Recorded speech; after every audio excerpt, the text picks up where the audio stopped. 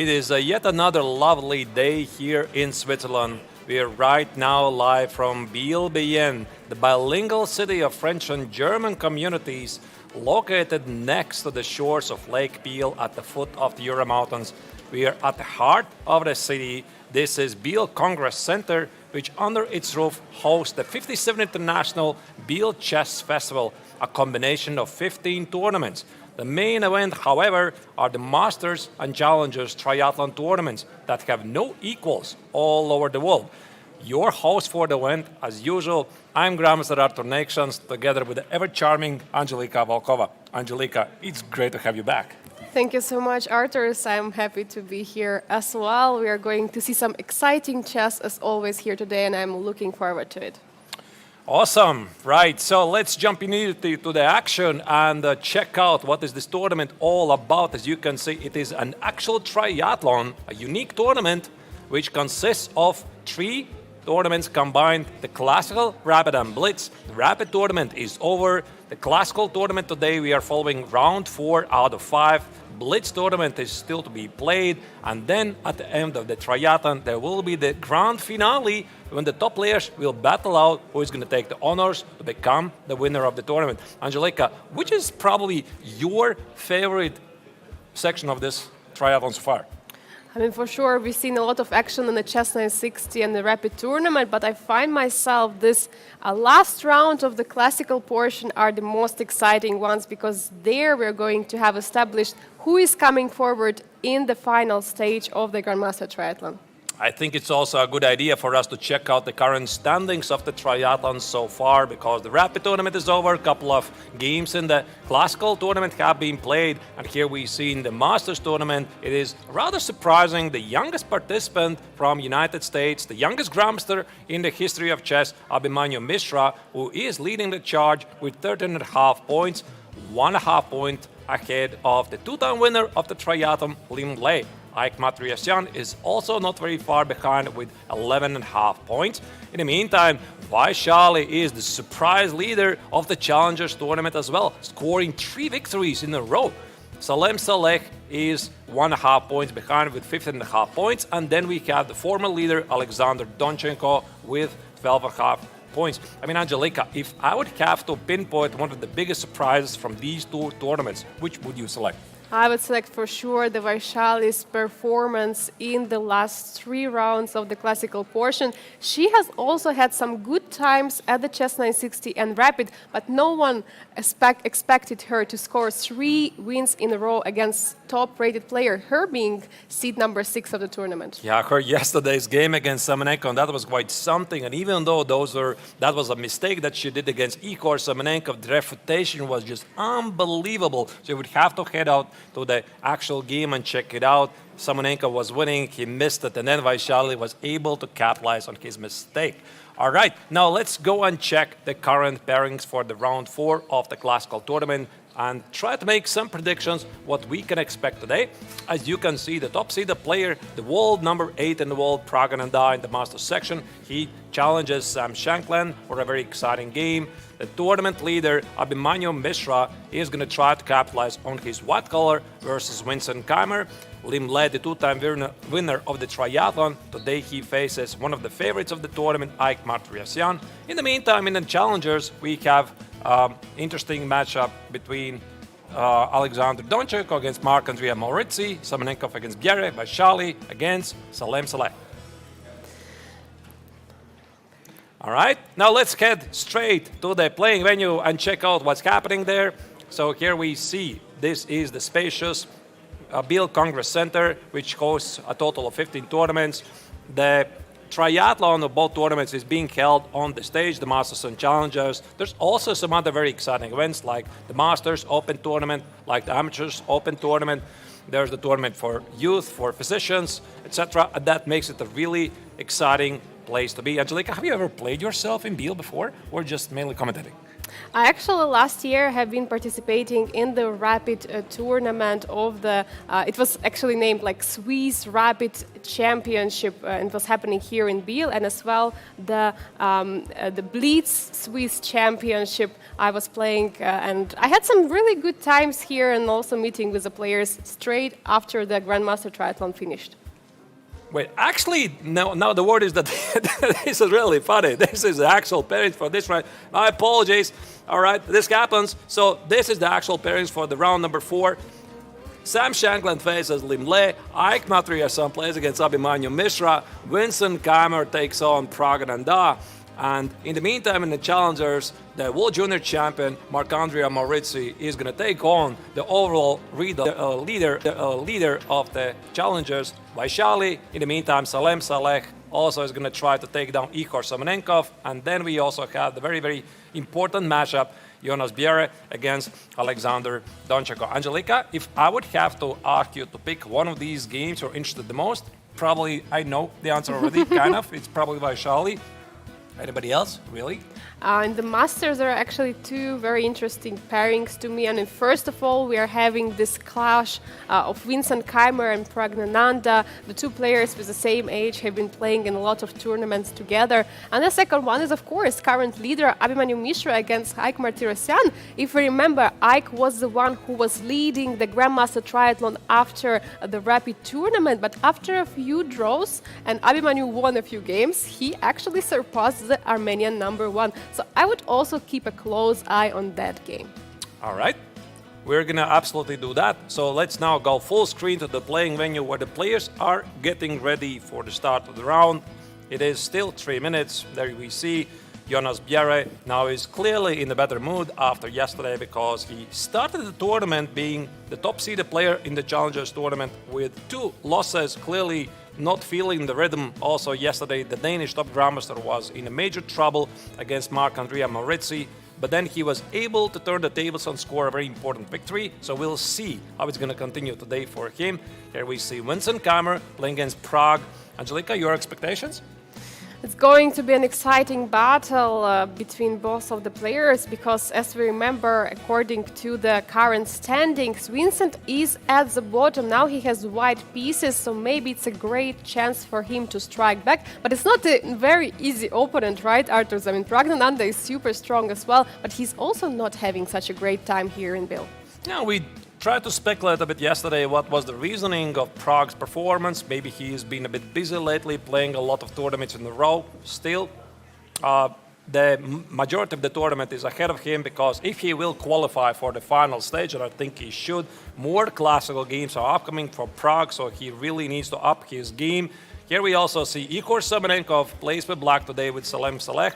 And I think it's going to be very difficult for him because yesterday Igor had this nice position, extra pawn, no risk, lose, that he made 2 mistakes in a row from a winning position. So it's going to be quite a tough task for the young Ukrainian. It's very hard to recover after the tough losses, and he has lost 2 out of 3 games. He played only 1 draw in the round number 2, so it's indeed going to be super tough to recover. For Saleh Salem, it's actually quite kind of a good time. Yes, he won 2 out of 3 games. Yesterday he played a draw. Okay, he had huge chances for a win, but also other games he won were not so clear.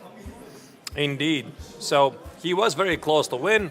I think here Saleh has only 1 goal win the game. Here Shankland arrives against his game versus Lim Le. He had a rather disappointing start because he was looking really towards this tournament being the last-minute replacement instead of Javokir Sindarov, the young Uzbekistan star who was supposed to play in the Masters tournament, but he had visa problems and could not arrive here in Biel in time. That's why Sam was very kind to agree to be the last-minute replacement and flew all the way from California, crossing 9 time zones and arriving here at the playing venue only a couple of days before the start of the triathlon. Yeah, for sure. We see here also Jonas Biel and Donchenko preparing for their match. I think also one of the match of the leaders of the top seeds of the challenger section. Super important for both of the players, especially for Jonas Biel if he wants to go higher in the standings and qualify for the final stage. And we see already the first move, 1e4, has been played. And here we see Marc-André Maurizi still waiting for his opponent, Vaishali. She is arriving at the moment. Technically, the players can be late for several minutes, but mostly it's just like 1 or 2 minutes, and everybody tries to be on time. Mishra is there waiting for his opponent, Ike Martiriosyan. We are going to talk about previous encounters, the previous meetings here also in Biel as well. Here's Vincent. Quite a few players actually are missing. Yeah, quite some players are missing, but it's still... we see Pragnanda arrived, the handshake is there. Prague brought actually the banana, some, doping. The universal thing to get more energy. Vaishali, and the banana for same Vaishali. Well, interesting choice. So, of course, Vaishali and Prague, somebody might not know this, but they are the only duo in the world, brothers, sisters, who have achieved the Grandmaster title. Here, Vaishali is getting ready for the move. And I think also we could go to that game, the very first game we are going to follow, and see what Vaishali is going to choose against d4, and she has responded with knight f6 on the board. Yeah, we've seen quite some interesting responses from Vaishali, quite some interesting openings from the round number 1. We've seen the French defense. In the second round, there was a Caro-Kann played right by her opponent. Yesterday, there has been like crazy opening. She went for this giving up a pawn and a little bit suffering a little bit, but otherwise we are expecting a lot of action in the opening. Big moment here after knight c3. She could have played the Grunfeld or King's Indian defense. I don't really know her repertoire so well. Grunfeld, let's go. Yes, Grunfeld is a very aggressive opening, which quite often actually leads to some equalish positions. C takes on d5, one of the main and principal continuations. Knight takes on d5. So essentially the idea of the Grunfeld defense is black gives up the center. There you go. The French player immediately grabs it, has 2 pawns on d4 and e4, but Vaishali will try to undermine the center with moves like bishop g7, c5, and knight c6, and say that dynamics compensate the lack of the center. Queen a4 is rather unusual move, but still pretty known. And what do you play here on Queen a4? Bishop d7 or a6? What would be the main move? Probably several moves. I'm not entirely sure. Bishop d7 or knight e7. I think c6 is a bit passive because you need a c pawn to be standing on c5. And instead of immediately responding, I think Vaishali will stop here for a moment, because even if you know the opening theory, you probably want to memorize what exactly my opponent has prepared, because you have done your preparation against, you can assume your opponent has done exactly the same. There's probably one game or a couple of games that your opponent has in his mind. So you try to recall, what is it? What I have played in the Grunfeld, what I might have played against Queen a4. Do you think she's out of preparation at this moment, or is she still trying to recall all the moves and go for it? Because if you prepared it, like, you would not recall the games, oh, what have I played before? But maybe it's really the moment where she was not ready for the Queen a4? Well, I don't think she's out of the prep. So mainly it's just a mix of thoughts, like what I have played before, and actually I think a lot of players, they remember what they have played. I mean, I do not remember most of my games. I have like a vague idea what I have played somewhere. But at the highest level, these players have a very good memory. They remember what has been played before. There you, by the way, Queen d7 is on the board. And also do not forget that the prep is usually a lot of moves, so you have choices. So maybe Vaishali is thinking, okay, in this game 2 years ago against this guy, I played, for example, bishop d7. In my notes, I also have queen d7. This is interesting for this particular duel. I have never played it out. My opponent will be out of the prep. Should I do this or still play the same continuation? So that's why very often there's a mix of thoughts, and it's a good idea to stop for a couple of minutes. Yeah, you know, Artus, why am I asking? Because actually in the yesterday's game, Vaishali went for the game she played before. She showed that till the move 18 or 19, it was the game it was happened in Qatar Masters. Everything was the same.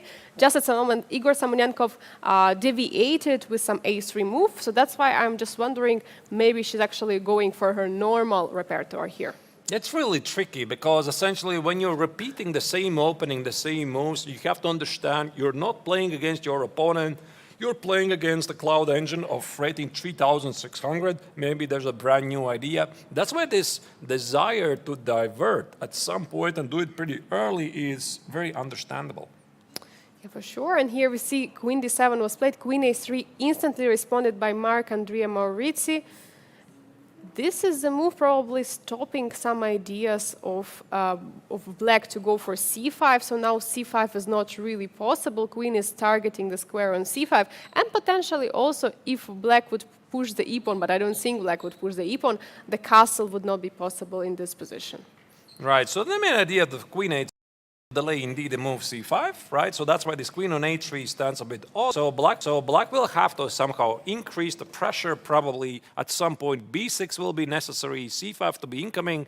And in case you're wondering if black is not sacrificing the pawn on c5, yes, that is correct. This idea of b6, c5, allowing white to take on c5, and even if this costs white the pawn, is a very thematic idea in the Grunfeld. So I'm not really sure what's going to happen, but there's the answer. Vaishali has chosen to play b6, of course, makes perfect sense. It makes perfect sense, developing both the bishops with fianchetto. This is actually very nice because both of them are going to look at the center for potential breaks like c5 or e5 would be really important. What's your experience, by the way, in the Grunfeld? I play Grunfeld. I play against Grunfeld with white pieces. So I'm not going actually for this exchange variation. I'm playing knight f3, bishop f2, bishop f4, knight rook c1 variation. So if you go back right here, Yeah. you play something else, not knight c3. Ah, here you play bishop f4. Yeah, bishop f4 with idea knight f3 and rook c1. I see. Right. And you? I simply don't play it at all. You play e4. Yeah, I mainly play e4. I play some d4, try to play some anti-Grunfeld lines, but of course this is the most principal way to fight, right? You grab the center. I just quite don't like to enter these very long theoretical lines that have been heavily analyzed, so I pretend that I'm pretty good at something else. Okay, this is interesting stuff. A couple of moves have been played in this game, so let's maybe go to the bird's eye view and make our first observations. What else is happening in round 4 in both tournaments? What are we seeing here? We see on the top left board is Haik Martirosyan against Abhimanyu Mishra, the current leader of the tournament. We see that it was the Queen's Gambit currently against something like Semislav. Yeah, this is Semislav by the looks. Yeah. Maybe some exchange in the center will happen, we will know. And the bishop was already traded for a knight on f6. In Marc-Andrea Maurizi, we just checked against Vaishali in the top middle game. Vincent Keimer against Pragnananda on the top left corner. What is that actually? That, Angelica, is Sicilian Rossolimo. I could talk about it about 1 or 2 hours because I have a lot of experience in this line, mainly from the white's perspective, but recently also from black. I will definitely check it out, so we want to go there. In the meantime, Salek on the lower left corner, he is playing against Igor Savenkov. Early c takes on d5 probably indicates that he is pretty happy to go to some kind of a Kaspad structure. On the lower middle board, we have Sam Shankland playing against Lim Le. Again, Kaspad. It's the topic that keeps resurfacing all the time. One of the most famous pawn structures here in Biel, not only in Biel, but all over the world. And also we have Jonas Buhler on the lower right corner versus Alexander Donchenko. This is some rather offbeat Najdorf, but I mean in Najdorf many lines are playable. Black is doing great, so here Biera is going to try to capitalize on some small advantage after the opening. So Arturs, all the games looks already exciting. Should we go to the game of Vincent Keimer against Pragnananda so you could talk more about the Rossolimo there? Yeah, absolutely. Let's go to the Rossolimo. Well, I actually even wrote a course on this from the white's perspective long time ago, but let's go step by step. e4, c5, knight f3, knight c6. So I'll start with the story that the main move, of course, is d4. After d4, c takes, knight takes on d4, knight f6, knight c3. And here in 70s, yeah, I think it was in the 70s, maybe in the 80s, suddenly e5, the so-called Sveshnikov variation started to emerge, which at the time was not really that great. So really respectable players started to, ridiculous. This is not how you play. You cannot give up the d5 square. This is really bad. I mean, this is anti-positional, stuff like that. But practice proved that this is actually a very serious opening, even more. Today, this is one of the main combinations for black, where people have understood with the help of the modern engines, dynamics are very, very important. And I had this opportunity, Angelika, to talk about this particular setup with the father of the Russian, Yevgeny Sveshnikov himself, because he was living in Latvia for many, many years. We were colleagues in Latvian national team for a couple of times. And he said to me that he treats himself, the so-called Rasalima operation with bishop b5, as the strongest continuation against knight c6, right? So he also says after d4, black is doing fine. And the main idea with bishop b5 is that white plays it out like typical Rai Lopez. So you can imagine the pawn instead of c5 stands on e5. So white wants to castle short. White wants to play positionally rook e1, c3, d4, and just play simple and normal chess. Simple chess indeed. And what has Pragnananda responded here? I see that he played g6. Yeah, that's the main move. That's the main one. As I understand, you have not much experience. No, I here don't have, because I don't play e4 and I don't play Sicilian, so that's my problem. This is the main move. This is really the main move. And now short castle actually is not really, I think, that popular. I think that bishop takes on c6 is way more played move, so that white is immediately asking black to determine your setup. There's two continuations, b takes on c6, more aggressive, try to get the pawn, chain in the center. D takes on c6 is considered to be a more positional approach. We saw it being played in the 2018 World Championship match, Magnus Carlsen against Fabiano Caruana. This was one of the hot topics of the match. But here, Vincent plays short castle, and I believe that this continuation now is, okay, he's going to disagree with me, right? I believe it's slightly inaccurate. Sorry, Vincent. The main idea here is that after bishop g7, he takes on c6. And in some lines, after d takes on c6, white is not castling short. So recently, I had this pleasure to play it from the black's perspective against a very controversial player, Hans Niemann. Yeah, we played it in French Team Chess Championships this June in France. And Hans would play d takes on c6. I was playing with black. And the game continued with d3, bishop g7, knight c3. I think I played knight f6 with black, bishop e3, b6, a4, a5, I think h3 was included before. And there was this one idea at some moment when white started a king's attack with g4 on long castle. So that's the nuance, right? That's why white sometimes is not really rushing with a short castle, and then white wants to play even a long castle if there's such a possibility. Okay, maybe there's no difference, and Vincent mainly is a d4 player and c4 player, so actually it's a small surprise that he has decided to play today e4. All right. So what was the result of the game against Hans? I was demolished. I was demolished completely. Yeah, so it was a painful game, and then he even made a YouTube video about it. So oh no. Yeah, you can check it out. So anyway, it doesn't matter. Now Vincent played bishop takes on c6, c6, and now you see he has already committed to the short castle. Chicken dangers, they're going to say this is nothing special, this is completely normal. But again, these nuances, sometimes they add up, and I think that Vincent could have benefited by castling short a bit later. Yeah, maybe so he's going to disagree with me. It's more of a solid approach, right? You don't want to create this two-sides attack who is faster.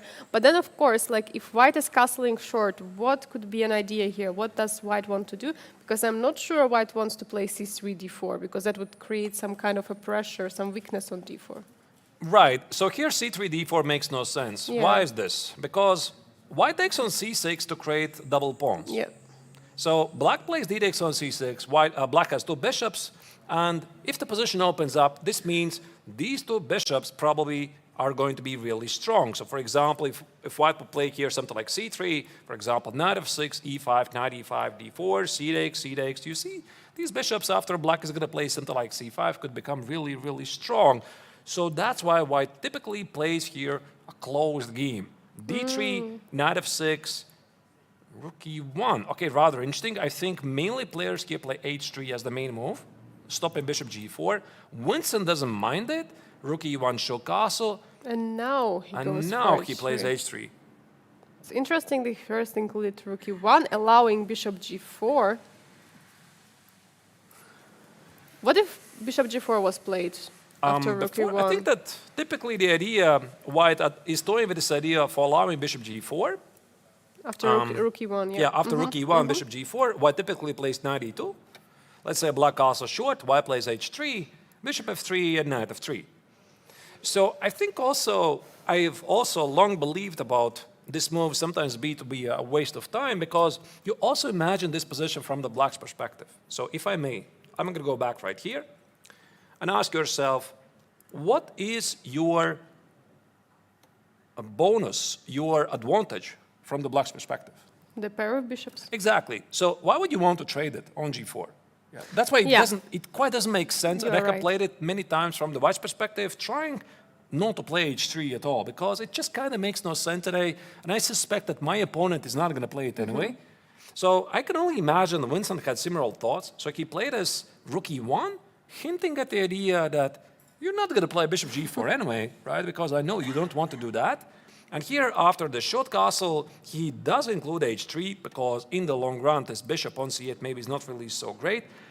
And typically, what black is trying to accomplish here, black's dream scenario is to get the pawn on e5 and the knight on h5. So for example, let's say if black is able to do it in one go, let's say black plays knight h5, knight c3, and e5. So it is believed that this position is really great for black, because black is going to play b6, black controls the pawn pushes here, black controls the pawn pushes here, and then slowly but carefully he's going to suffocate white with his position. That's the idea. And I can only imagine, I don't really know, Angelica, this move rook e1, but I think it's somehow linked against this idea. I don't really know this particular move order, because the white knight normally already stands on c3, and now I don't think that e5 works, because now you can play knight e5, and after knight e4, there's rook e4. So that's the main idea. So e5 is not working right away, and after knight h5, probably there could be some e5 ideas from white. Yeah, that's a fair point, or even g4. Yeah, g4 maybe is a bit too risky. It exposes the king, but yeah, e5. This knight is weird. Now g4 is a big threat. You cannot retreat. So this bishop h8, bishop h6 just makes no sense at all. Yes, then white is already dominating here. Absolutely, Vincent has some deep ideas, and maybe that's why he decided to castle immediately. So he has completely different understanding and ideas than I do here. And of course, he's coached by one of the greatest chess legends, one of the most talented players in the history of chess, Petr Lekov himself. So there's that.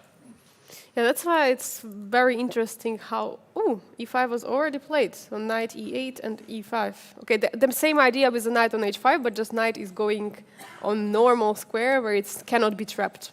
Right, so black wants to play e5. For example, if white would just play casually, knight c3, I think Prague wants to play e5, bishop e3, b6, let's say you play queen d2, knight c7, bishop h6, f6, you trade it, black puts the knight on e6, and I think he's doing really great. This knight e6, knight e4, knight f4, g5 ideas, king h8, g5, h5, king h8, knight e6. You can easily imagine that black is having fun here. Yeah, that's why I'm not the one who is playing this position, but to me, optically, it looks like since black having this pawn on c5, it's not so easy for white to do some breaks in the center and generally. So it's very hard to understand where actually white has to go. Maybe there could be some ideas to break with f4, I don't know, maybe removing the knight and playing something with a4, because I would like to open some files, but I don't know exactly where should I open them. But that's why you need a rook on f1, Angelica. Yeah, that's why this move, rook e1, it is a tricky move. Because with rook e1, Vincent shows I'm basically not going to play f4. Otherwise, you keep the rook on f1, you play h3, you play knight c3, you play bishop e3, and then at some point you push f4. So Vincent has completely different ideas here. Yeah, but then he would allow e5, so that's why I think it's important, this rook e1, not allowing e5. I think there was this one line, I tried to recall it, knight c3, E5? short castle, h3, b6, and now bishop e3 was an accuracy, because this is the typical way to continue. I think black was playing e5. Because after knight e5, there is knight e4. Yes, precisely. And knight c6 is knight c3. So this is not working. This is not working for white at all, because the knight on c7 somehow is trapped. So don't try this Ooh. at home. Right. So And the- after knight e8, Prague wanted to play e5. Vincent played very quickly e5, blocking black's idea, and b6 is played. Yeah, it's actually very interesting why b6 has been played. You protect the pawn on c5. Do you want to develop the bishop? I mean, you don't really want to develop the bishop on b7 because it would just stand there and do nothing. It's a smart waiting move. I mean, b6 is pretty common for these positions. Just in case you protect the pawn, then you see what happens. Interesting stuff indeed. You know, I would like to sit here for the next 1 hour, but we have still like good 5 games to follow. So let's go to the bird's eye view and see what else is happening in other games. So the next game we haven't yet followed. Maybe Ike Martriasyan. I He's agree. playing against Mishra, against the leader. I think that's the game we want to follow. Yeah, this is a game we'd like to follow very close because we have the leader of the tournament after the Rapid tournament and the Chess 960, Ike Martirosyan, and the current leader of the tournament. So both of them are on the top of the standings. Let's go to that game, Martirosyan against Mishra, and we are going to start it from the very beginning and see how did they get to this particular opening. It was some sort of semi-Slav with the bishop on g7, and try to figure out the nuances of this position. All right, here we go. d4, d5, c4, c6, knight f3, knight f6, knight c3, super popular stuff. Everybody loves to play it, including Angelica, I suppose. Yes, I also knew like it. to play it, but without knight on f3, but it's okay. Without knight f3. Yes. All right. So e6, semi-Slav is on the board. D takes on c4 is being threatened, so white has to do something about it. e3 leads to the Maran position, defending the pawn. Bishop g5 usually is a continuation of somebody who is not afraid of some very sharp lines, because black can already take on c4. There's moves like e4. e4 is super sharp. Very sharp, long theory. Entire books are published on the topic, so let's just avoid it. h6, takes, e3. I think earlier in the tournament we also saw Moritzi playing against Savenkov, move a3 with the idea to play e4. Completely different approach. Yes, completely different. In this case, we have more solid one. e3 has been played. The pawn is protected on c4. Nothing is happening for now. Now the question is for white. Will white develop the bishop and allow black to win a tempo, or play something like rook c1, queen c2, just waiting move? I would play rook c1 in this position, I would say. I disagree with you. He plays bishop e2. He Okay. thinks I'm going to cast a short immediately, but I get your point, Angelica. Nice idea. Try to wait for the potential for black to capture the pawn on c4. I think that he doesn't really mind it. Ike, meaning that there's going to be capture on c4, because we saw something very similar a couple of rounds ago when Martirosyan was playing against Vincent Keimer. I think this is essentially almost a repeat of the line. It was very, very similar in terms of the structure, same Yes. opening. I really don't remember the other moves. g6 also was the choice of Vincent back in that game.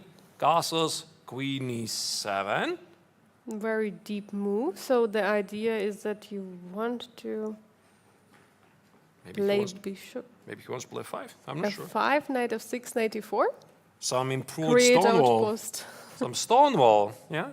For example, if white is... Oh, yes, it's maybe actually the case, because, you know, white doesn't have anymore the dark squared bishop, which is normally very annoying in the stonewall. I know it because I play against stonewall, and my bishop is usually very annoying. One thing that the human race has not yet taught the engines is the appreciation of the stonewall on the Dutch positions. I mean, engines always say they're really bad.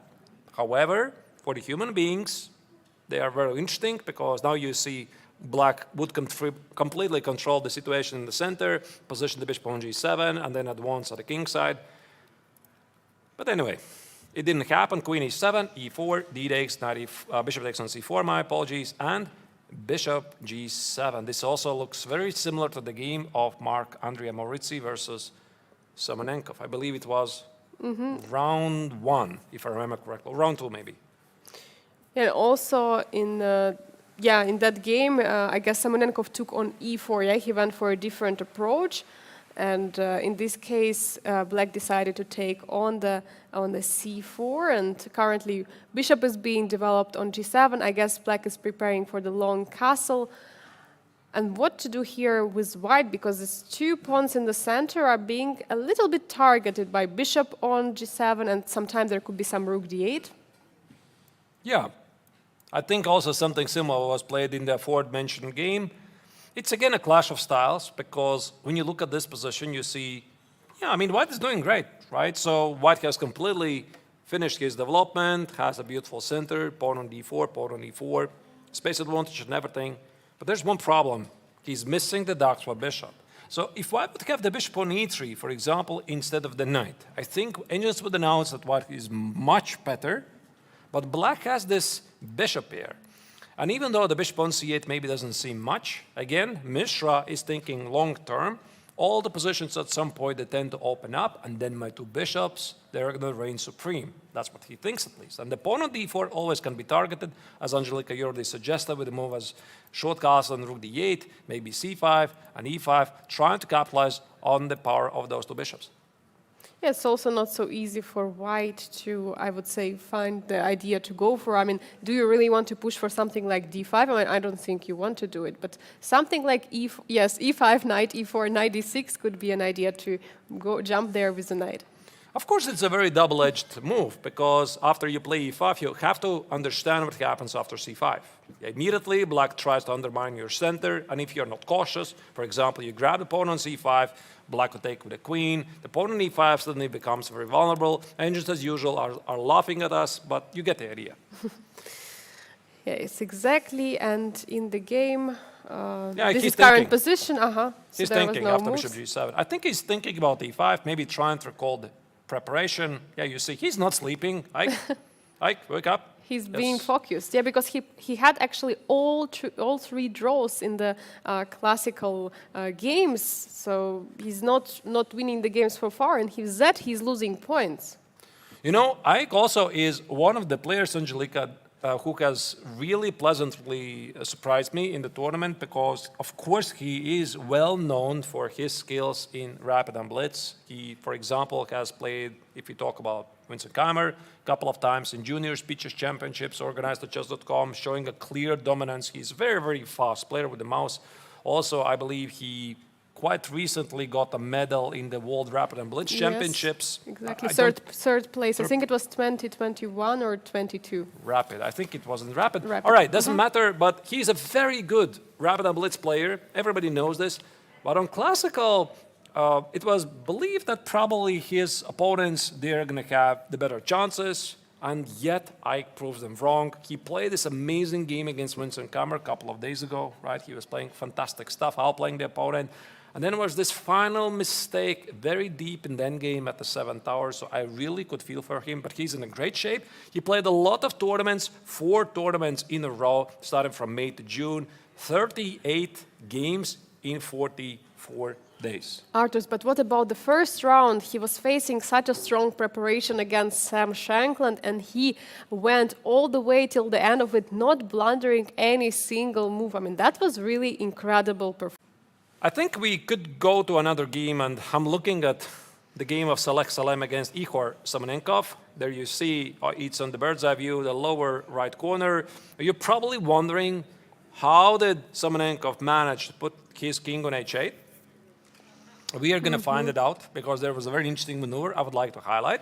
So let's jump into that game and try to understand the nuances. What was it with the help of Salem? Yes, I think it definitely was with the help of Salem. So d4, d5. Yeah, I think you already. Wait a second. I've seen this position before today. That is correct. That is literally the previous game we just covered. So bishop g plays, bishop h4, going for very complex lines. I think it means, Angelika, he doesn't mind really going for these Botvinnik lines after d takes on c4, e4, b5, e5, g5, takes. Knight e7, e takes. What was the continuation? I really don't remember. Queen b6, I think. Some a4 G3. At some moment also, yeah. e5, b5, craziness. b4, all right. It's fascinating stuff. So it didn't happen, and black just played bishop b7. Yeah, bishop e7 is not such an aggressive move, and in this case, white is in time to protect the pawn with something like e3. Right, it happened.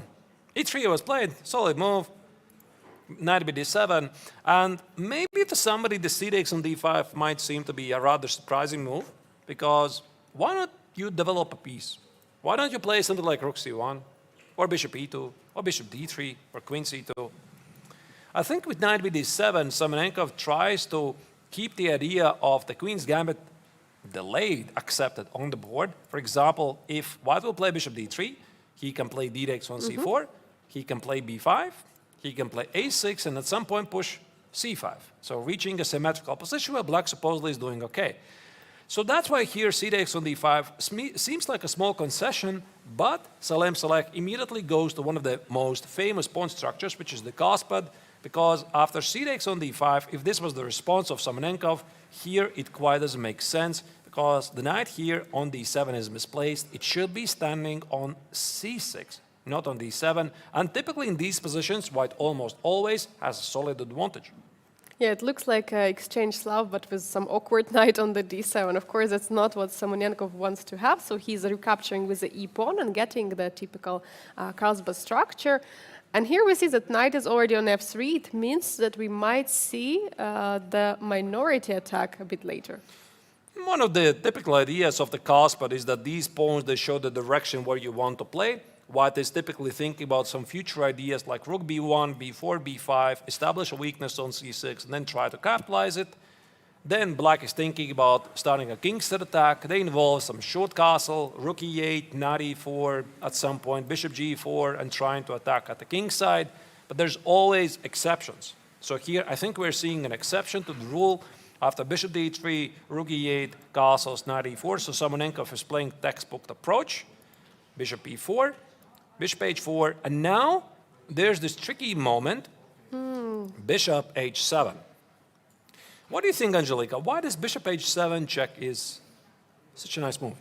Yeah, because you're not allowing recapture on the e4 with the pawn. but how about another idea? Why do you give a check on h7 and instead of retreating on d3? Yeah, because it's a tempo and the king is further away from the center. Exactly. So the king is further from the center, and in some lines also the pawn on f7 becomes vulnerable. Yeah, you don't see it immediately yet, right? For example, why not just play here instead of bishop h7 check? Why not just play bishop d3 and then proceed with the plan? You never know. Maybe in the long run, actually, the king is going to be necessary on g8 to protect the pawn on f7, or if we get an endgame, the king is going to march to the center much faster from g8 than h8. So that's the idea. Yeah, I think now I recall this line because this is how I played with black. So I remember this crazy line where at some moment, for example, you don't have always to retreat with the bishop back. You can try to take also on h4. So bishop h7 check, including bishop h7 check. And then some, yes, exactly. So take, bishop h7. No, first check. Okay, you can do. And then there are some lines with knight h4 and some sacrifices after g6. I mean, like, I don't remember already how it works, but some knight remaneuver with e4 going to f4 and some attack on the king. I mean, some crazy lines, but... All right. I'm not sure they work here, but yeah. Could be. Yeah, indeed, because the pawn on h6 after g6, there could be sacrifices. It didn't happen, though, because here Saleh, he played bishop d3, he decided to retreat, and now the king on h8 is feeling a bit weird, so here Savenkov retreated, and immediately rook e1, and this is a change of the plans, because remember, white is like supposed to play b4, b5, but here a different idea is enforced by the experienced grandmaster. Bishop d6, e4. Now white goes for a very, very quick break on the center, and actually this king on h8 might be feeling not so great, because now you see this pawn on f7 with some bishop c4 or queen b3 lines is simply going to be under attack. Yeah, and this is actually a very small nuances, but very important one, why this bishop h7 was actually such a good idea to get the king away. But sometimes it can be also a help, because maybe black would like to push the f-pawn, and then there is no king on g8, you know? You close one doors and you open other doors. That's how it always works, and that's why it is up to the players. Find scenarios where it works for you. And that's why also Savenkov is going to try to find those scenarios when the king on the h8 actually favors him. Like you said, after this f5, the king on g8 no longer stands, and actually this favors him. So it's very, very tricky. Yeah, but now black has to remove the bishop. Black doesn't want to to give away that bishop on d6, which is looking very, very nice. Something like bishop b8 or bishop b7 might be the next move of Savenkov. We see that both players are still in the prep, most likely somewhere in their prep, but yeah, it looks like Salm is more confident here. I also pulled up their statistics, what they have done before in the previous encounters. They have never played against each other prior to Biel Chess Festival.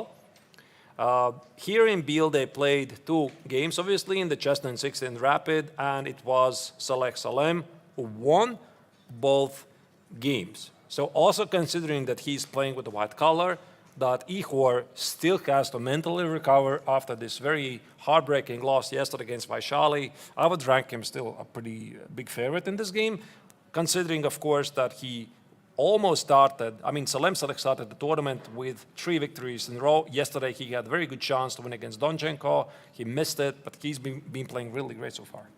Yeah, but also for Igor Savenkov, it's the first invitational closed tournament, so I think it's also very hard, also at such young age, to to try to set up the mood for yourself for this tournament. So far, it's not going that well, and maybe these losses are also influencing him in some way. Because yesterday we've seen he just had no risk, nothing at all. He could have just drawn the position. For example, as we was shown, there was just check. There could have been repetition, rook d2, rook d1, but no. He wanted to push for a win, and he got punished there.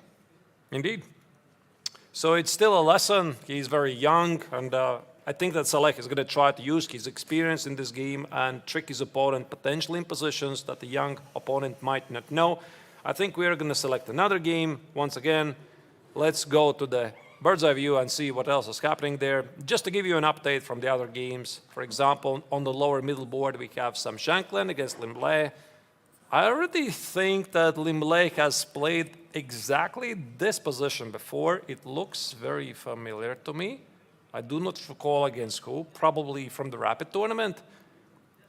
Yeah, I also remember, I think from the Rapid, but I don't remember who was he playing against. We see that there is an isolated queen's pawn on the d5, which could prefer the white, but it depends how Limble is going to play this position. Yeah, if he manages to set up the knight somewhere on c4, but actually I see there is a We'll f3. check it out. We'll check it out Yes. a bit closer when we get there. Indeed, it's an interesting position. So IQP position on the board.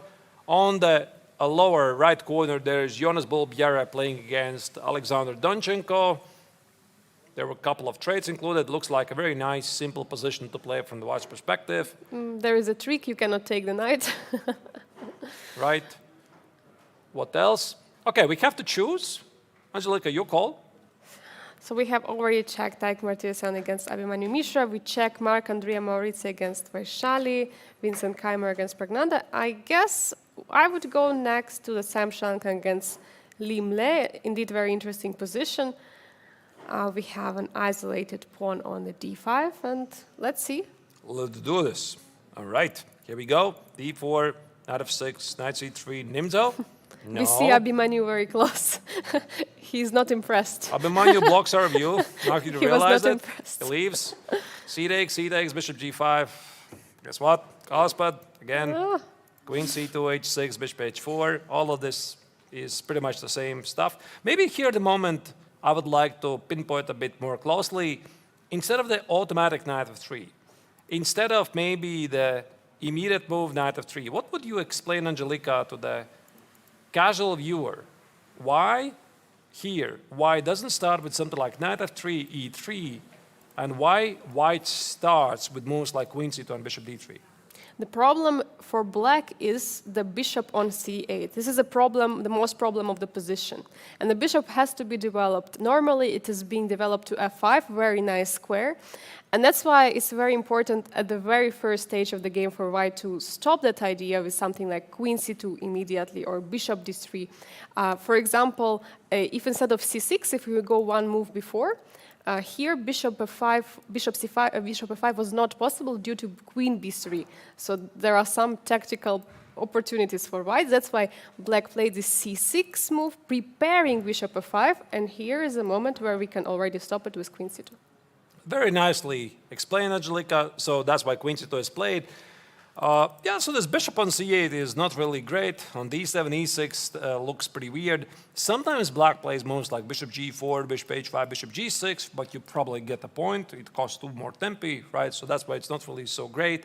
And that's why we get to this position, e3, bishop d3. Also another nuance here is that Shankland is not rushing to put the knight on f3 because there's an extra idea to put the knight on e2 and then consider to play moves like f3 and e4. This is actually something what I prefer myself. Also a recommendation for the ambitious chess and progress course, knight g2 to go for f3, e4 idea. But of course, knight f3 and going for the minority attack is always an option for white. Many ideas? So black plays rook e8 and knight e2 was chosen. Continuation by Shankland, a5. Yeah, this a5 is maybe a slightly mysterious move, but black just in case takes care of this b4 at once. Just a good move, gaining space. h3. Right, this is one of the moves that is usually very difficult to explain to the average viewer. Why h3? Why not short castle? I think what Shankland tries to do here is to keep the opportunity to castle both eights. And in some lines, this h3 move is really useful. But mainly, he's just waiting for some kind of information from black. So he is looking for some kind of answers. If black plays, for example, knight e7, maybe there's an opportunity to play g4, long castle, put the rook on g1, and play g5. If his opponent plays something else, then a short castle is a possibility. And in some lines, this bishop actually can escape to h2. Yeah, indeed, that's a nice idea. Also, in some lines after f3, e4, after trade on e4, the square on g4 is being protected by the pawn on h3, which is very important in some lines because knight can jump there on g4. Indeed. So knight b7 now is played. There's immediately f3 move. So this means he's keeping both opportunities to castle long and short possible. This is very interesting. This is actually pretty rare. Yes. You know? That's what I'm usually telling to my students. I mean, make up your mind. Make up your mind and castle immediately. But here Shankland is proving an exception to the rule that actually in this position you can't keep the king in the center because apparently black can't do anything about it. And he is trying to do something about it because here after f3, the last 2 years winner immediately decided to counterattack at the queen side with b5. Yeah, it's actually a pretty typical idea against, to create some initiative or counterplay for black, because we see that white wants to go for f3, e4, and black has to be ready to strike the center with c5. This is something what white has to watch out for. That's why I'm not so sure this h3 move was maybe a little bit too slow for white. Maybe white should have castled and tried to go for this f3, bishop f2 immediately. Indeed, we'll see. Now short castle is on the board.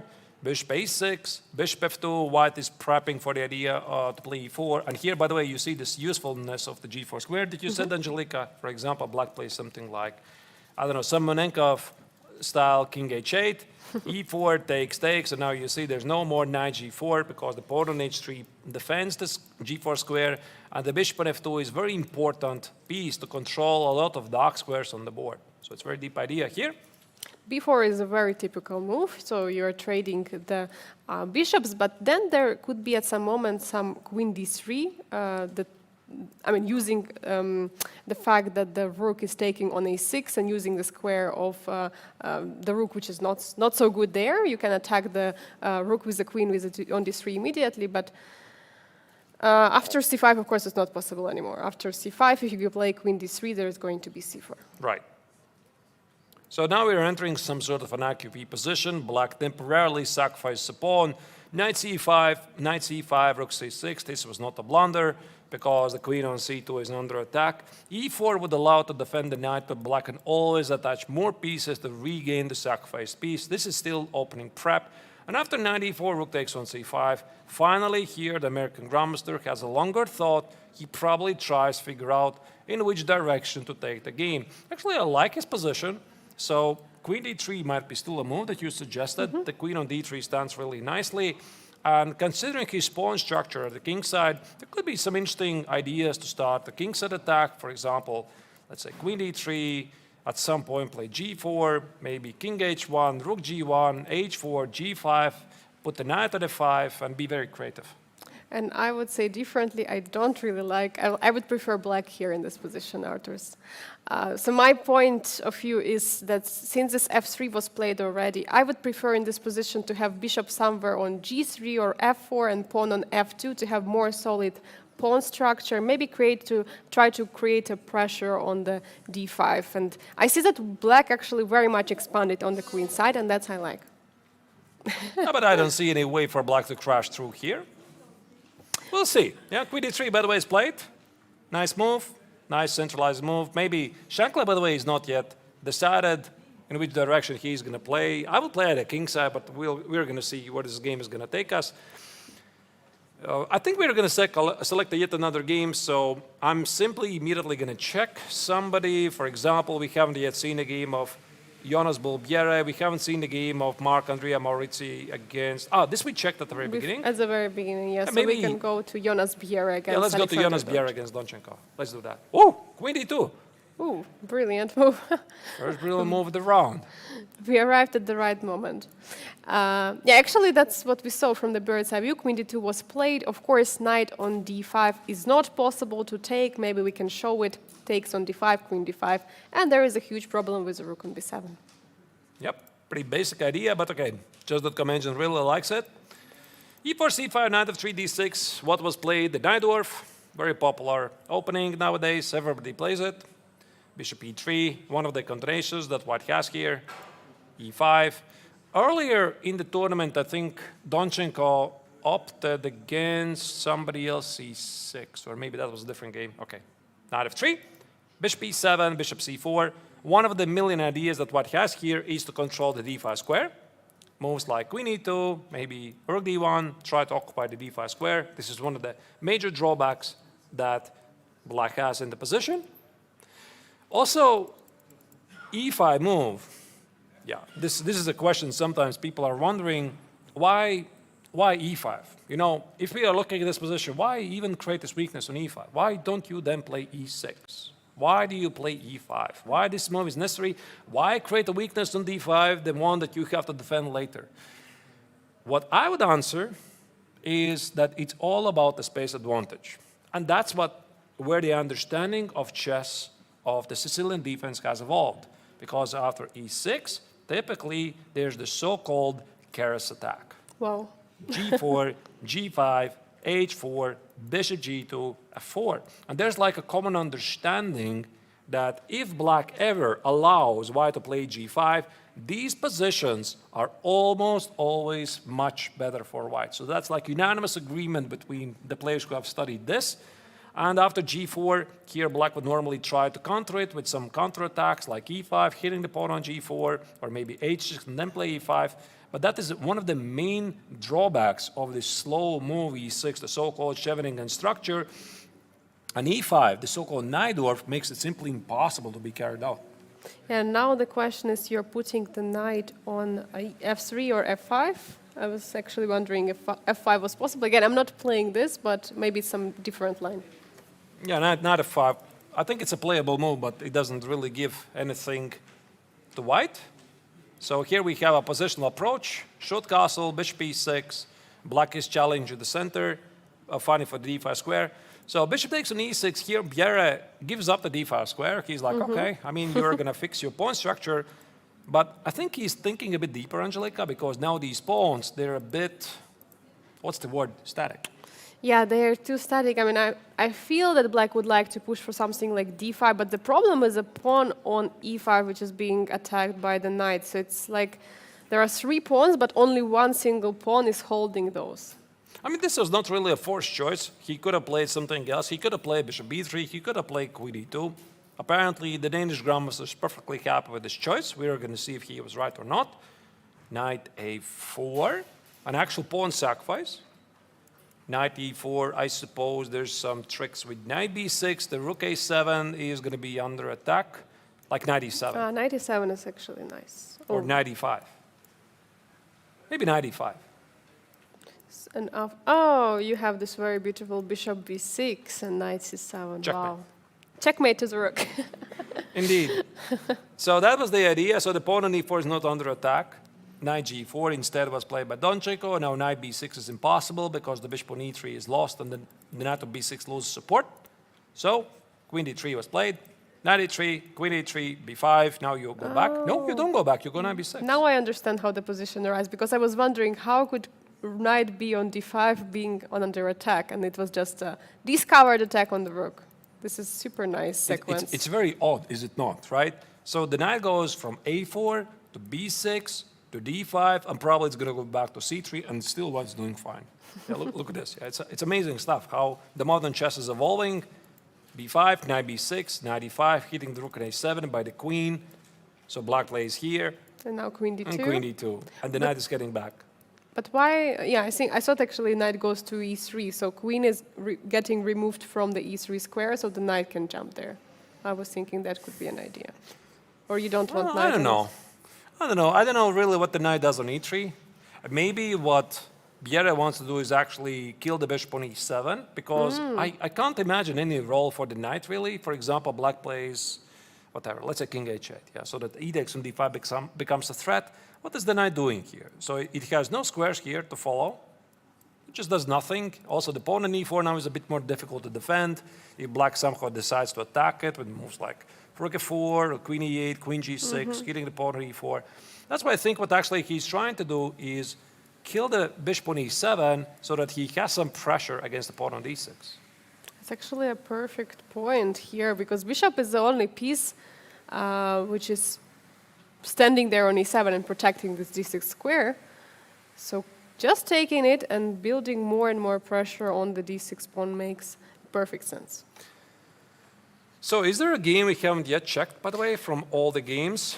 We have checked all games, but maybe we could have an update on the game of the first one we checked, because there were just a few moves played, of Vaishali against Marc-Andrea Maurizi, because that was the first game we checked. Also, I'm very interested, of course, on the game of Vincent Kammer against Pragananda. I want to check it out. All right, let's start with Vaishali's game and then make another round. There's a couple of great moves played by both players. Let me try to go back. Where was the moment where we left it? Queen h3. Yeah, this is where we left it. So white tried to slow down c5. b6 was played by Vaishali. Knight f3, short castle, bishop d3. All of this makes perfect sense. c5, there you go, there's the break. You couldn't take it. The bishop is under attack. Castles, knight c6, bishop b5, exclam move. I suppose otherwise the pawn on d4 is under a serious pressure. So that's why this bishop b5 is necessary. Another a6, bishop f4. Yeah, you cannot take the bishop because the rook is under attack. So what happened? Oh, wow. Challenge accepted. Ooh. Vaishali sacrificed the rook. Wow. You know, I was about to announce that, of course, Vaishali plays bishop b7, and then Maurizi retreats, and then whatever, d5, etc. Wow, a takes on b5. Incredible stuff. Incredible what is happening. Queen a8. We have an exchange sacrifice on the board. Queen a3 and b4. C takes on b4, the only move, otherwise white's center is falling apart. And now Vaishali is thinking, but Angelika, look at the clock. What does it tell you? I mean, it tells me that Marc-Andrea Maurizi is completely ready for all this action, what is happening. He was ready for that exchange sacrifice by Vaishali, and actually he's the one who is still blitzing out all the moves, while Vaishali is 50 minutes behind. Not 15, but 50 minutes behind. That's a lot, Angelika. That's a huge time advantage in this game, considering the time control is 2 hours for 40, 1 hour for 20 with no increment. And the increment starts only with move 61. We're going to find it out. I mean, is Vaishali going to capture the pawn in d4 with the pawn or the knight? Is Vincent Keimer going to get anything out of the opening in the Sicilian Rosalimo against Pragananda, one of my absolute favorite topics? We are going to find it out. Dear viewers, this is the 57th International Biel Chess Festival. We'll be back right after the break.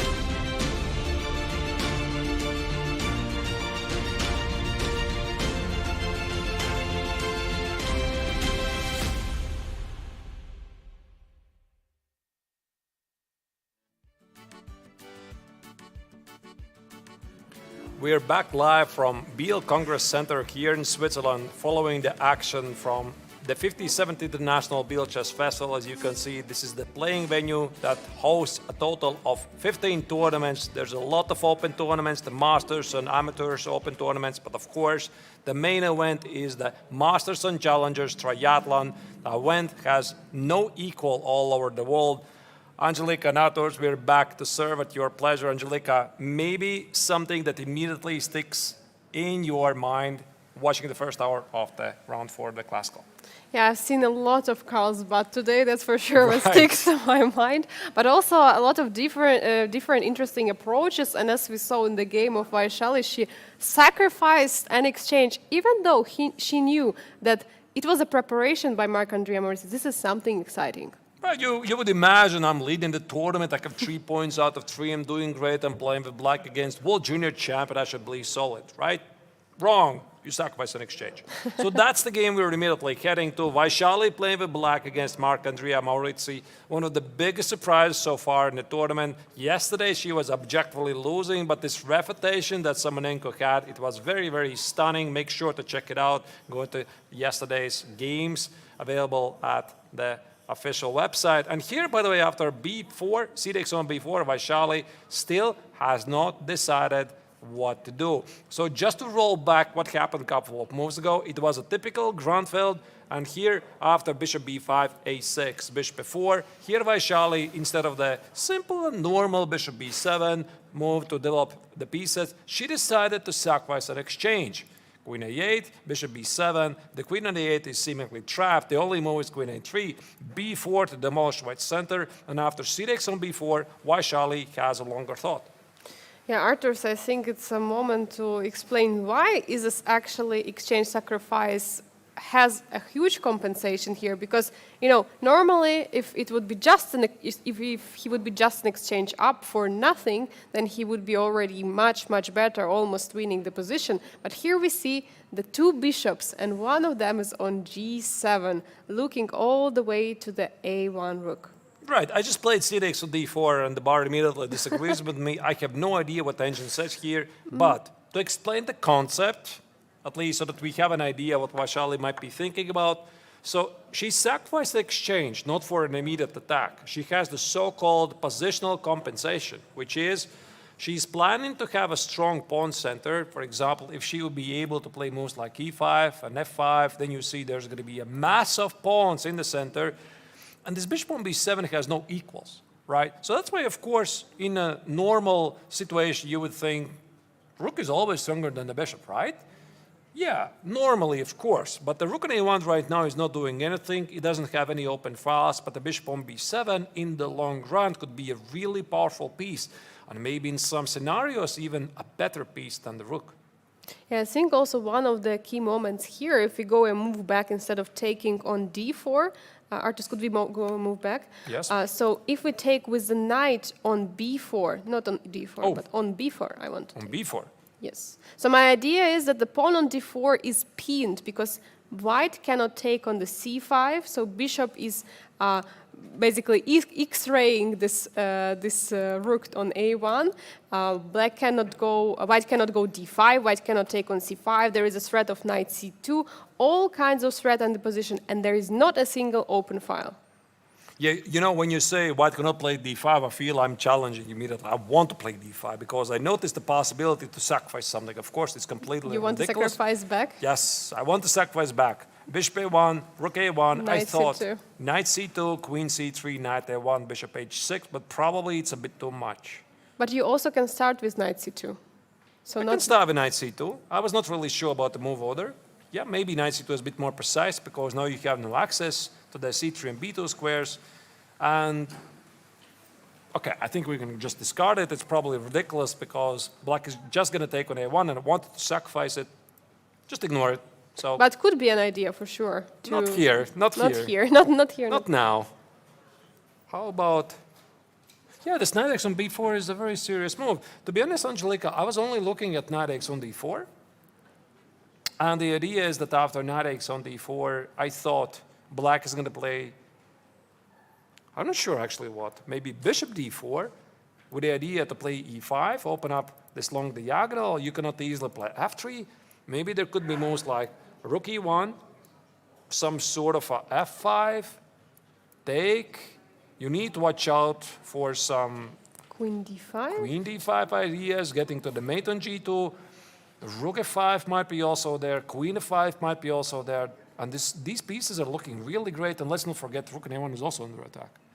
Yeah, it's a huge initiative for black. So I would for sure pick black here because I see they're the one who is attacking. And Vaishali, she's not going away from the fight. She's going forward. Even though she understands her opponent, it is all the preparation. So it's all engine moves, engine lines. He has been analyzed at home in the hotel, and she's still going for it, being down 1 hour on the clock. I suspect that she knows this was the continuation, that this was still part of the prep. That's why she relatively quickly, she took the exchange. She knew these moves. And now, I don't know what happened here. So before, again, a pretty obvious move in the position. Maybe now she just cannot recall what was in those lines. Was it knight b4? Was it knight e4? Or maybe she's like much deeper in those lines. I don't really know because there's two very obvious contradictions that she wants to consider. And that's why she's spending the time here. This is move 16. Once again, the time control, dear viewers, so that we refresh our memory. It is the time control used in the official World Championship matches. It is 2 hours for 40 moves, 1 hour for 20 moves. And the juicy part is there is no increment before move 60. After move 60, the players get extra 15 minutes on the clock, and only then the increment starts. And sometimes in the classical tournament, this leads to some very exciting moments when the players are low on the clock. They're used to the increment, like everybody plays in many tournaments where there's extra time added after every single move, and suddenly there's no added time. Arturs, what is your take on this classical time control? Would you personally participate in such event with this time control, or you prefer something like 90 minutes plus 30 minutes after 40 move plus 30 seconds? I could tell you exactly my thoughts about this because I played this time control, which was the year 2021, I think, when FIDE Grand Swiss was moved to Riga, the capital city of Latvia. Nice. It was supposed to be organized in Isle of Man. Then, because of the COVID concerns, it was moved to Poland, and from the Poland, at the last minute, it was moved again to Riga. We played it in lockdown. It was very, very tough. And I think it was exactly the same time control. Without increment to move 60. Or maybe there was even an increment, but there's a very long game, 7 or 8 hours. And then in Crazy. round 2, I played an 8-hour game against David Howell, yet another commentator, by the way, very strong grandmaster from England. And the game lasted, like I said, 8 hours, 140 moves, 60 moves, and I was done with that. I don't want to see this again. And I was tired already after round 2. And they have to play an entire triathlon. It is a very long, very grueling time control. And still the players like it, because during the rest day, I talked with some of the top grandmasters here in the both Challengers and Masters. I talked with Keimer, talked with Donchenko, talked with Salem Saleh. And they just mainly said they like it because this extra time allows them to think of some deeper ideas. Yeah, in the long run, of course, it's exhausting the players, but for that there are also some rest days here at the Biel Chess Festival for players to recover. But most of the players think they enjoy it. They enjoy that they can spend more time and produce some more quality at the chessboards. And I would say that also Vaishali likes it because in this case, she's seeing that Marc-André Moritz is still blitzing out the move, still in the preparation. So what was played? Rook 8. Another move we did not even consider. So it Very can only, logical move. I think it only supports the suspicion that this is still part of the prep, and Vaishali is either not really clearly remembering the prep, or she's partly remembering, or right now she's working it out over the board. I don't really know, but clearly Maurizi knows this. Or there's another scenario, and if somebody's name immediately pops in my mind, that is Daniil Dubov. Do you know why, Angelika? Because he pretended to spend time. He's one of the most famous bluffers out there, right? Because obviously Daniil Dubov is a very creative player with a brilliant mind who often comes up with interesting ideas in the opening phase. But he has removed this barrier from an actual opening prep and bluffing, right? So he continues to play very quickly, and you kind of don't know if this is still the prep or he's continuing to play on. And he continues to play very quickly, and you're still suspecting, I'm playing against a supercomputer, and you fully trust your opponent. That's why he's really so good at this.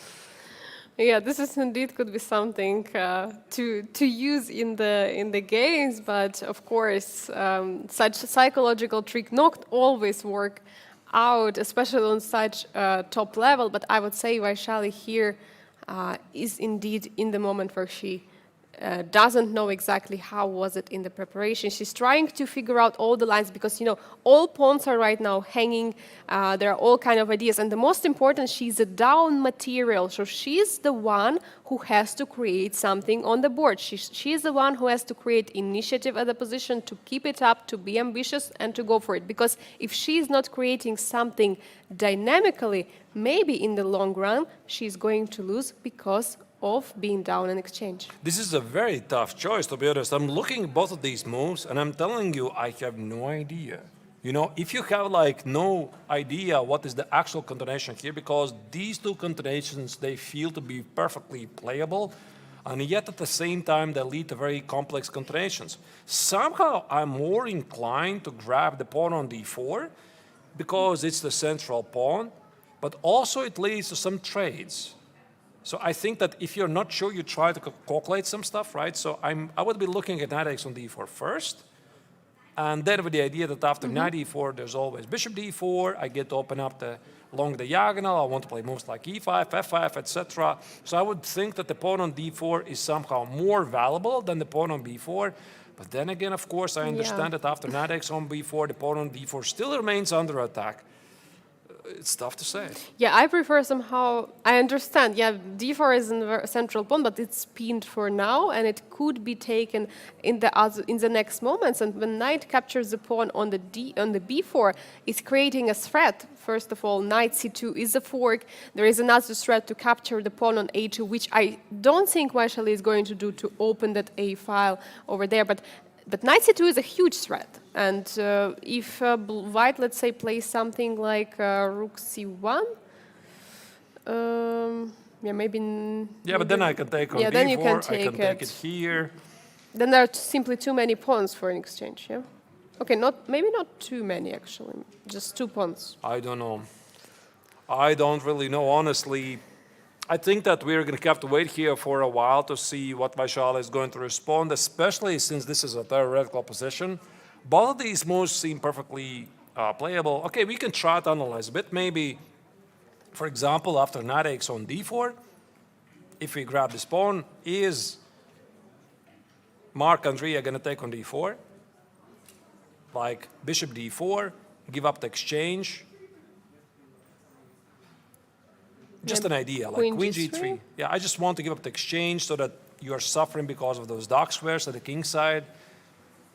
I don't really believe this attack myself, to be honest. Because there is always some f6, yeah? Yeah, there's always f6, precisely. The pawn on e4 is also under attack. Not so clear. Maybe you don't take on d4. But again, knight c2, knight f3, there are big threats. You know, one thing that makes this position so difficult to evaluate, because white has the extra exchange, but at this level, you are very accustomed to the idea that it is pretty normal to give it up at the right moment, to sell it back for the right price. And that's what makes this position so hard to understand, because also for Vaishali, any move that she is going to consider, either knight b4 or knight b4, she cannot automatically assume that white will defend the exchange. There might be some scenarios, for example, let's say after knight x in b4, for some reason, let's say d5 works. Okay, I see it's not working because of knight c2, but just let me show the point. For example, there might be some scenarios when actually this is really great for white, and there's no fork on c2, because white is going to put the queen on c3, play something like bishop h6, and because of those dark squares, it's pretty dangerous. But again, that's why they're really grandmasters, and most of the players are club-level players, because the club-level players, they more tend to think, oh, there's an exchange, I'm going to lose it, I cannot do this. But for grandmasters, it's a different one. It's completely different. I just sacrifice that exchange. I just go for it. I mean, also, if you remember, after the rook was taken, how many tempos did black won with that? Like black would play bishop b7 with a tempo, then rook a8 with another tempo. So there has been so much time which Vaishali won, which is of course crucial. Time is very crucial in chess. We'll see. Very complex game, very exciting game. It might lead to super complex variations. We are going to head to check more games. I would suggest to go to the bird's eye view and observe what we are seeing in all the games, make our evaluations. Here we have on the top left corner, Ike Matrievsian is advancing at the queen side with some pawn pushes, and his opponent, Abhimanyu, is considering to get two bishop advantage, a perfect two bishop advantage. On the top middle board, we have the game in question, Marc-Andrea Maurizzi versus Vaishali. Top right corner, that's the game, Angelica. Actually, I would like to go next. Vincent Keimer playing versus Pragananda. Couple of moves have been played right there. Lower left corner, Salem Salek plays against Ihor Samonenkov. Couple of moves have been played, and we have some sort of an IQP position on the board. And by the looks, it feels that Samonenkov has managed to normalize the position, which is good news for the fans from Ukraine. Sam Shankland on the top middle board plays against Limle. The position feels about level, still the same isolated pawn on d5 stance. The bar gives even black minor preference, but I suppose it's about level. And finally, on the lower right corner, we have Jonas Bolbiera playing against Alexander Donchenko. It's a nice, quiet position where the Danish grandmaster is slightly pushing. Yeah, and I would agree with you, Arturs, completely. Let's jump into the game of Vincent Keimer against Pragnananda. That was a very exciting opening, already pushing this e5 idea. And we see that there is an f6 break happened on the board. Where we left it, yeah, this f6 makes perfect sense to try to open up the docks by bishop on g7. We left it after e5, I believe, and Prague played b6. A very deep move, you know, just in case, protect the pawn on c5. I think also Magnus Carlsen played something like this in the aforementioned World Championship match back in 2018 against Caruana. Game one, if I remember correctly, there was either queen c7 very early or b6. It's just a necessary move. a4. Yeah, this is, by the way, what Hans Niemann played against me in this game earlier in June, although in a slightly different setup. So the idea is to play a5, create some weaknesses on b6, so black is pretty much obliged to play a5, although in the long run this creates a potential target on b6. And the question is how to proceed. Basically, f6 is the one way you can break in the center, this e5 pawn. But you know, I really like it. I really like how Winston played it out. Because if you go back from the very beginning, right, let's make it a step back so that we can appreciate Winston's very deep idea. And he is not really, most of the time, an e4 player. He's mainly d4, c4 player. So look at this. So he plays the Sicilian Rossolimo, takes on c6, plays short castle, which I even called inaccuracy because I believe the king is sometimes standing in the center. Vincent had different ideas. It's not an inaccuracy. I was just joking a bit. So here, Vincent plays d3. And instead of the automatic knight c3, which very often is played in this position to protect the pawn on e4 in many lines, in case black plays c4 and tries to undermine the center, he does it differently. And notice this knight on b1. It stays. Why is it? Yes, it stays on b1. And why this is happening? Because he's not entirely sure that the knight stands perfectly on c3. Because when you look at this, yeah, I mean, why? Why the knight should be standing on c3, right? Because it has no future on b5 and d5. Knight a4 makes no sense. So what Winston is doing, he's delaying the development of this knight. Perfectly logical idea. It's not very common, so he played e5, he played a4, he played bishop f4, and now this is what I call, with his last moves, he got the information because of a4, a5. Now he knows where to put his knight. It's not on c3, it's on a3, so that the knight is getting to c4 to hit a pawn on b6. How about that? Yeah, this is a perfect maneuver also, trying to show black that b6 and a5 pawns are the weaknesses there on the queen side. And even though there are so many pawns there, c6, c5, b6, a5, it's not so easy for black to push those.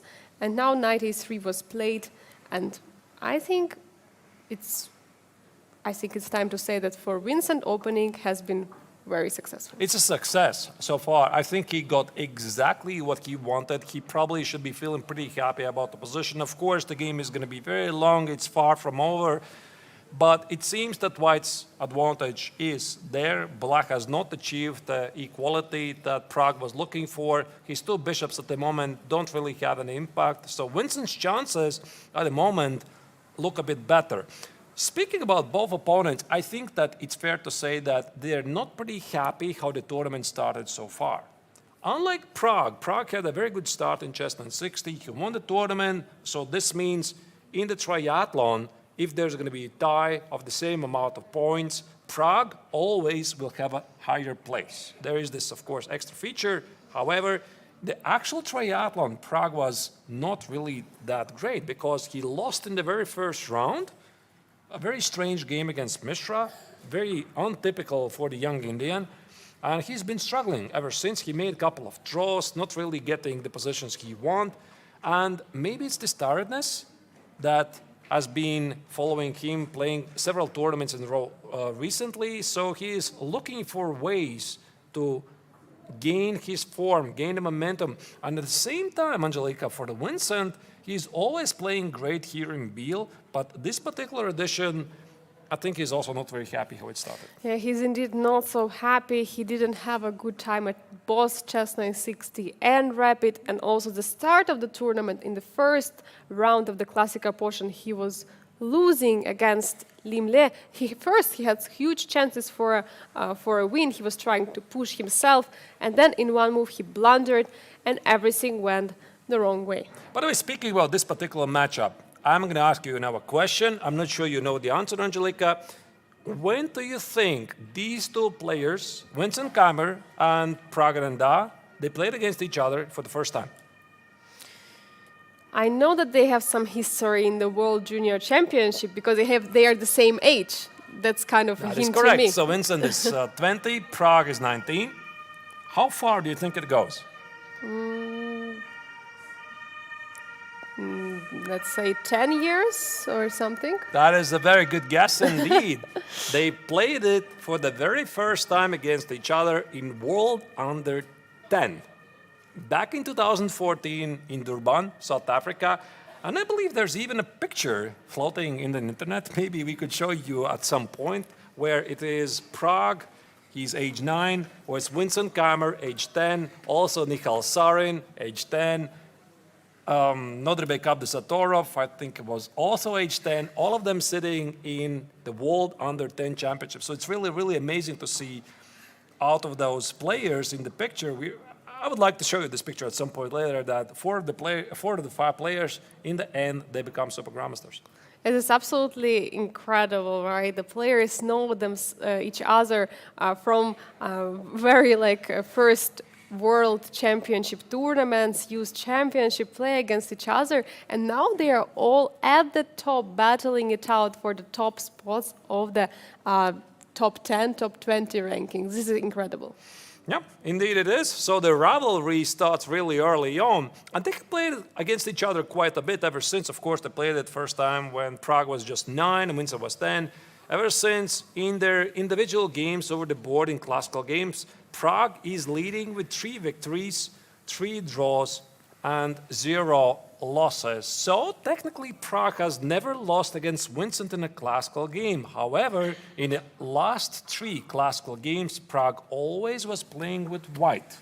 So something is changing here. So Vincent finally has a chance to strike back. He have also played a couple of rapid games, blitz games, a lot of online games.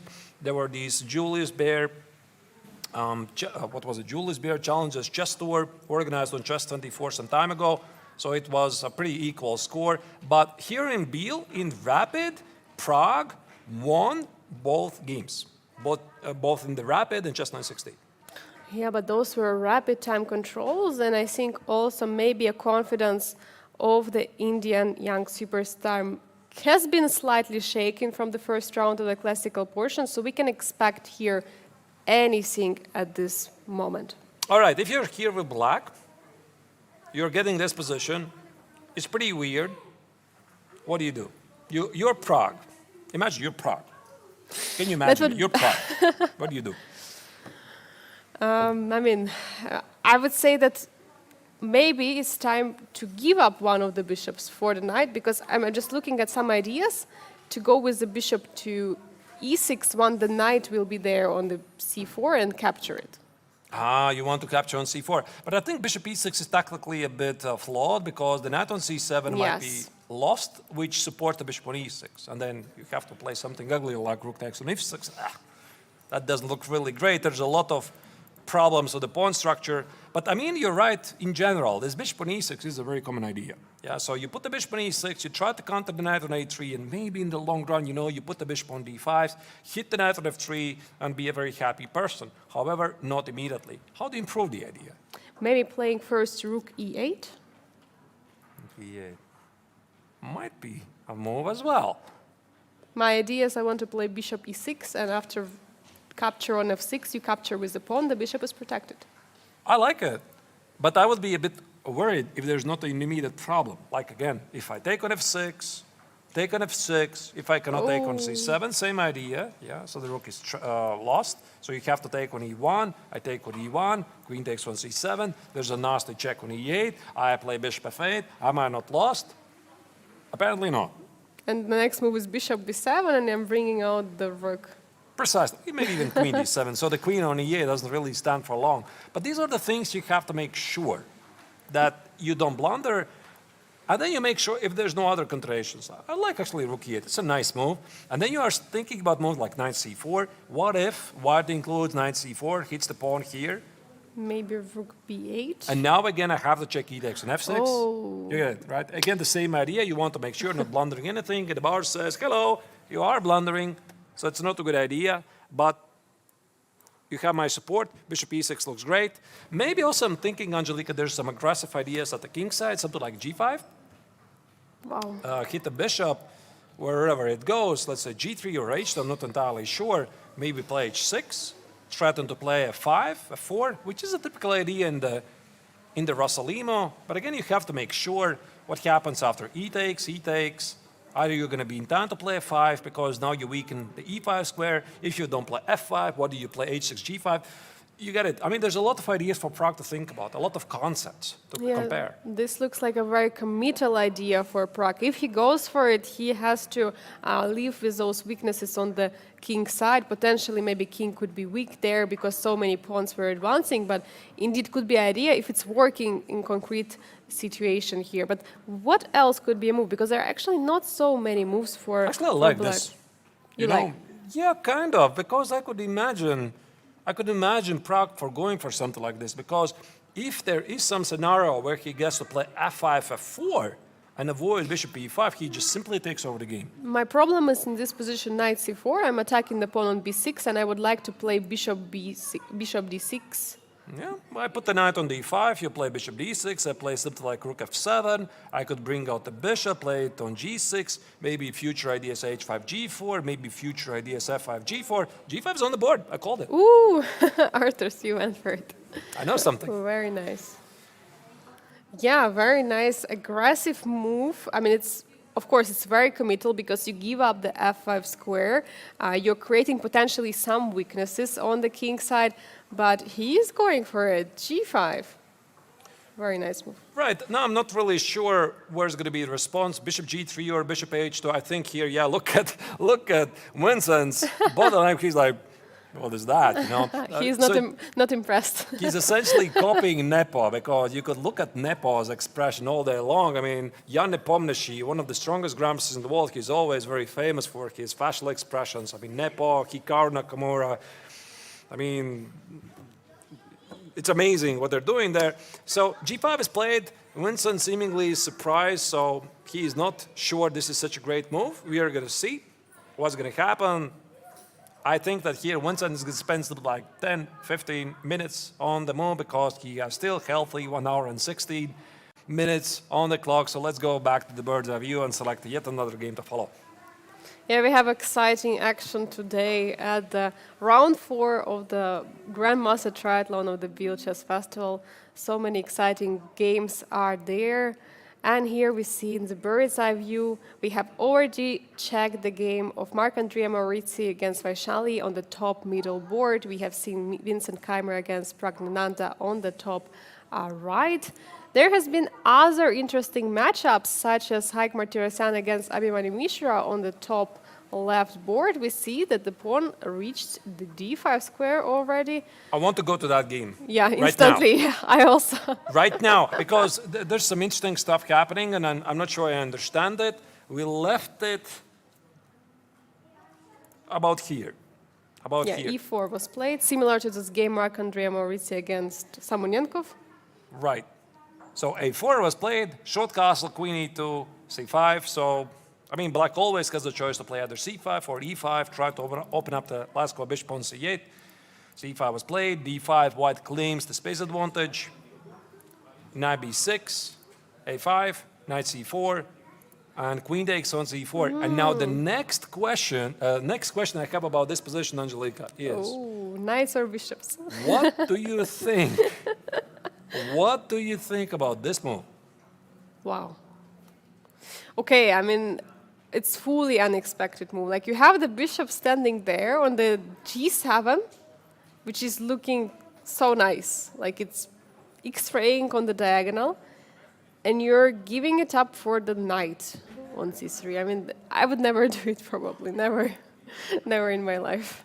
I am really surprised. I have to tell you this, because this idea of bishop takes on c3, it is a common idea, although in different positions. So let me just show you. You know, I'm going to go way back, but you're going to get the idea. So for example, I play an opening. For example, g6, c4, bishop g7, knight f3, c5, knight c3, c takes, knight e4, knight c6. Yeah, so black has this powerful bishop on g7. And sometimes in these positions, there are moments when black gives up this very powerful bishop on g7. So it's like, oh no, what you're doing? So bishop takes on c3, b takes on c3, and black plays d6. So black's idea is like, I don't really care about those dark squares. It's nothing special, you know, because you can't checkmate me there. So white still proceeds to set up the Maratzi bind. Black plays most like knight f6, e4. Black plays most like bishop e6, bishop e3, rook c8, knight e5, and now you start to get the idea, right? There's a very serious pressure against the pawn on c4. And these dark squares, okay, they're weak really, but the pawn on c4 is as well. What I do not quite understand, Angelika, how is this similar to that scenario? Because with bishop takes on c3, black does not double anything, right? So b takes on c3, there's only one c-pawn. And then the game proceeded with bishop c3, e takes, queen d6. I just do not quite understand. I think that what Mishra wanted, he wanted to get to this position, which he thinks he's doing okay. But why would you give up this bishop? I mean, you have almost, you have still some pressure in the center, right? The pawn on d5 can be taken any time, and the position might get even more open. For that, you would need two bishops. I think he simply did not like this position. So e takes on d5 would be a huge mistake. Queen d6. I can easily imagine some e5 ideas. Bishop e5, knight e5, queen e5. There's a lot of great moves. Queen c5, threatened with a fork on e7, winning the queen, rook e1, etc. There's a lot of dark square holes in black's position, so I don't like it. But the question is this really necessary? This e takes on d5 and there's nothing better? So it's all about, I think that Mishra simply did not see how to continue from here, because white is also threatening to play e5 next, by the way. So if you play bishop d7, like, what kind of move do you make for black? Maybe rook d8. Okay, rook d8, right? I play e5, and Mishra was like, not sure. What is this position? For example, e takes on d5, knight takes on d5, Queen e6. queen e6, and I play rook d1, the pawn on c5 is under attack, etc. So he was not sure about this, like at all.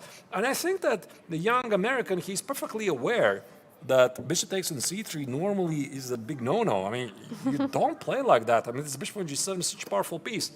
But in his point of view, it's a very concrete move because he wants to continue with e takes on d5, and he's pretty happy with this position. The bar, however, kindly disagrees. And actually, I really like white here. Yeah, I really like white as well. There is a huge space because of this pawn on d5. Potentially, it could be a passer. The pawn on a5 is restricting black as well. There is no real b6 right now. I mean, b6 could be played at some moment if the rook is not on a1, but currently there is no b6 move. Potentially, the c5 could be also a weakness, and such maneuver as knight d2, knight e4 looks very tempting to me. There's one game, Angelika, that I played myself in a very similar setup. I think it was year 2016, 17, I don't remember. I played against a good player from Great Britain, Glenn Flear, if I remember correctly. I apologize if I mispronounce his name. And it was exactly the same structure from the white's perspective. And I continued the moves like queen e3, c4, knight e2, and queen c3. So let me just show you, for example, here. I'm just going to make a lot of useless moves for black, here, here, and here. And this was a massive problem, because now knight e4 is incoming. If you play bishop f5, h3 is very annoying. Yeah, h3, g4, push away the bishop. If you play h5, you still run kind of into g4 ideas, takes, bishop g4, knight e4 ideas, s3 ideas. So it's really scary. These are very weak dark squares. Of course, I just wasted like million tempi for black, but you get the idea. And I think this idea of playing c4 to support the pawn, getting the queen on c3, and then using your idea knight e2, knight e4, it just makes perfect sense.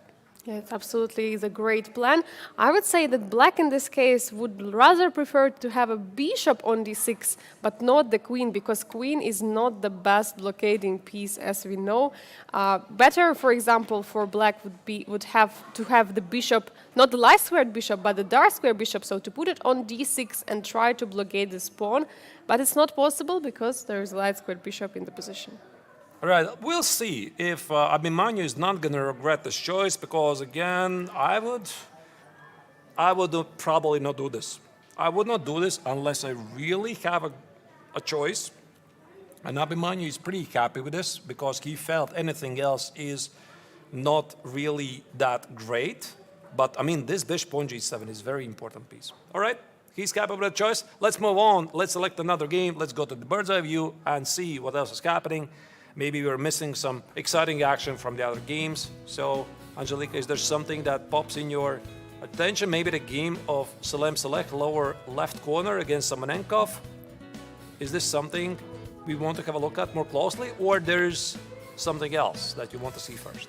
Oh, there are so many interesting positions here. I'm just also looking at the board of Sam Shankland against Lim Le. I see there is some doubling on the C file. We see that the pawn structure has been changed in the meantime. There is no more IQP position. Also, Jonas Biel against Alexander Donchenko. There has been some A4 break just now. But Saleh Salem's game against Igor Savenkov looks also super interesting with all the pieces on the knight on e4. And let's jump right there and check out what happened, what have we missed in that game. Good call. So that's the game. Salem is playing with white. We left it when he made the e4 push. In case the viewers, you missed it, there was this moment when the Emirati Grumps decided to include bishop h7 check, right here, check. A very deep idea, so that the king is standing on h8. In some lines, the pawn on f7 will be more vulnerable. The king on h8 in endgame is going to be running towards the center, one tempi slower. King f8 feels a bit risky with so many pieces on the board, so that's why king h8 was played. Bishop d3 here, and we left it about here when Saleh played e4, and ever since a couple of moves have been played. D takes knight e4, bishop e4, rook e3, knight b6, black is rushing to finish the development, and a3. Actually, not so many moves have been played. Yeah, not so many moves, but this e4 break is so interesting. Like normally you would like to break with a pawn on e4 when you have the pawn f3 supporting it, but we see that Emirati Grandmaster is not really worried about it. He's pushing e4 instantly. He's having isolated pawn on d4, but what I like in this position is that he has this battery on the king side. He has the knight there in the center on e4 square, and black pieces are mostly on the queen side. Indeed, there's a lot of pieces on the board. And how would you, Angelika, explain to a casual viewer what are the main ideas of the so-called IQP? Meaning, I have the pawn on d4, I have the isolated pawn on d4, what I'm supposed to do, and black is playing against an isolated pawn on d4, what he is supposed to do. Yeah, so it's of course very important once you're playing against or with the isolated queen's pawn to know what are general guidances, so to say. I mean, generally it is said that you are not supposed to trade pieces if you're having isolated queen's pawn, because the more pieces you trade, you're going to the endgame, you're weakening the pawn as much as possible, and then you might lose because this pawn is just going to get lost. So that's something what, of course, black prefers. Black prefers the trades. White is the one who doesn't want to trade. The other point is that there are also, for the player with the isolated queen's pawn, the squares of e5 and c5 in this case, which could be an outpost for our knights. While black is trying to blockade the pawn and not to allow to push it to d5 with a knight coming to d5, and in this position actually knight d5 also could be an idea. I completely agree with everything you said. Maybe I'll also contribute something from my perspective, is that from the white's perspective, you want to go for an attack. Yes. Which is basically what Angelika just said, right? I don't want to trade pieces. I have so many beautiful pieces here in the center. I'm thinking about going for a kingside attack. Yeah, this knight c5 or knight e5. By the way, now, do you appreciate the bishop h7 check? Remember what I told you right here. Bishop h7, in some scenarios, this is going to be a great move because the pawn on f7 will be under attack. This is what I said. And now look at this. So the game continues. There's e4 push. Here and there, here and there. And if the bishop retreats, now we have knight e5. I'm actually also wondering, have not white had a move queen b3 instead of a3? Here. Double attack? Ah, knight d5. Oh. Yeah, knight Not e5. in I type, see. I not see in your type, point. yes. Yeah, good point. You wanted to eat a pawn for free. But yeah, there's knight e5. It protects the bishop on b4. It hits the rook at e3. But I think this idea of knight e5 is always in there. Let's say here, knight e5. If the king was on g8, this was not possible. Again, that's why the small check sometimes makes a big difference. So let's say black will play bishop e6, and I suppose white has such a great concentration of pieces at the king side, so looking for some sort of a kingside attack, which is where exactly? I have no idea. You know, I'm thinking about some rook g3 ideas. Yes. You have something else in your mind? Yeah, I thought actually knight c5. Is knight c5 possible? I want to take that bishop and jump to the f7 square. Yeah, maybe, but that's not an attack. I want to use this knight to attack. You want to attack with I the want to knight. attack. Okay. You know, I don't want to jump to the pawn on b7. I want to attack. I want Because to use these knights. my problem is that d4 pawn is also hanging at this moment. So we're supposed to make sure that the queen take on d4 doesn't I'm bring happy any... to sacrifice it. You're happy? Yeah, I'm Okay. happy to sacrifice it. You know, I'm going for the attack, but to be honest, I'm not entirely sure how to do it. Like, I was trying to cook up something here like... Or maybe rook h3. Yeah, rook h3 is... Oh, yeah. Yes, you cannot take because there is a knight There's a f7. fork, yeah? Yes. But, I mean, still the question is what happens after queen d4, and then you're seeing some ghosts like knight g5, some ideas here, so you could easily imagine some tactical possibilities here, and just, of course, the Yes, usual laughing Engine at us. hates it. But it's fun. It's fun. So knight e5 is definitely there at some point. Yeah, very nice idea by Salem. I mean, he's for sure the one who is trying to find the initiative here. We still see that the bishop is on c8, not developed. It's not also so easy to find the moves for black, but I think something like bishop e6 is the way to develop. Right. Yeah, of course, in some ideal scenario, what would be loving the possibility to jump with the bishop over the queen, creating a very powerful battery so that there would be a checkmate threat on h7. Maybe at some point later, White's going to play bishop c4, bishop a2, bishop b1, remove the knight, give a checkmate on h7. We're going to see, but I think that we're going to agree on one thing, Angelika, right? White wants to go for the attack. Savenkov wants to trade some pieces, so they have their goals pretty clear. By the way, Savenkov just made a move. He played bishop e7, and right now it is Salem Saleh to make a choice. Yeah, this idea of changing the places of the queen and the bishop is actually very nice. Something like queen d2, bishop b1 could be played as well. And then you decide to go on c2 or d3, yeah, with the queen. This is also incoming with a threat of knight e5, so Salem cannot just ignore this threat, and he can't really just focus on his own ideas. Also, knight e5 is something that you want to include in your calculations. So he is going to spend here for quite a while. Let's go to the bird's eye view and select the next game to follow. There were a couple of nice positional approaches. I mean, there's actually a mix of ideas. For example, if you're looking at the games right now, we see the craziness. I mean, there's two crazinesses. Look at this. I mean, Yes. Mauritius's game versus Vaishali, top middle board, where she decided to take the pawn on d4. She's down in exchange for beautiful compensation, total mess on the board. Look at the time, by the way. She's down half an hour on the clock. She having 27 minutes. Wow, that's a lot. Also, look at that. Prague is playing against Vincent Kammer. G5, H5 is on the board. So, going forward, and Vincent has been playing pretty quickly. He anchored the knight already at the queen side. We are going to check that game, of course. Also, the game of Sam Shankland against Lim Le, the middle board on the lower part, seems to be completely symmetrical, and if somebody can press there, it's only black. That's my impression. I mean, the two-time champion Lim Le is just too solid. You can't easily break him down like that. And then we have Jonas Buhler against Alexander Donchenko, lower right corner. Actually, Angelika, that's the game I would like to go because I really like what Jonas is doing there. Let's go there. Jonas Buhler is actually right now putting some pressure, on the d6 pawn. The d pawn cannot really move at some moment, but now queen is on g5. What is happening there? Is there some attack ongoing? No, there's no attack. He's just trying to do some counterplay. But rook a6 is actually a move here. Rook a6. If we don't really go too much, what happened before? I mean, there was this beautiful double exclamation move, queen d2. I mean, it's not really a double exclamation move because you see this queen is taking on d5 and the rook on b7 is lost. So a couple of moves were played ever since. Biel did put the knight on e3, by the way, but with a very funny way. Look at that.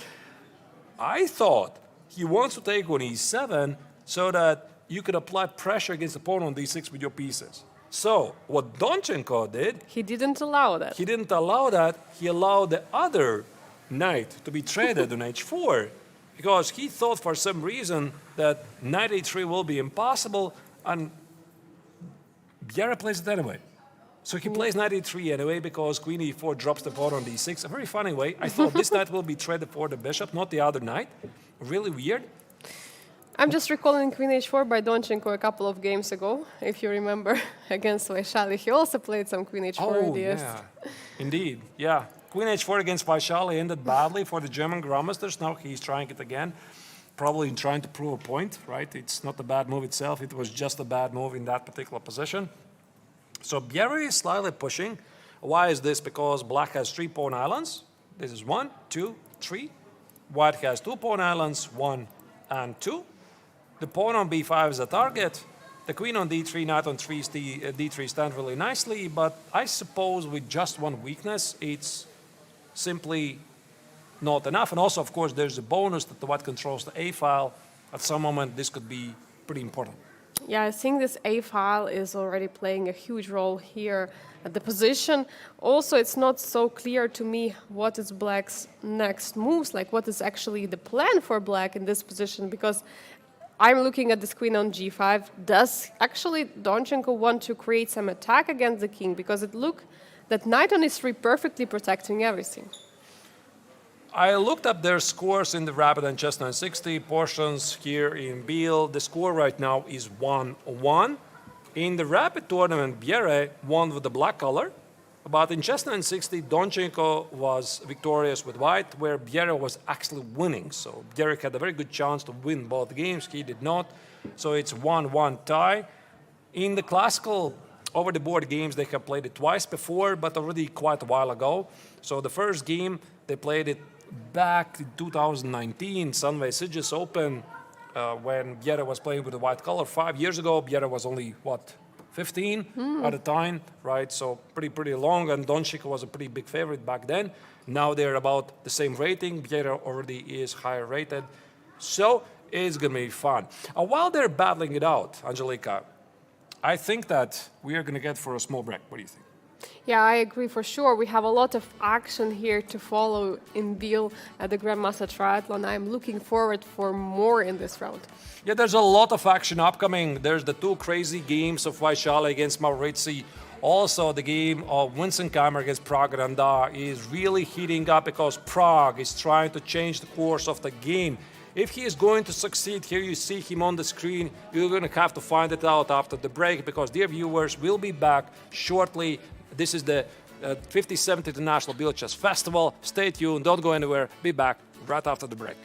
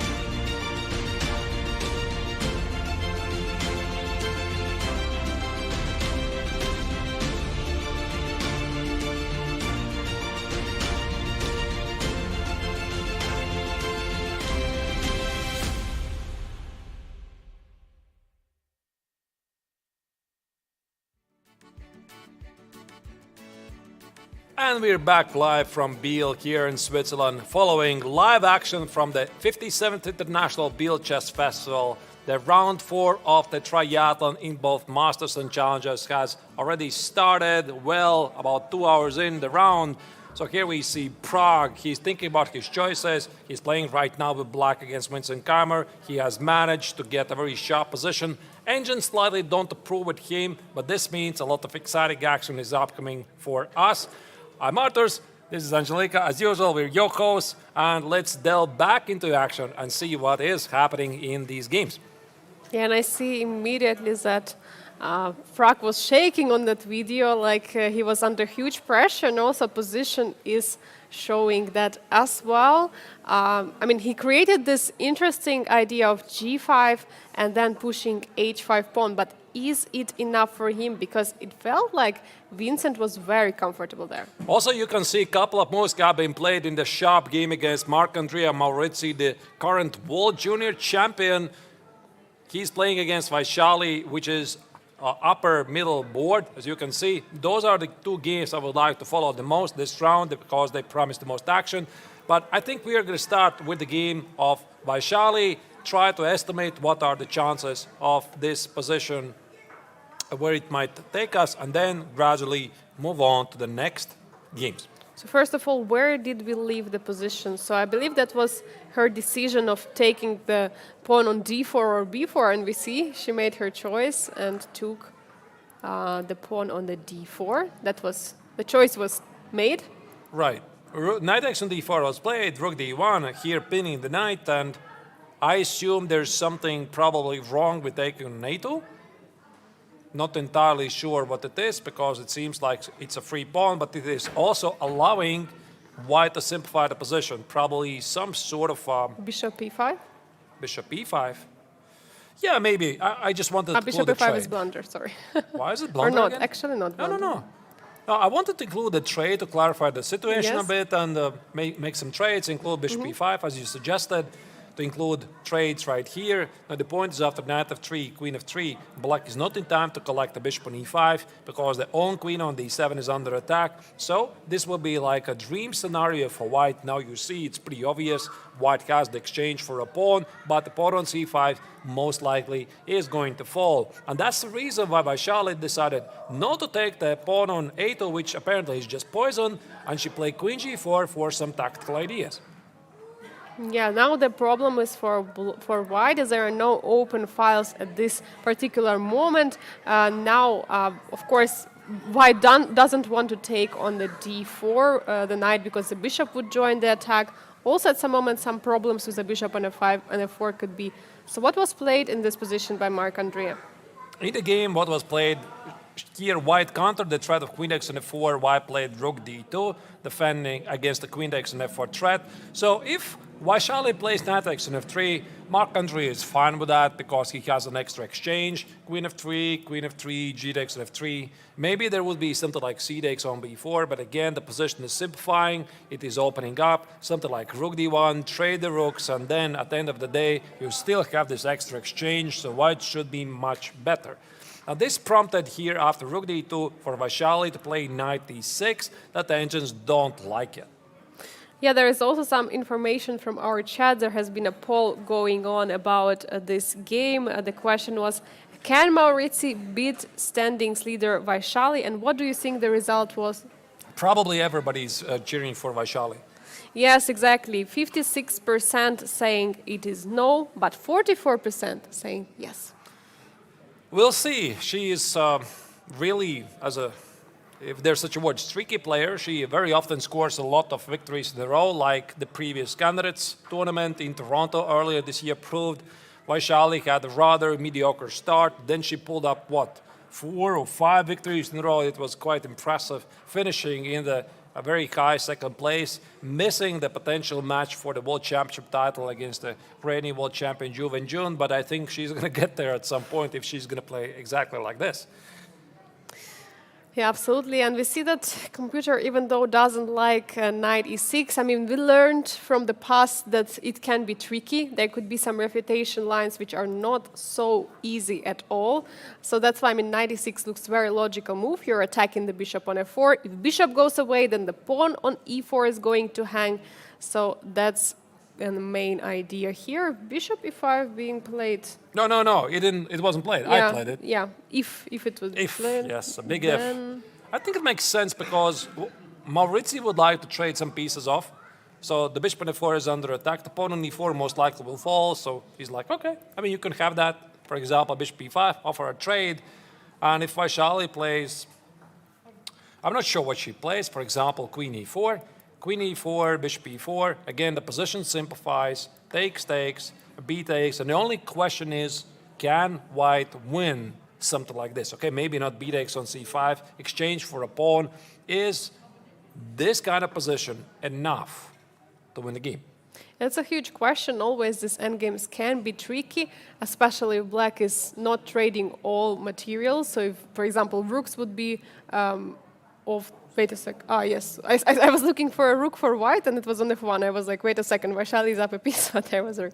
So if the rook's getting traded off the board and light pieces, then it would be just rook against the bishop, which would be not enough for Vaishali. But since there is still a rook on the board, it could be tricky, especially with that c pawn. All right, let's again imagine some dream scenario for both sides. This is what we already tried in the game of Salm against Igor Savenkov. Let's try to do the same exactly here. What do the both sides want to achieve? So what Maurizi would like to do? He would like to trade rooks, obviously. He would like to trade this minor piece for the bishop or the knight. Why? Because he has the material advantage. And when you have material advantage, you want to trade pieces. You simplify the position. In the meantime, what Vaishali would like to do, she would like to trade as many pawns as she can. So this means probably these queens are pawns, because if they're gone, then it's only 4 pawns versus 3 at the king side, and then essentially this extra exchange doesn't matter. For example, there could be an endgame where white has just a rook and 3 pawns versus 4 pawns to the king side and the knight and the bishop. This should be pretty obvious draw, but of course, I mean, white will be slightly pushing. And that's why here Maurizi is not going to rush and think about, of course, bishop e5 is the prime candidate, but is there even anything else? And of course, it has a lot of time, since almost the whole game till now is a preparation for him. He has 1 hour more on the clock, and that's why learning from his past mistakes against Salem, he for sure has to be a little bit more precise and to think more, take more time on the game. And also in the previous game against Jonas Biel, right, he had also the winning chances there, but one move decided it all, and he went to the losing position. But Vaishali also has a very creative mind, and actually after bishop e5, I'm not entirely sure that she has to do this, that she has to go for this endgame and then try to survive. There could be some other moves as well, like bishop takes on e4, also looks a perfectly legit move to keep the queens on the board. For example, after bishop takes on g7, Angelika, I'm looking at bishop takes f3, I'm also immediately looking there. And this is looking pretty holdable for black. Very, very solid, beautiful. Knight on e6. White's pawn structure is pretty damaged. I would just say this is very hard to win, if even possible at all. Yeah, it's super hard to win. Of course, if white manages somehow to create an attack on b6 pawn, but you at the same time have to protect the pawn on a2, so it's very difficult. But so far we are having a great game here. Huge material imbalances.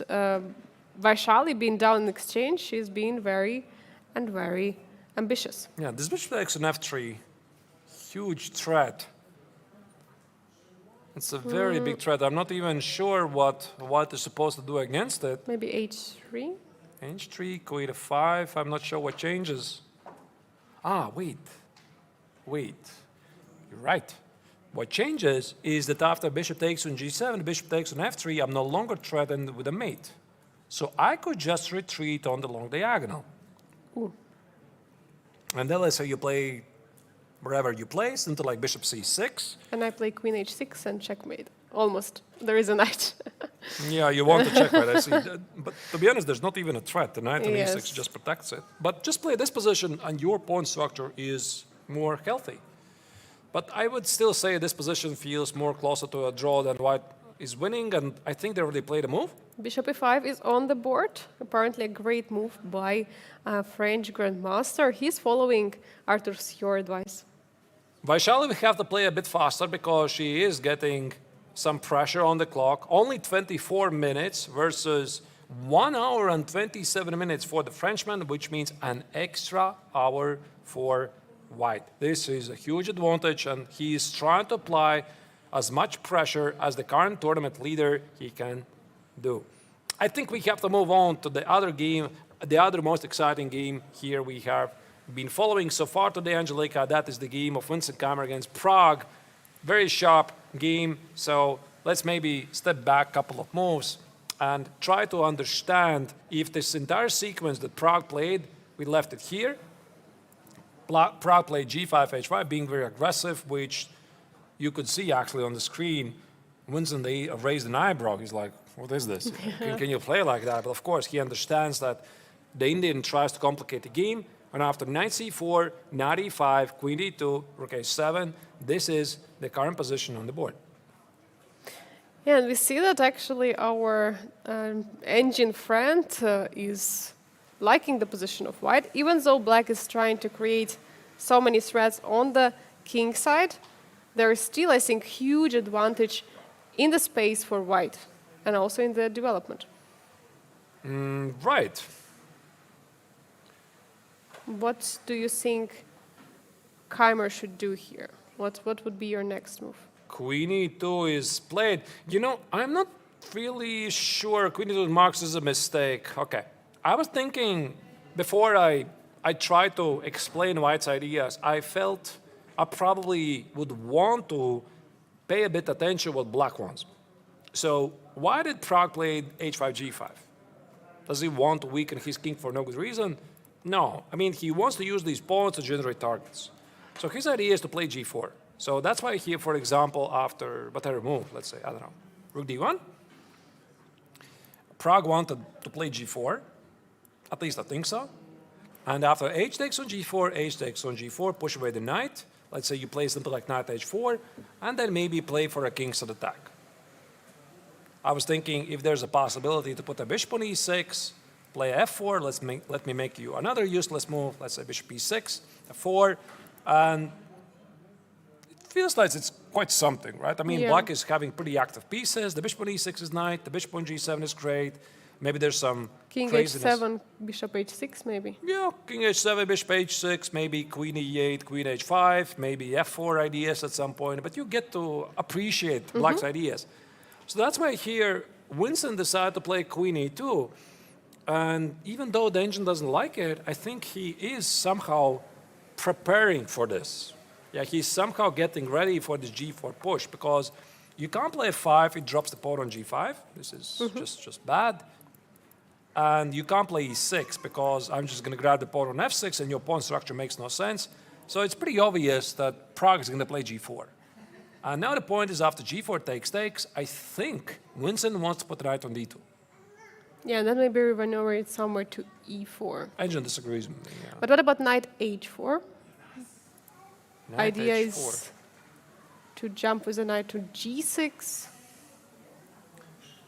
Sure, but then again, then I don't understand the move queen e2. Why queen e2 is so necessary? It could be that Keimer simply treats the g4 move in his favor. He's not afraid of this, unlike some other club-level players who are sometimes, intimidated. I have two pawns on h5, g5. It's like, oh no, there's a very strong attack. Panic time. Everything fall back. No, I think he is simply not afraid of g4, and he treats that this actually creates him targets. And also the queen on e2 hits the pawn on h5 in some lines. Let's say remove the knight, play knight e2 and hit the pawn on h5. Apparently, engines think there was something better. What could it be? I mean, It's got to be e6.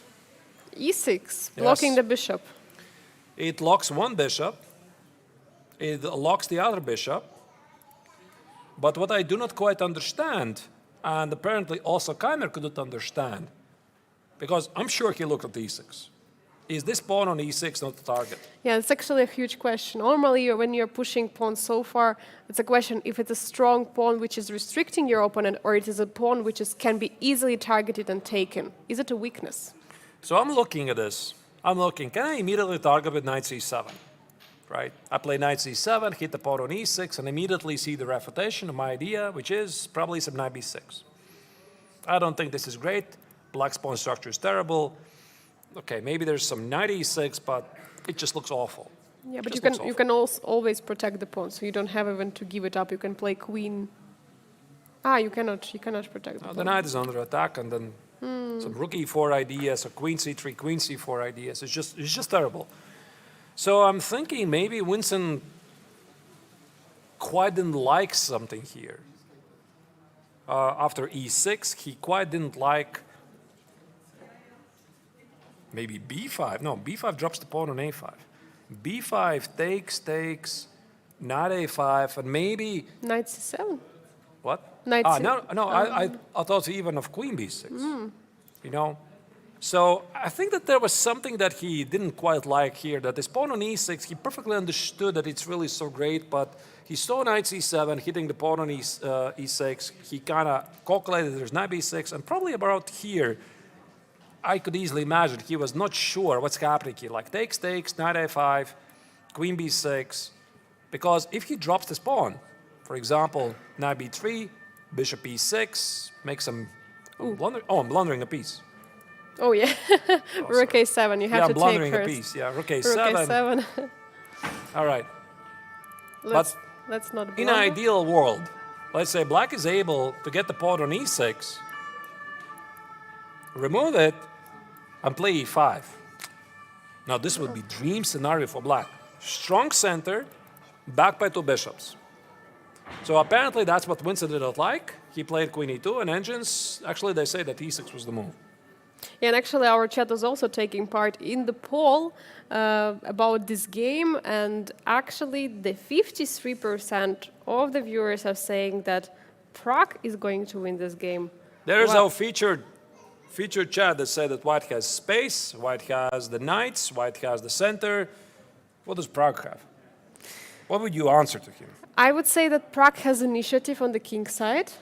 That could be something what he could use with this idea of the g4, bringing quickly the queen over to the h5 square. I mean, there for sure are some underwater stones in this position. You might objectively like position. I mean, I also prefer white's position right now, but there could be some concrete ideas on the king side for the Prague. All right, that's maybe indeed a case.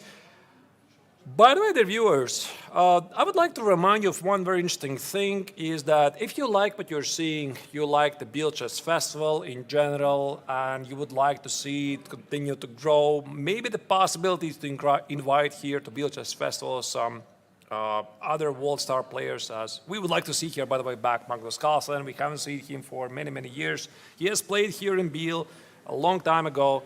There's the possibility for you to directly make it happen. We have created a page on Tipeee. You can support the festival. You can go on the official website, bielchessfestival.ch, and then show your support by supporting the festival. We would really, really appreciate it. Thank you to anybody who made it happen. There's even a special alert coming out. If there's a donation, your name will be on the screen. Yeah, thanks to all the audience who is watching, and if you can afford, of course, do it. And here we see the bird's eye view of all the games which are ongoing. We have checked the game on the top middle board, Marc-Andrea Maurizio against Vaishali. We have just seen the games Vincent Keimer against Pragnanda, those two very exciting games. But other than that, I see some improvement in the game of Ike Martirosyan against Abhimanyu Mishra. I see the pawn structure has been established. I would suggest we jump right in. Let's go. Let's go to that game. Also, I just realized we haven't seen for quite a while Sam Shankland's game against Limley. That's, I suppose, is going to be the next game we want to check. So, a couple of moves ago, this is the moment when Mishra played this move. Bishop takes on c3. Now I try to pinpoint the moment when this was right here. So this is the moment when the youngest grandmaster in the history of chess, the feat he accomplished at age 12, 4 months and 25 days, beating Sergei Karyakin's record, which stood for a good 19 years. Here the young American decided to play bishop takes on c3. Why? He was not happy about White's ideas to play e5. He had really no answer to that. The knight very often would jump either to d5 and e4. So that's why Abhimanyu thought, okay, I take on c3, no knight, no problem. After b takes on c3, he captured on d5 and played queen b6. Angelika said, queen is a very bad blockator, and I agree. Yeah, indeed, and you also mentioned your game as an example for this position. Just remove the queen, put the pawn on c4, and you're getting very strong protected passer, which is very important for the endgame potentially. And this is exactly what happened. So Ike first played rook e1. Of course, makes perfect sense. Take over the e-file. Bishop f5, queen b3, hitting the pawn on b7, b6, c4. There you go. Ike knows what he's doing. Rook here, a takes, rook a8, rook a8. And I think right now, there you go. So it's a very unpleasant position for Abhimanyu. Why is this? Because remember the game I mentioned to you? So it was something like queen c3, knight e2, g4, and knight e4. Suddenly, White's plan is super easy. And so you can just pre-move every move. Yeah, so h3 is like not only a window for the king, just in case not to miss any checkmates, but you can actually use this pawn on h3 to support a further g4 push. For example, let's say black plays, I don't know, king g7. Yeah, it makes perfect sense. King g7, I play g4. Bishop d7, I play knight e2. So you could play maybe rook e8. I could play, I'm not sure, do I trade it immediately on e8 or I play knight e4? So I could imagine there's some problems, some queen c3 or queen b2 checks, right? How do you deal with this? Yeah, it's actually a huge move. Yeah, knight. Maybe this even is better. Knight I'm not e4. entirely sure.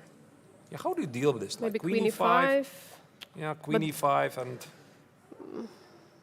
It looks very suspicious for black, but still somehow black is holding. Okay, knight c3 right now would not create any threat. knight c3, I'm not sure. The king is now a bit weak. But I think that this is going to be Ike's direction. So he's looking at this like queen c3, knight e2, g4, and knight e4. The question is how to carry it out. Why? Because, what does the knight on f3 do anyway, right? So the knight on f3 deserves some love. There's no jump knight e4, knight e5 kind of makes no sense. I don't see what it does on c6. Okay, maybe it does something on c6, I don't really know. But this knight e2, knight e4 would allow him to control this very nice outpost on f6, and then somehow combine some pressure against the pawn on b6. I would say that here for Mishra, this is one of the most unpleasant positions he has had so far in this classical tournament. What I've also been thinking, maybe knight could also potentially go to the b5 square, and this idea to push the pawn on d6 and play enter with the rook on e7.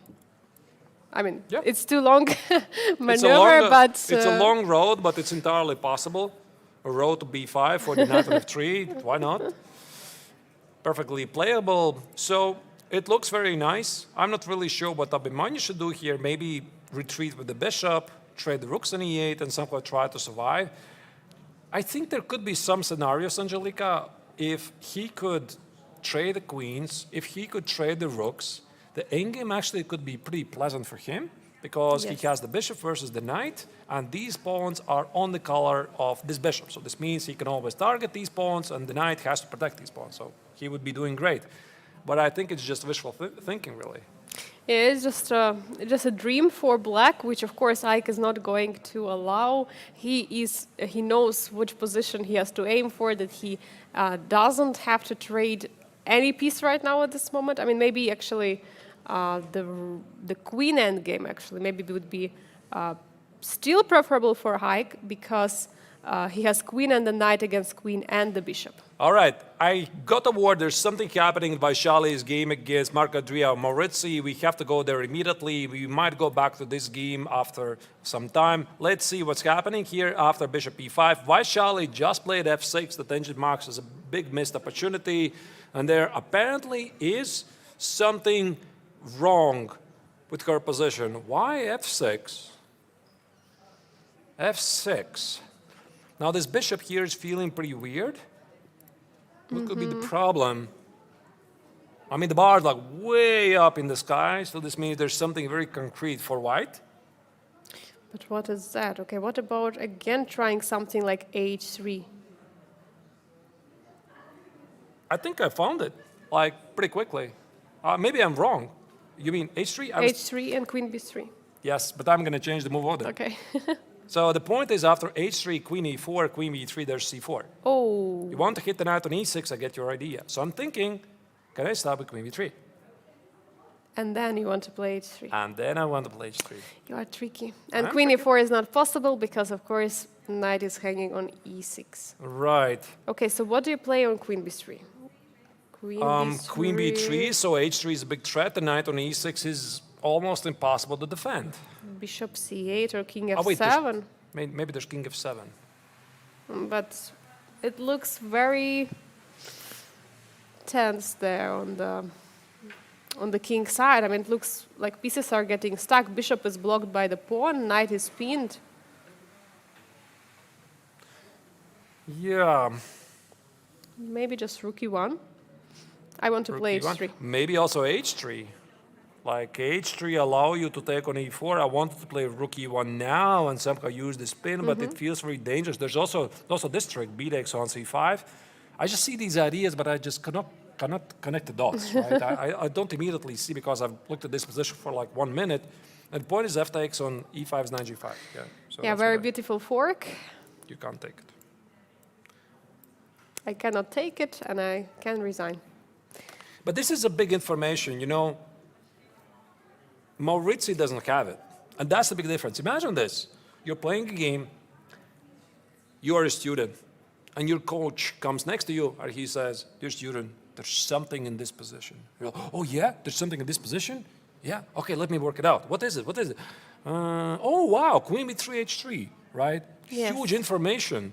But when you don't know it, it's very difficult to pick it up. So you have to be like really tactically sharp. And one of the most hardest things in chess to notice is to notice opportunities that were not there before. And there's this one very famous game that I always remember is the World Championship match. Magnus Carlsen against Vishy Anand. Pardon me, I don't remember, was it match 1 or match 2? Year 2013 or 14? Game 6? Where Magnus Carlsen played against Cecilia Khan. Very nice game where he played instead of king d2, king d1. Or was it, he was supposed to play king d1 and he played king d2. And Anand could have won the game immediately. Like there was a nice sequence of moves where Carlsen was losing to Paulson just like that. The game's over immediately, right? So Carlsen would have lost it. And as soon as Carlsen played it, he saw it. Like he froze basically, you could see. He wrote down the move, he saw it. And Anand spent like 30 seconds and he played something else. Do you know why he missed it? Because this opportunity, this tactic was not there before. And that's why it's very difficult, especially when you're like in a different mindset. You're in the mind, my position is worse, you know, I'm slightly suffering here, my plan is this, your opponent responds with something, oh yeah, now I carry out my idea, you know. It's very difficult to pick up these ideas, so that's why here for Maurizi, also I think it's not going to be so obvious. I mean, this queen b3, h3, it requires quite a bit of imagination because after all, I mean, the bishop on e5 is under attack. Yeah, the bishop on e5 is under attack, and some automatic move like removing the bishop from e5 could be played, but we see that Maurizi has so much time at this position, he can spend it, and maybe he could find this idea. But again, Artur, as you said, you know, once we see some puzzles, you know, some positions from the games of the grandmasters and such players like me, my level, we are solving those positions because we know in that particular position something is there, either tactical or something maybe positional. But we know the move has to be found in the game. You're playing every move, and it's important for you not to miss the opportunity which arises. Yeah, you never know exactly at which moment. Or sometimes like there is in one position it works, in another position it doesn't work, then it works again, then it doesn't work again, so you don't really know. Why Vaishali played f6? Because she was not very thrilled with the alternative. Because bishop takes on e4, I think this is what she didn't like. After h3, queen f5, the important intermezzo move, and only now capture, because of bishop f3, there's no longer the mate threat on g2, and white can simply retreat on a1 and have a nice advantage, which is probably pretty holdable, but she did not like it. Now the question is what happens after f6? Where's the difference? White probably plays bishop g3, and Vaishali thinks that even though this bishop on g7 is sort of passive, it's going to be pretty great. Like, I don't know, queen e4 maybe? Yeah, and also at some moment there is always f5. Yep. And then this bishop becomes really strong. Of course, white could also play a bishop, I don't know, bishop a1 or something. But now, Angelika, you look at this position and you ask yourself, does this make any sense with a pawn on f6? I mean, it doesn't really make that much sense in this position, but the idea of Vaishali was to spare her bishop. Yeah, Vaishali didn't want to trade the bishop because she knew if she going to trade dark squared bishop, she's not going to have as much initiative as she had before. And I think that was one of her most ideas in the move. Even though computer doesn't like it, I think the players understand it. The question is right now if Marc-Andrea Maurizi would find this best move or not. We'll see, and now we're going to the full screen of the position. As you can see here, Maurizi is trying to calculate things. Queen b3 is a very difficult move to find, but if he, I assume he's tactically very gifted, and if he suspects this motive to be there, he might pick it up, but I think it's going to be pretty difficult for them to do. Speaking about their previous encounters, I think we could also look back at the results they've had here in Biel Chess Festival. They have played already 2 games. And do you know, by the way, the results? Who has won those games?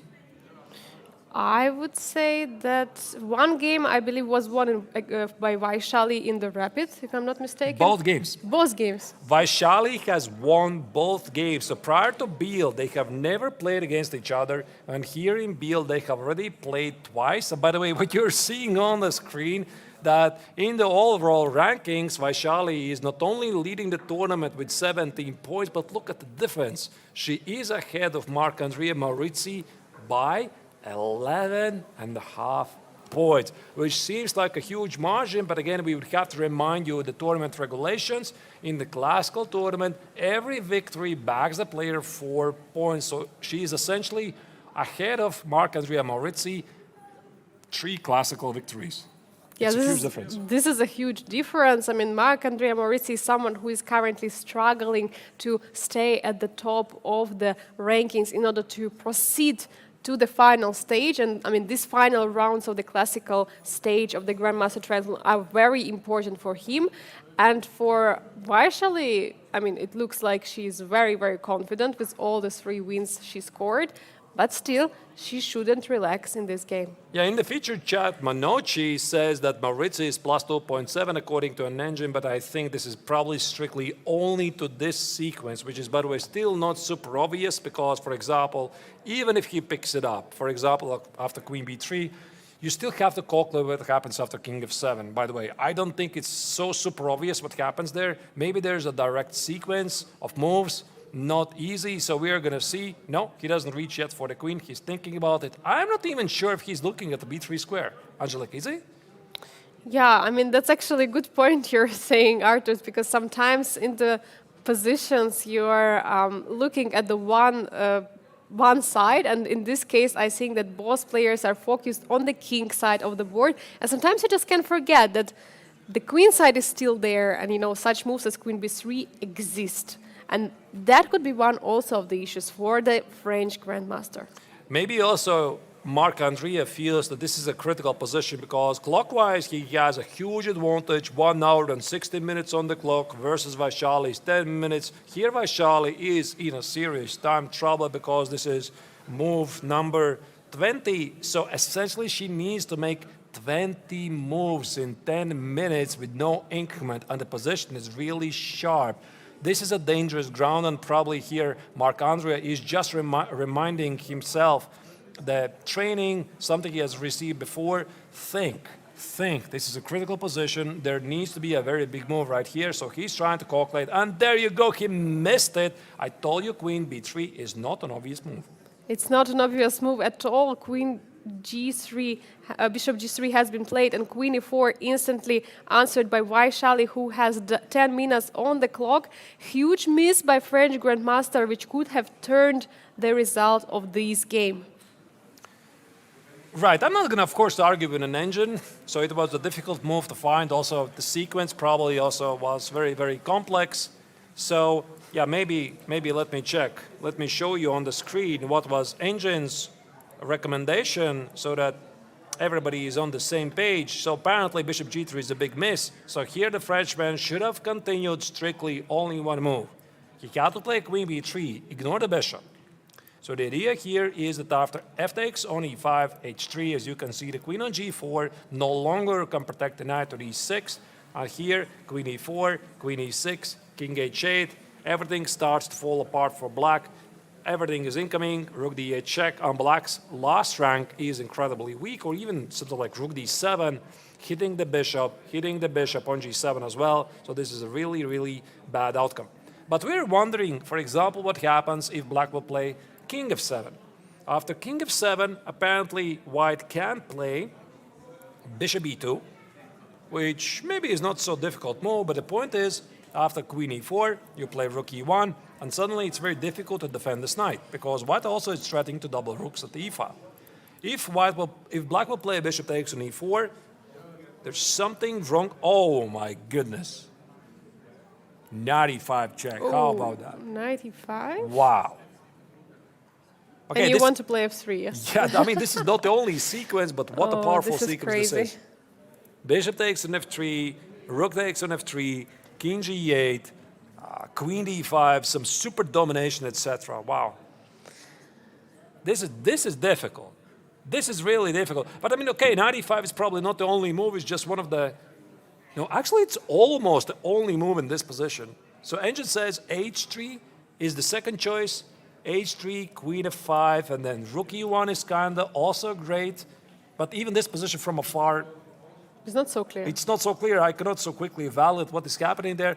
Either way, he missed it. He missed it. He played bishop g3 because he had another choice to consider. And now, right now, Marc-Andrea is trying to figure out what to do here. Yeah, and actually I think the most of the viewers who are watching us, who were voting in the poll for Vaishali, they just got relieved at this moment after bishop hg3 was played that Marc-Andrea Maurizio didn't find that move queen b3. Something that had never happened before, right, in this tournament. I mean, not like yesterday. Yes. Yesterday, exactly the same. Exactly the same scenario. I mean, Vaishali played this very spectacular f5, g5 idea, and her position was tactically failing due to an insane resource, a queen sacrifice that her opponent missed. And everybody in the chat was like, oh my goodness, what is happening there? Yeah, of course, when you're getting the evaluation bar in support of the engine, you know everything, but for the players it's not so clear. And of course, like such move as queen c5 yesterday, here in this position also, could you see that there is a knight e5 move? I mean, it's not easy at all, and that's why the players are missing it, and we see that Vaishali is still there. All right, I think we have to move on to one more game. So let's go to Sam Shankland versus Lim Le. That's the game we haven't really followed for a while because, I mean, it's pretty positional, not much is happening there, but still, let's try to understand what's happening there. Sam's position is a bit disappointing because so far the American Grandmaster has been slightly struggling. I mean, I think he is very happy still that he is here because he was very excited to be the last-minute substitute of Javokhir Sindarov, who was unable to come here to Biel because of visa problems. And Sam, literally a couple of days before the start of the tournament, was offered to take his place. He flew all the way from San Francisco, direct flight to Zurich. He took some sleeping pills. He said it's nothing special. I mean, across 9 time zones, no big deal. So he was very positive about it. However, he's been struggling in the tournament. And I think probably the reason is that at some point the jet lag kicked in. And also he was not quite ready for the tournament. He hadn't had the opportunity to do some of the serious prep that his opponents did. And the tournament, as you can see, it's been a bit disappointing for him so far, but he's fighting. He's a fighter. He is a huge fighter indeed, and we see here that Limle is actually the one who is having a huge space advantage, I would say. The bishop on f2 is not so great for Sam because it looks like a very passive piece. And the rook and the queen are doubled all the way on c-file. I mean, it looks like that Lim has at least small edge. Yeah, I'll try maybe to roll back. When was the last moment we left it? It was something like 10 moves ago. So there was this moment when Sam played queen e3, and I said, I think that Sam here has some kings of attack kind of ideas. And Angelika said, no, Arthur, I disagree. I think that black is going to take over the game. And actually, you're right. Yeah, so this is exactly what happened in the game. So rook c4 was played by the two-time Biel triathlon winner, trying to eliminate the knight. Bishop c5, bishop takes on d4, no knight, no problem. And after rook e1, queen c7, now you can see there's no king's attack for white. The position is symmetrical, and if somebody is pushing here, it's black, because the e file that white controls gives him nothing, and black actually is threatening to do something at the queen side. And that's why earlier we had this, isolated queen's pawn. Now is already transposed to the more mirrored pawn structure where the both players have the pawn on the d5 and d4, but the pawn on d4 is being on the color of the bishop, which is normally not something what you would prefer.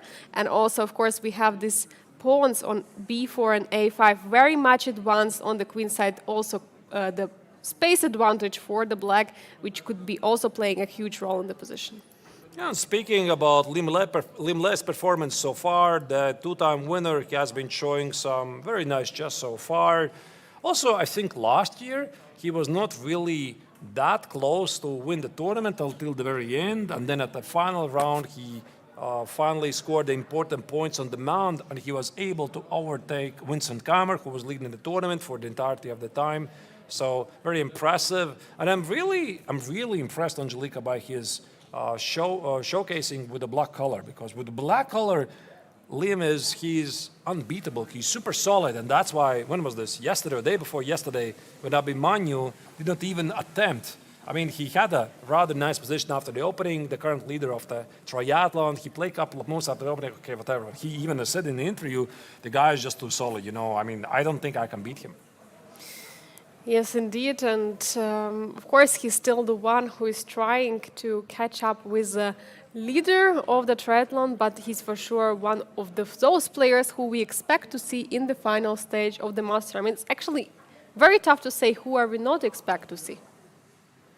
So, I suppose we are going to trust the engine's evaluations, Angelika, right? That black is started better, and even visually, I think we agree, right? Yeah, we agree definitely on that. All right, now the question is, how do you make progress? You're sitting here with black, you probably suspect, I'm doing great, probably I'm not winning, but I have slightly better position. How do you continue? So you have the rook on c3, you control the c file. I suppose you want to do some damage. How do you do it? You're trying to find the weaknesses and try to attack them. For example, starting with rook c2, targeting the a2 pawn. How do you protect it? I was thinking some bishop h4, hitting the knight. You're immediately counterattacking. Yeah, that's what I, in general, try to do. And something like rook a2 would be pretty bad. This king is weak, and if somebody can play this position for the win, it's only white. Okay, I missed apparently something, but the king is weak. What about queen h2 after bishop h4? After bishop h4? Yeah, that's the next move. Here. Yes, but there's one problem. Oh! Yeah, the rook is hanging. That's one problem. That would be great. Yeah, so rook c2 leaves the rook on c2 undefended, and now actually I think that after bishop h4, it's not so easy to come up with the next move. I mean, there could be some tactical ideas. I'm looking at some crazy that this is probably completely wrong. I would look at something like knight e4. So the point is, after knight e4, now I want to play queen h2, and I thought there's somehow a mate. But maybe, is rook e2 a move? I don't know. Maybe it is. I thought this is a mate. I found the mate, right? And rook e2, there could be, rook c1 is bishop e1. This is important. Okay, this is ridiculous. Pardon me, I just... This is crazy, I like it. I try to cook up something here, and I think that also, knowing well how people think in these positions, you just can't really you can't really throw these ideas out of your mind. And I'm sure that Limle also looked at some rook c2, bishop h4, knight e4, and it's like, nah, there's no way it works, right? Come on, let's calculate something more serious. Yeah, and indeed, I mean, as you're mentioning, this bishop h4 is a huge idea right now. So that's what Lim should try to, I mean, find a way how to react on it or what to do. And that's why we don't see rook c2 in this position. But then how do you stop it? Do you... Maybe trade queens? No? No, so that I can always meet bishop h4 with g5. That was my idea. And then bishop... Okay, bishop h4 doesn't make much sense, but there would be g5 played, and you just want to go to c2. It looks like a very pleasant position for black. Yeah, I'm not sure. Maybe. I don't know. You know what I would try to do here in this position, Angelique? I would probably try to do some elimination method. Like, I would eliminate the moves.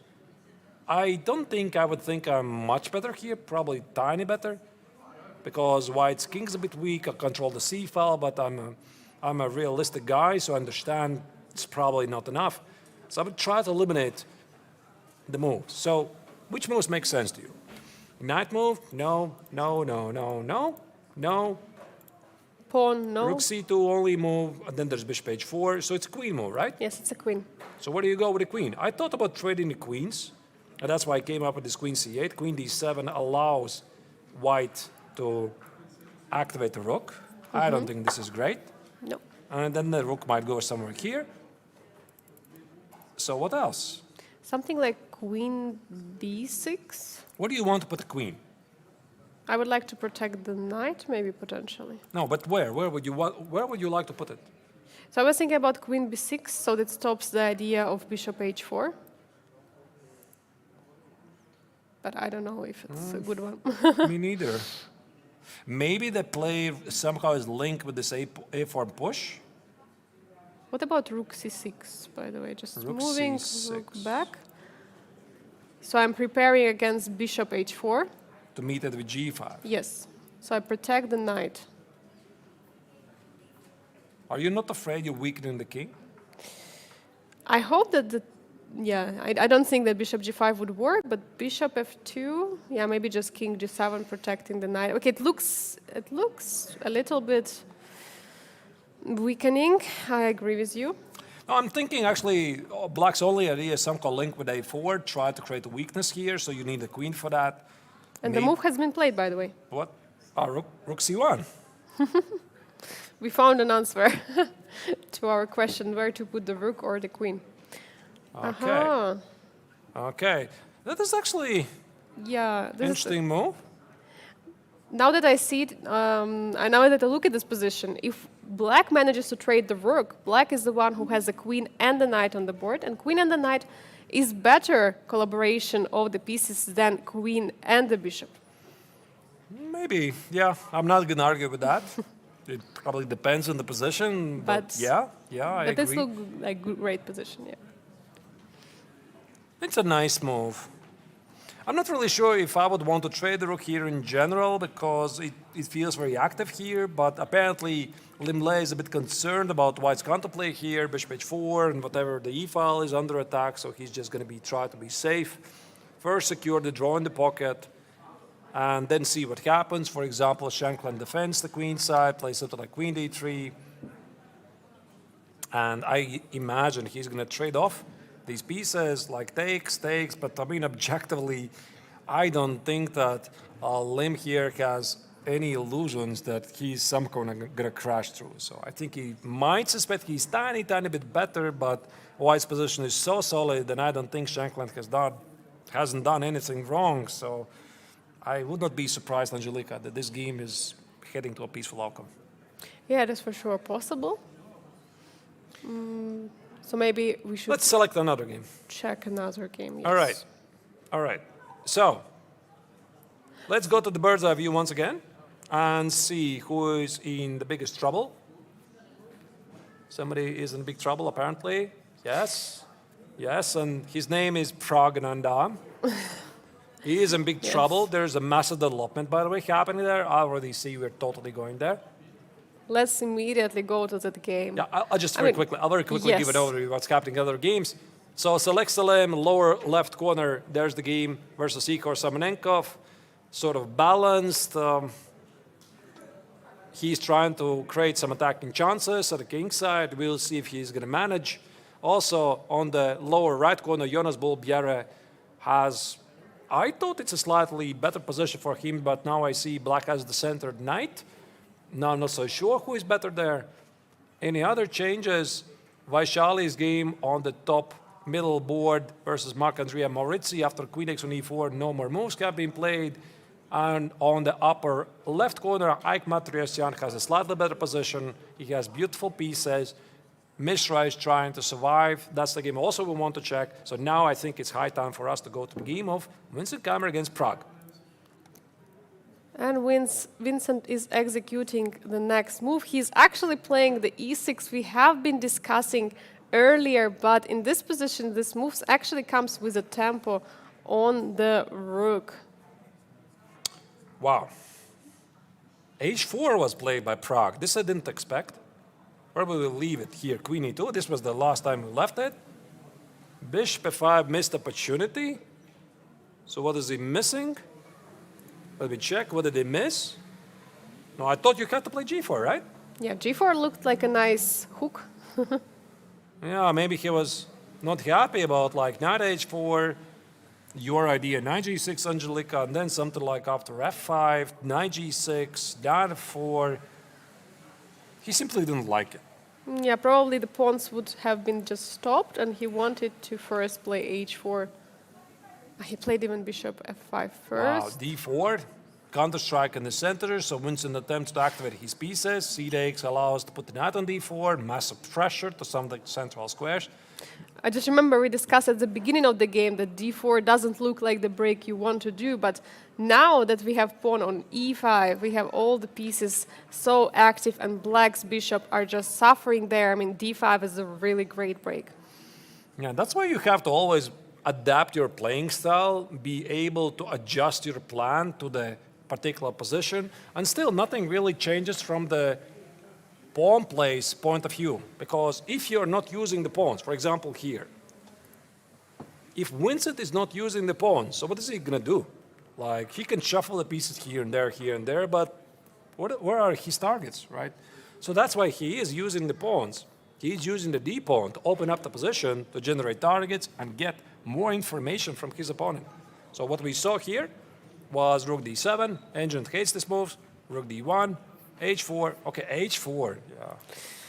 That's an interesting choice. Knight b4 and e6. Exchange sacrifice. Yeah, exchange sacrifice was sacrificed by Vaishali at the beginning of the game. We see another exchange sacrifice by her brother Pragnananda, and yeah, looks very interesting.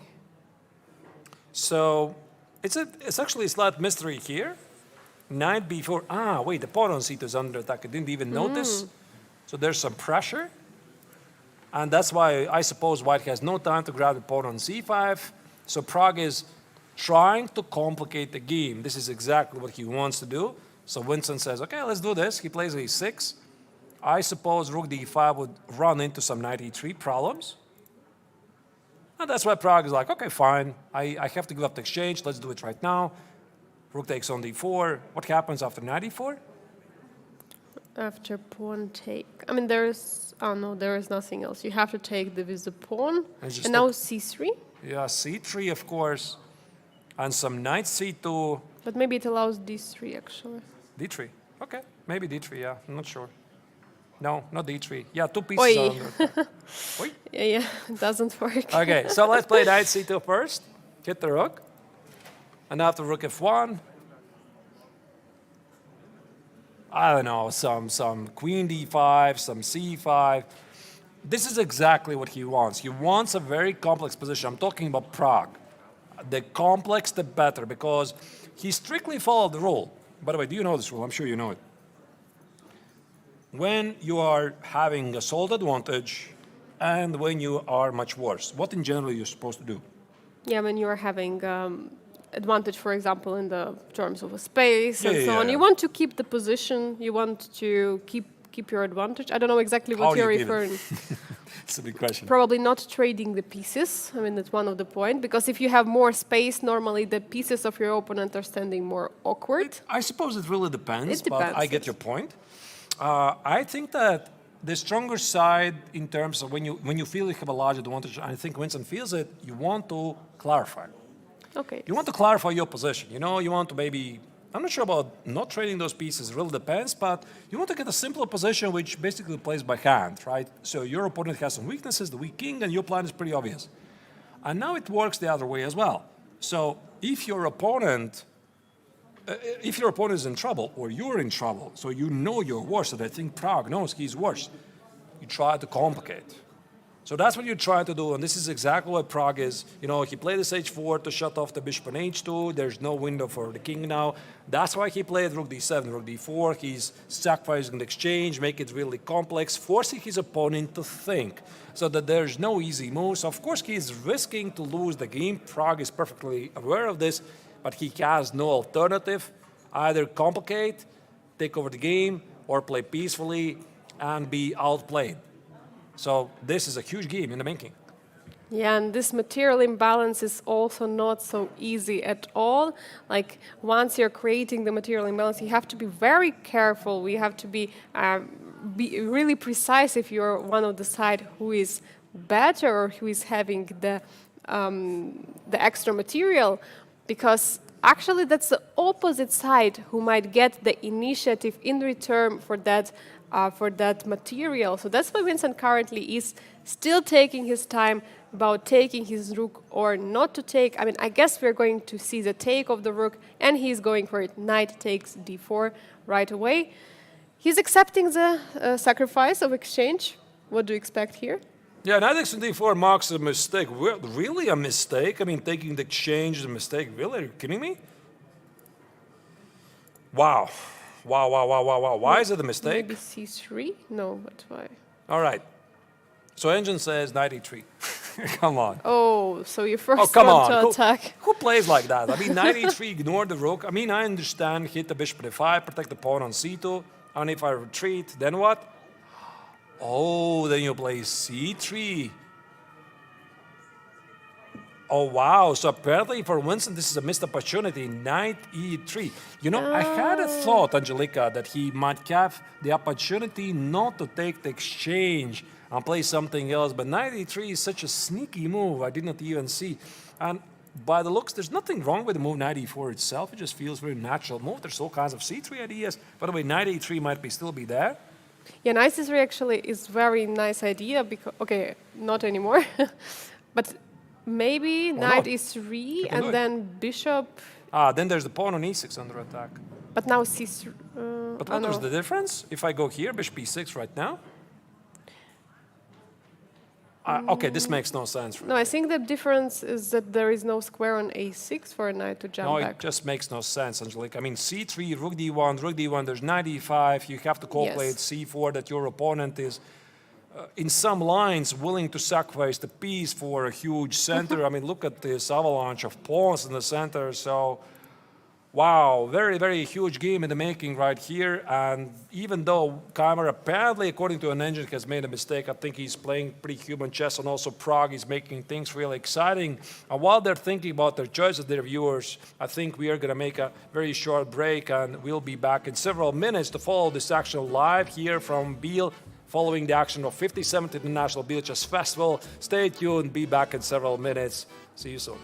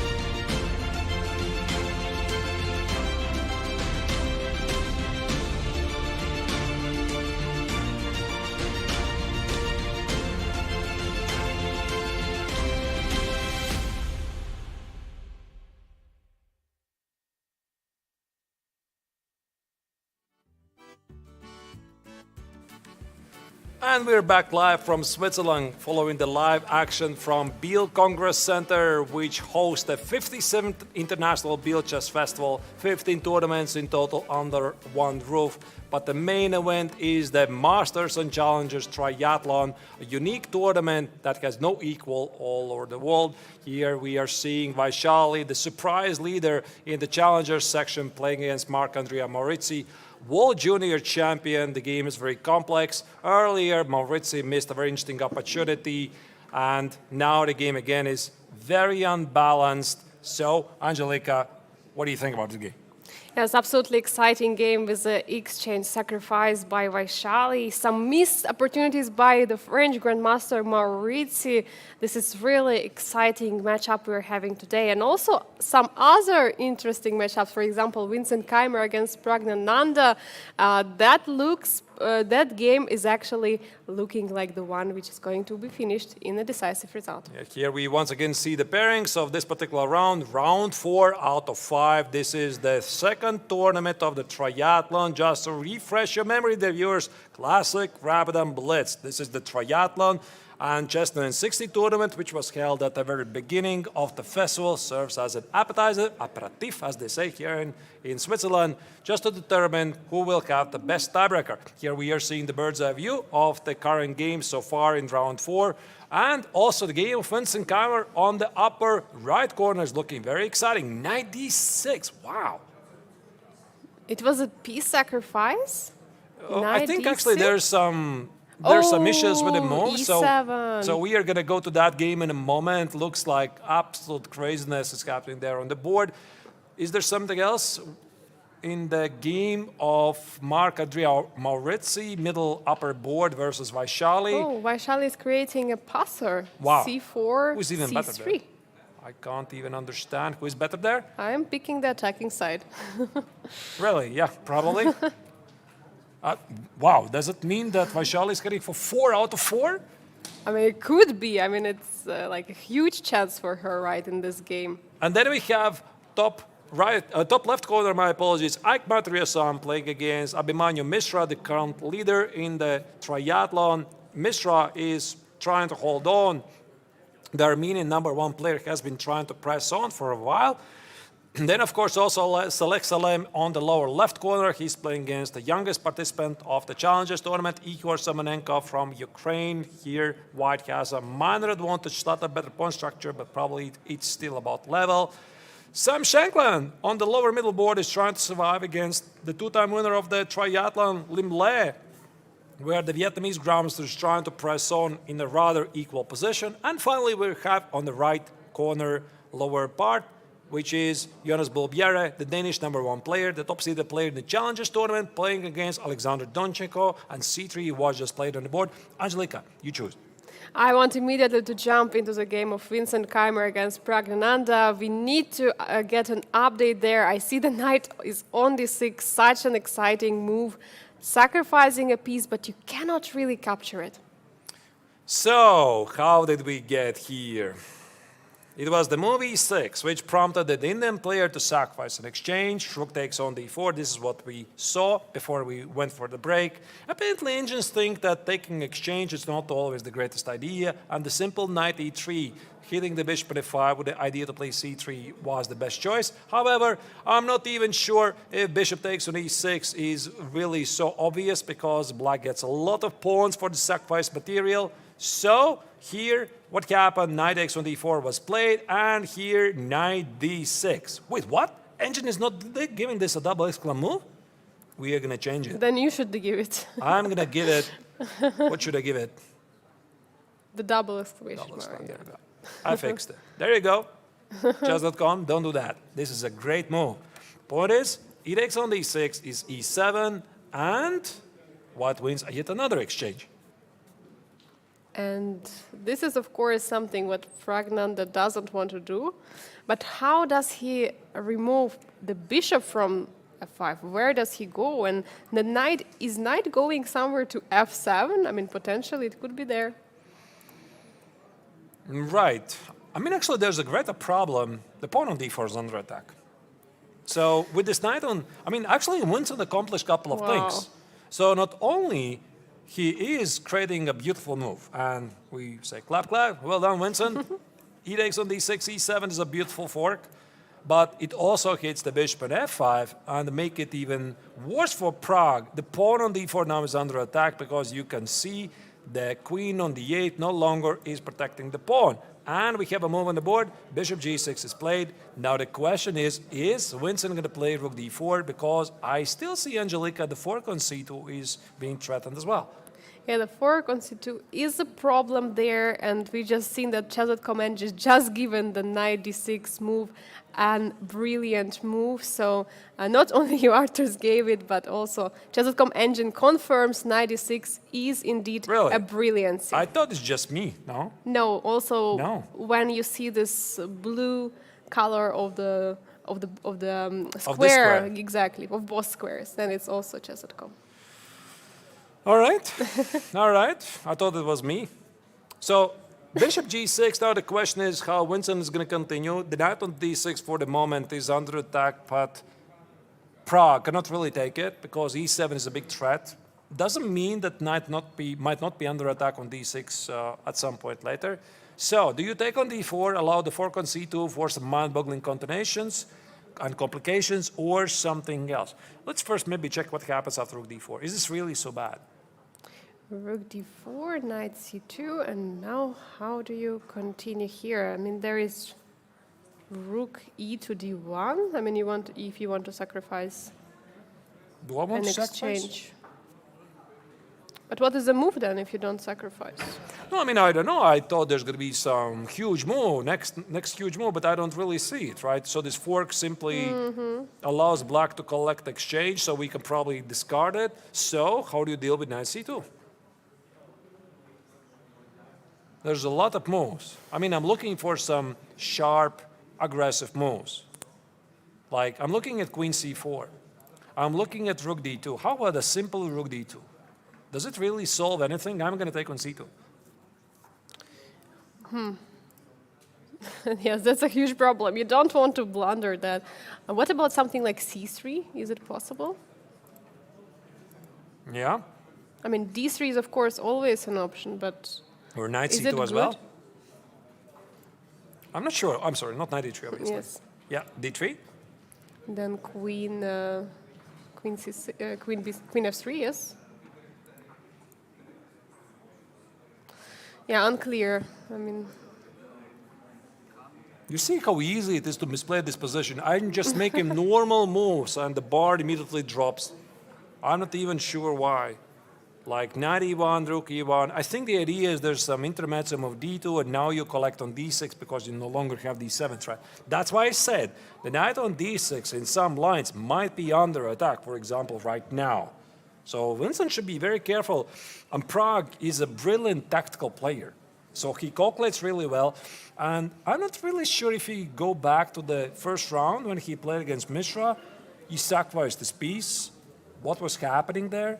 Sometimes he does this, right? So he's still very young, obviously one of the best players in the world already. I'm talking about Prague.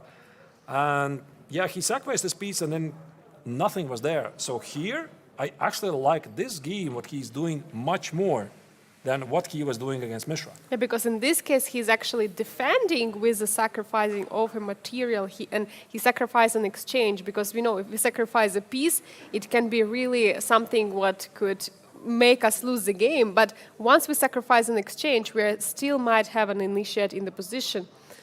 But what is the move here? I mean, Okay. still huge question. So what did we talk about before, Angelika? So if you are the stronger side, we're trying to do? Clarify. Clarify. This is exactly what we're trying to do. So I'm going to play a knight f7.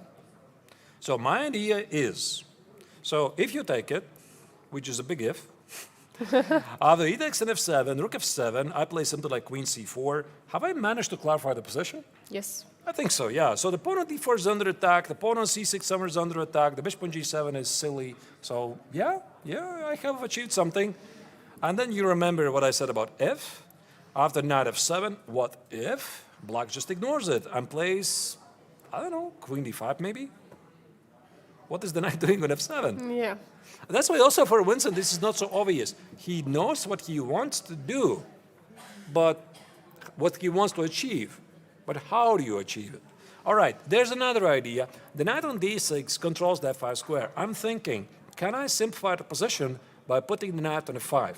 So it could be some scenario. Again, let me just show you some ridiculous line, like queen g4. I don't know, for some reason black plays c5. I try to get knight f5, bishop f5, queen f5. Is this clarification? Yes. Yes, I think It so. is some So kind the of queen f5 is clarification. really great, right? But again, of course, you're going to say, wait, what is c5, right? Why c5? Why not knight c2? Or maybe even more, after knight f5, why black does really have to even take on f5? Because the knight on f5, is it really threatening to take on g7? Be my guest. Take it, right? It's just a very bad bishop. Yeah, you but don't bishop on want to g6 is take very it. strong. Again, not easy for Winston. And that's why it's very important to look also overall on the clock situation, because right now this is moved 23. The position is very sharp. Winston has 18 minutes versus 27. This is a very critical moment of the game. The defining moment maybe not only of this game, but Keimer's entire performance in this year's triathlon. And most likely also the chance of getting into the final stage of the triathlon. I was actually wondering, Artus, if something like knight e4 is a move here. Knight e4, I'm blocking the bishop. If you play f5, I'm going to take on g5. Right, but I could play, Again, queen d5. Queen d5. You want to play. yeah, hit the pawn on Always e6. this move. Knight c3. Oh, you want to continue this line? I don't know. I don't know. What is the Knight knight doing on c3. c3? It's a bit weird, no? Yeah, maybe it's not good. Yeah, no, I would like to keep the knight on d6 for the moment because it blocks the queen. There's always this idea, but first and foremost the question, how do you defend a pawn on c2? What do you do it? I mean, rook d2 is knight c2. Doesn't help you. What do you do? I mean, what do you do? So once again, c3 is d3. Yeah, that's the problem. And then knight c2 or even knight e5. In some lines, the knight on d6 remains under attack. Not very clear. Can I go for some super activity, like queen c4? Can I do that? You can try. Again, knight c2. Queen. Now the rook is under attack. Yeah, rook e2, d3, rook d2. Yeah. I mean, don't forget about this threat. I actually. wait. Yeah. Yeah? Very nice. Actually, what about after d3? There was also rook c2, maybe. Ah, no, there was not. Which line? So rook knight c2, Yes? rook e2, d3, and I was thinking about rook c2. Is it even possible? No. Their pawn is too strong. I wanted to jump away with the knight. This is crazy position. It is a very crazy position. And you know, and this knight on d6, of course, it's really nice. And chess.com gives you double exclam move and everything. And of course, Vincent doesn't know that. But the big question is, where's the follow-up? I am not seeing it. And I see the bars like way up for white. So it kind of gives you information. There's something very concrete. Maybe you remove rook to f1 and wait for the knight to capture on c2, and then you play some move. No, but again, don't forget this threat. I mean, really, rook f1? I don't know. I'm just. Oh, come on. Oh, Okay, no, no. no rook f1. Okay, maybe it's elimination method. So, no, because queen d5. No, because it makes no sense. Queen maybe. Rook either here or here. Rook e1 makes no sense. And pawn, how many moves there actually are? I'm not even sure. I mean, everything is very much limited. I mean, but it's so hard to find a move. Wait, I just try to picture myself in Winston's shoes. So the knight is not moving, the bishop is not moving, king is not moving, probably because it makes no sense. Queen move, maybe. So there's like queen c4 and queen f3. Rook move, rook d4, rook d2. Maybe rook c1, by the way. Rook c1 and after. Same idea. Yes, but you don't take it. Yeah, You but- just remove. But then what? But then what? Again, it's always the question, what's the sequence of the moves? I mean, what do you do next? What Rook do you do next? ed1. Yeah. Doesn't help at all. No, it does not. And the thing is, the clock is mercilessly ticking. Tick-tock for Winston Keimer. I'm not even sure he's a favorite in this game anymore. So we go back to this critical moment right here. He had a very nice opportunity, at least according to an engine, to play knight e3 because apparently engines really like this position. But again, what happens after bishop e6? Just ask yourself from a human sports perspective, what is the continuation here? Do you take on d4? Do you play c3? Are you happy with this? Like takes and knight e5. Do you like this position? So you win a piece. But are you not afraid, again, from afar? For example, black plays, There is knight. I don't know, something like this. Are you not afraid of these pawns? Does this look like something under control? But there was also knight f4 jump or knight. Where? Or there I missed was something, not. yeah? Maybe. Where was the knight f4? Here after c4, knight f4, just bishop c4. Yes. Okay, it doesn't work. Okay.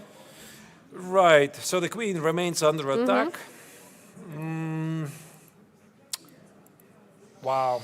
Yeah, he went for this very beautiful knight e6 move. Now, but now, huge question: what do you do about this c2 pawn, and how do you You know, capture on I'm going to d4? say something crazy.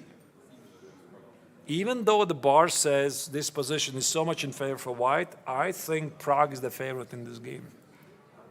This is probably completely crazy, but I just do not see. I just do not see the follow-up. What Well, about for black, there's a f4? lot of complications. What? F4 F4. with f5 idea.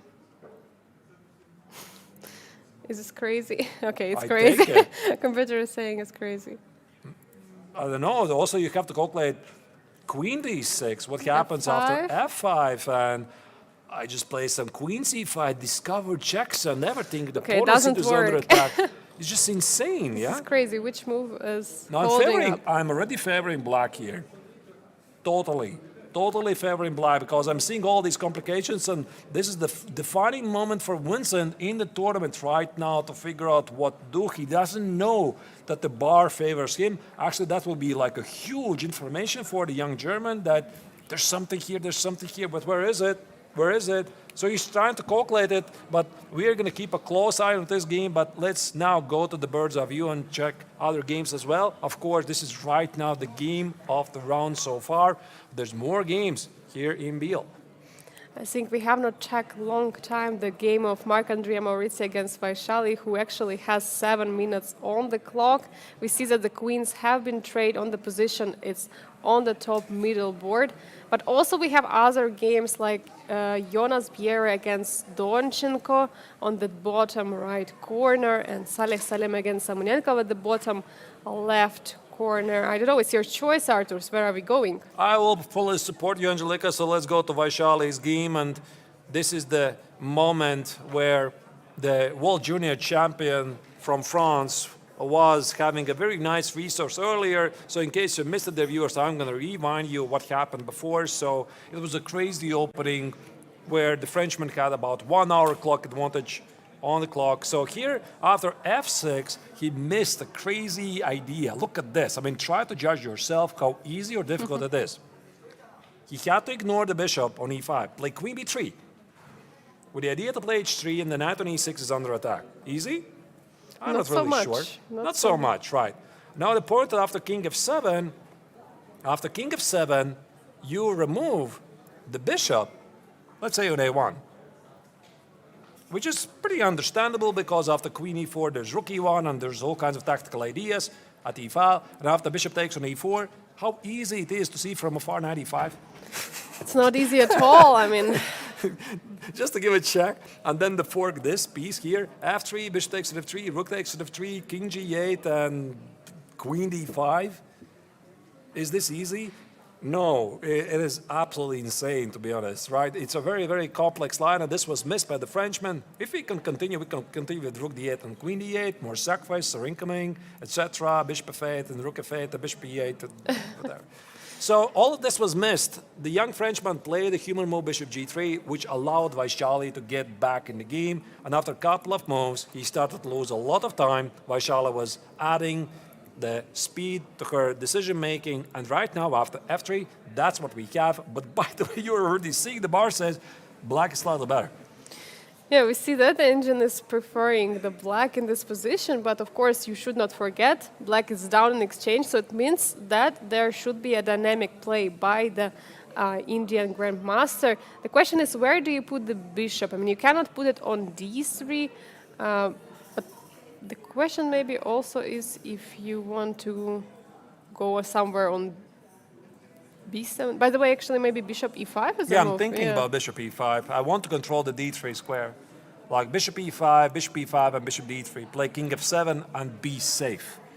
But again, with bishop e5, it will be like a deja vu what's happening in the game of Abhimanyu Mishra playing with black right now against Ike Matrisian, where he gave up this powerful darks by bishop on g7, and now he's suffering the consequences. And now I'm not so sure that this bishop on g7 is something that the Indian player really wants to give up, because if the knight disappears from the board, this darks by bishop is a monster, but no, she decides it's time to clarify the position. Engine says, of course, it's a mistake, but apparently there was something better. But Vaishali also has to take into account she only has 6 minutes on the clock for the following 15 moves with no increment. I'm just wondering if bishop d3 was possible to play. Here. No. No, not That's a short possible. answer. I wanted to play bishop c3, but there is a knight hanging. Yeah. So bishop Not c3, possible. rook takes on e6. Yeah, too you're many pieces. I don't know, Extra piece for white looks like somewhere. c3. Oh.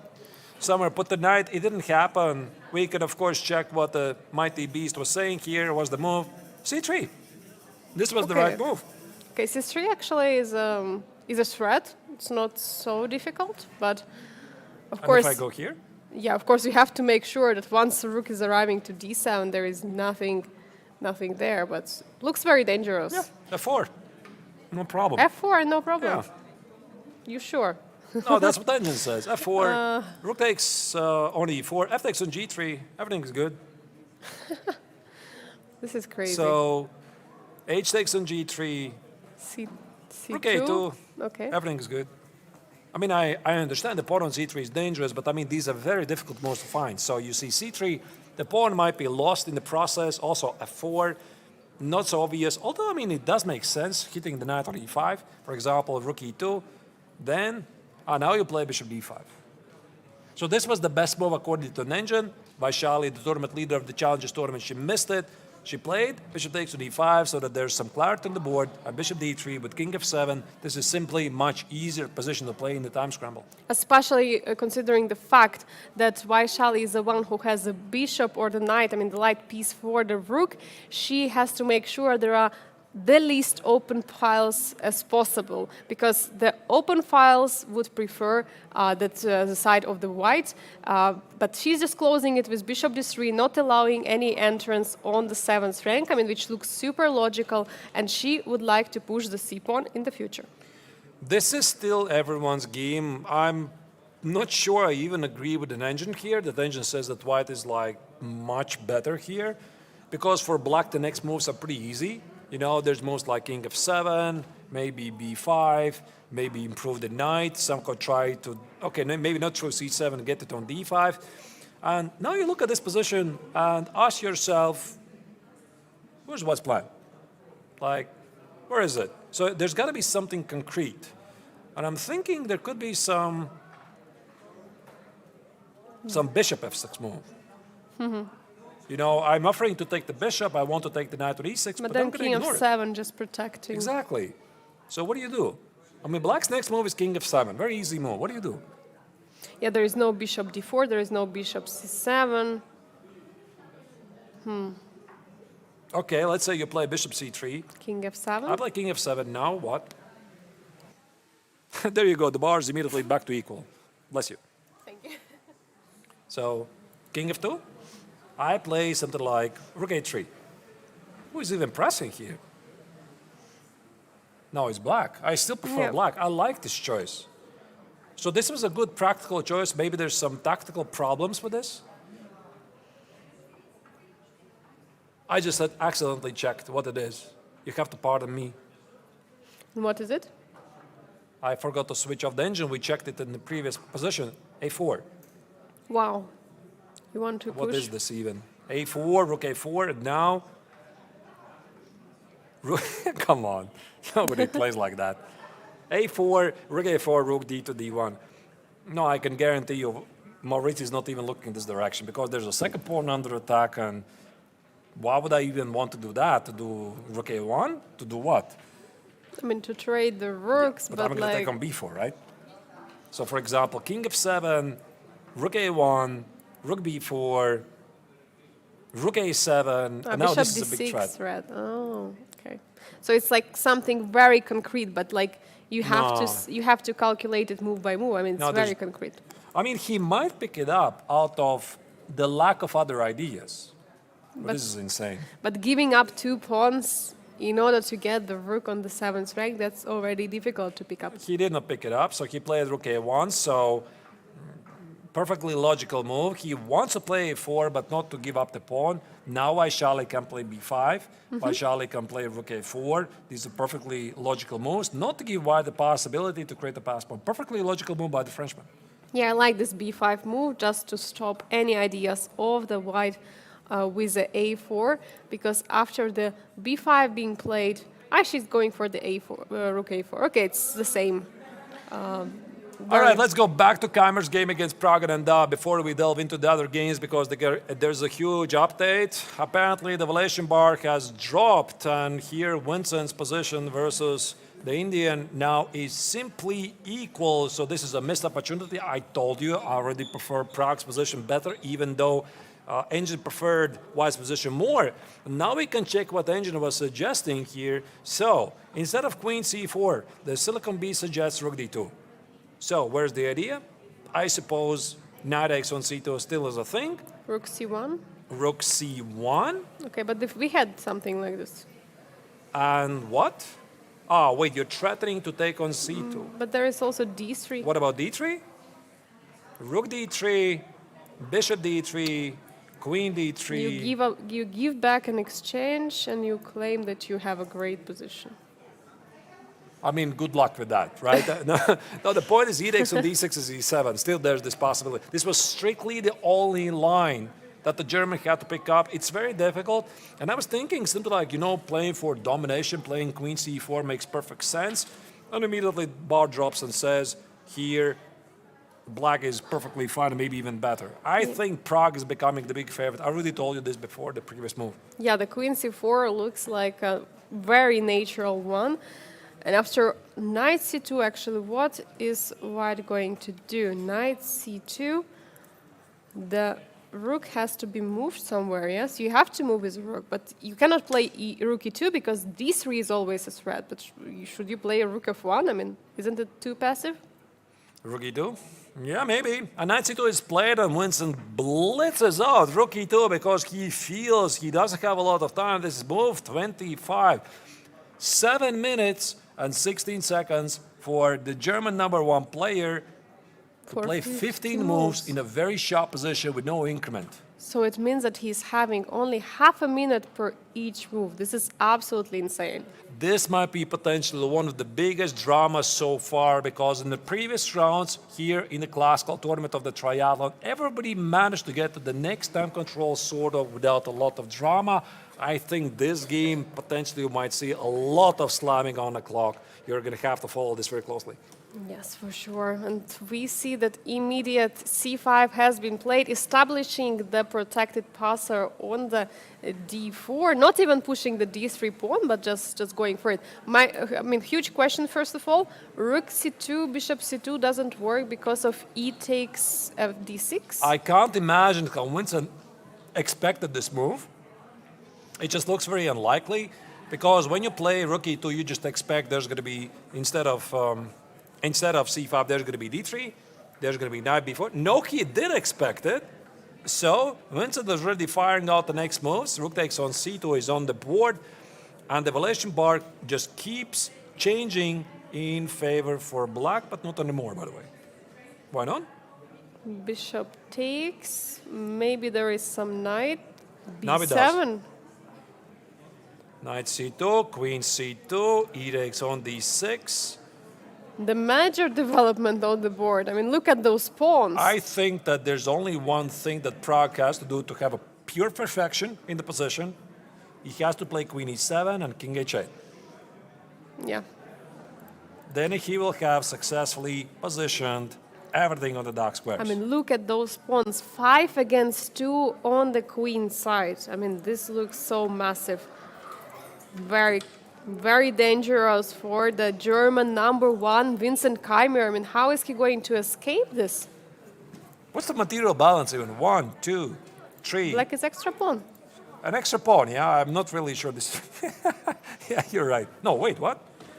1, 2, 3, 4, 5, 6. Let's do the math. 1, 2, 3, 4, 5, 6, 7. No, 2 extra pawns. Oh, 2, yeah, because they're Right. doubled. Yes, 2 you're extra right. pawns. Wow. This is crazy. But this is a strong pawn. I like this choice by Vincent. So he wants to put the queen somewhere on d5, apply pressure against the pawn on d6, and then also this is the position that you can easily play out in the time scramble. The bishop on g7 for black is pretty bad. He would love to play f5, but e7 is a big threat. How do you deal with this? Yeah, I think there might be this compensation for white in terms of the weaknesses of the light squares for the, for example, king side. And I mean, generally, all pawns are located on the dark squares, and that's why something like queen f5, queen d5 might be an idea to put pressure on the d6 pawn. So it's not so easy to push the pawns on the queen side. All right, so it seems the Pragananda family today is in the center of the action because also Vaishali's game, the Challenges tournament, she's the sister of Prague, is getting really exciting. They definitely know how to create content. Let's go to the bird's eye view and still give some love to the other games as well because none of the games have finished yet. They're not as exciting, but still worth to follow. Maybe let's give an overview what's happening in those games so that we can get ready for the time scramble.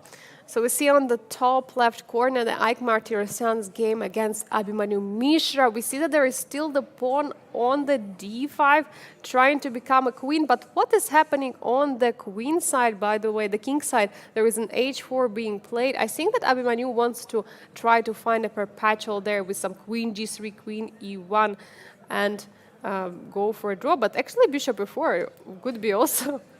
We're going to check it out in a moment. What else is happening there? Marc-Andrea Maurizzi versus Vaishali. There's about the balance on the board. The games are really a mess. And clockwise, Vaishali has 3 minutes. I think that should be the game we should be heading to shortly. Not to miss any actions from other games. Salm Select versus Igor Savenkov. I know that we haven't looked at this game for a while, but it still looks rather balanced from both players. We'll make sure to check it out. Not so sure. Just look at that. That rook on f5 is being under attack, but of course it cannot be taken. Looks like a crazy position slightly there on the king side. All right. So the lower middle board, Sam Shankland is trying to hold on against Limble, the 2-time winner of the triathlon. Black is slightly pressing, has a better queen on a1, applying some pressure. So he is trying to find ways to crash through, probably still within the balance. And also the game of Jonas Buhler against Alexander Donchenko. What's happening there? I mean, I think that black is up a pawn, but the problem is a very bad pawn structure for black. All right. Let's make an overview of these games. Let's go through one after another, and give us estimation so that we have them on the full screen, and then go to the Vaishali game, because she's in a very severe time scramble, so we don't want to miss the action. I suggest to start with the game of Jonas Buhler. This is the position right now, the top seeded players in the challenger section. The position looks pretty balanced, so to speak, right? So white has 1, 2, 3, 4. No, everything is equal. Yeah, just there was a pawn on g5. I didn't know it was white to move, so I saw that there was an Now it's pawn. gone. Yeah, the pawn was gone. It's gone. It was an extra pawn for just one move. Yeah, so we missed it for a good part of the game, but it was pretty equal to start with, and I think that this is heading to a logical, peaceful outcome. All right. So let's go to the next game, of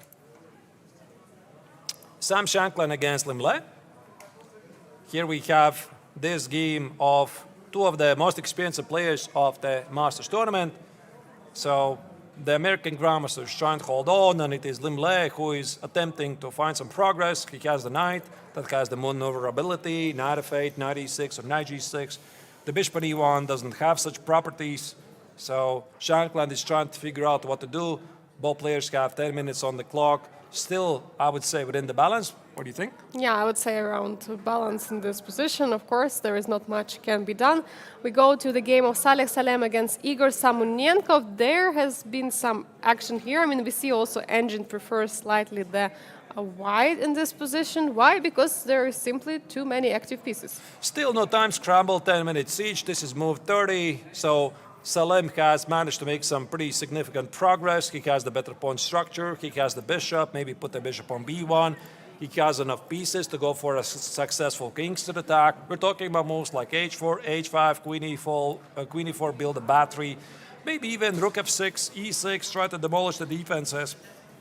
And then with the battery, create a lot of problems for the black king. Looks really nice for him, but still probably black is within the range to hold it on. And also, of course, the game of Ike Martirosyan against the current leader of the triathlon in the master section, Abhimanyu Mishra. And the last move we just did not see was bishop takes on h3, which probably leads to some perpetual check. Yeah, that's actually a very nice sacrifice. After pawn takes the bishop, there is no way for white to escape. Queen f2, queen f1, perpetual. That would be the second draw in a row for Abhimanyu Mishra, and it would be actually the fourth draw for Ike Martirosyan in this classical stage of the Grandmaster Triathlon. I don't really think that white can do anything about it. Maybe there's some Knight checkmate f7, ideas. just Knight try f7 something. here. You give a check on h8, you lose the knight. You don't on want f7. that, yeah. And Abhimanyu, by the way, is low on the clock, 3 minutes, but he has only 4 moves to make. And there's a lot of drawing ideas possible here for the black side. So I would say Abhimanyu has successfully succeeded to hold on to this position, and he might survive this. All right, now it's your call, Angelika. Is it Winston Kammer against Pragananda, or is it Marc-Andrea Maurizzi against Vaishali? Somebody from the Ramesh Babu We go family. to Maurizio against Vaishali. We have not checked the position for quite some time. Vaishali is down to 2 minutes on the clock. Very tense position. We have move number 34 here. So still 6 moves to be made by Vaishali. And it looks like she's having actually a nice pawn chain. She has. Rook a2 is played very quickly. Maurizzi would love to create a pass pawn on the queen set at some point. a4, a5, b takes, b6, b7. The bishop on e5 is conveniently placed. And I think that also Vaishali wants to kick this bishop out of its existence and play something like king g6, king f5. That would be my thought process. Maybe Vaishali is going to play something else like rook d8, rook d5, hit the bishop, hit the pawn, but she has to make the decision very quickly. There's no increment here. No increment till the move 60, but in about 5 moves, or actually 6 moves, she's going to get an extra, how many? 1 hour? I believe, yes, 1 hour 1 after hour. move 40, but right now this is move 35. 6 moves to make for Vaishali. You got to make a move. She plays rook a4 just to be safe, blocking the pawn. I suppose she already has made up the mind to play king g6, king e5 in the next coming moves. So still 5 moves to play for the young star from India. And of course, Maurizio wants to press on the clock. And he plays very quickly rook c1. Yeah, he's understanding that currently this next 5 moves are very important for Vaishali. How much time does she has? 5 minutes. I mean, she has like around 25 seconds per each move. Like, this is really... Not a lot. She has to make those decisions very quickly. I think king g6 is still an easy move. So first she wants to understand, why did my opponent play rook c1? I suppose he wants to play bishop c3, bishop b4. You want to evaluate things, but the clock is ticking, Vaishali. You got to make a move. It's only 1 minute and 5 seconds on the clock. I mean, 5 moves she has to make. This is getting Makes perfect sense. but 51 seconds on the clock for 5 moves. This is really not much at all. No, it's on 10 average 12 seconds. seconds per move. There is no increment here. Once again, she has to make the move 40. This is move 36. And just to remind you, dear viewers, very often blunders happen on move 40 or move 39. I don't want this to happen, of course, because Vaishali has been playing brilliant chess, but also Maurizi has been applying very good pressure against the leader of the tournament, and this is everyone's game here. And they were fighting from the very start. Vaishali sacrificed an exchange. Until now, she's battling it out. I mean, there was a huge opportunity for the French Grandmaster earlier. But even though Vaishali is down on time, she is making actually some magic here in the position. There are no open files for the rooks. I mean, this is actually a completely crazy. Like, there is not a single one open file where rook can go and enter the position. I think here Maurizi should spend time. He still has 40 minutes on the clock, plenty of time to figure out, no, he's looking something that's happening at the playing venue. That's pretty interesting. Apparently there was a movement, caught his attention. Now he's back concentrating on the board. Knight e7, e5 is a big threat by Vaishali. I think she wants to play e5, and the knight on d7 would support all the pawns, most notably the pawn on b6 and the pawn on e5. For example, let's say white does something ridiculous like king f2, knight e7, bishop d4, e5, a bishop c3, king e6, king d5. This feels pretty great position for black, but yeah, Danger still disagrees and says it's equal. Yeah, I think what caught his attention is that we have already first result in the round number 4. There is a draw between Haik Martirosyan against Abhimanyu Mishra. So Haik took the piece on the h3, and there was just a perpetual check. So the draw was agreed. The fourth draw in a row for the Armenian number 1, and Abhimanyu Mishra is still holding the lead of the tournament. When you're also seeing the very important game of Vincent Kammer, the top right corner, versus Vaishali's brother, Pragananda, in the Masters section. Prague has 2 extra pawns, but it's his pawn on e6 that makes him worried. 9 minutes versus 4. The players are approaching the time scramble. Very, very tense game. Let me give you an update. How many moves they have played so far. This is move number 29. So this means still 11 moves to make for both players. Yeah, and Vincent also doesn't have so much time, but I would say we should focus on the game of Vaishali right now, because she's under 1 minute for next 5 moves. And I would like to point out her body language here. Look at her being ready to write down the move. She's holding the pen all this time after she played the move. She's just being ready to write down the next move of the opponent and play her move herself. I think she's actually legally entitled not to write down those moves, because she can just play them and make some sort of a mark, like I have made this move. And then after the next time control is reached, you can always ask for the score sheet of the opponent and write out those moves. I'm not really sure what current FIDE rules state. Before, there was the standard implementation of the increment for every made move. We played it like, what was it, like 20 years ago? Yes. This was a pretty standard scene. You approach it the next time control, you have no increment, and then you would just blitz out a lot of moves with the hanging flag, because there were no digital clocks back then, and then you would ask the score sheet for your opponent just to write out the moves that you missed. Actually, interesting fact you're pointing out. How could you know how many seconds is left there when flag was like going off? It was crazy. But I think the current rule is that it depends if there is an increment or not. And currently, Vaishali doesn't have an increment. So in the games with an increment, there is always the must to write down the moves. But if there is no increment, no 30 seconds added after each move, then you may stop writing down the moves if you're getting under 5 minutes. I think right now Maurizi wants to be very unpredictable, because of course he understands that flagging in a classical chess is very unlikely event. However, still the opponent needs to make 4 moves in 51 seconds. So how do you be the most unpredictable in this position? Some g3 move, but there's going to be knight e7. Oh wait, knight e7 you just take on e4. I would say g3 makes perfect sense. Yeah, g6 actually opening up the position, and there is this h file, right, where potentially rook could go to. So maybe this would open up the way rook all the way to the h file. Or what about actually king f2 and rook h1? Don't blunder a fork on d3, by the way. Yes. King f2 allows black to play something like bishop Yes, g6. a knight and f3.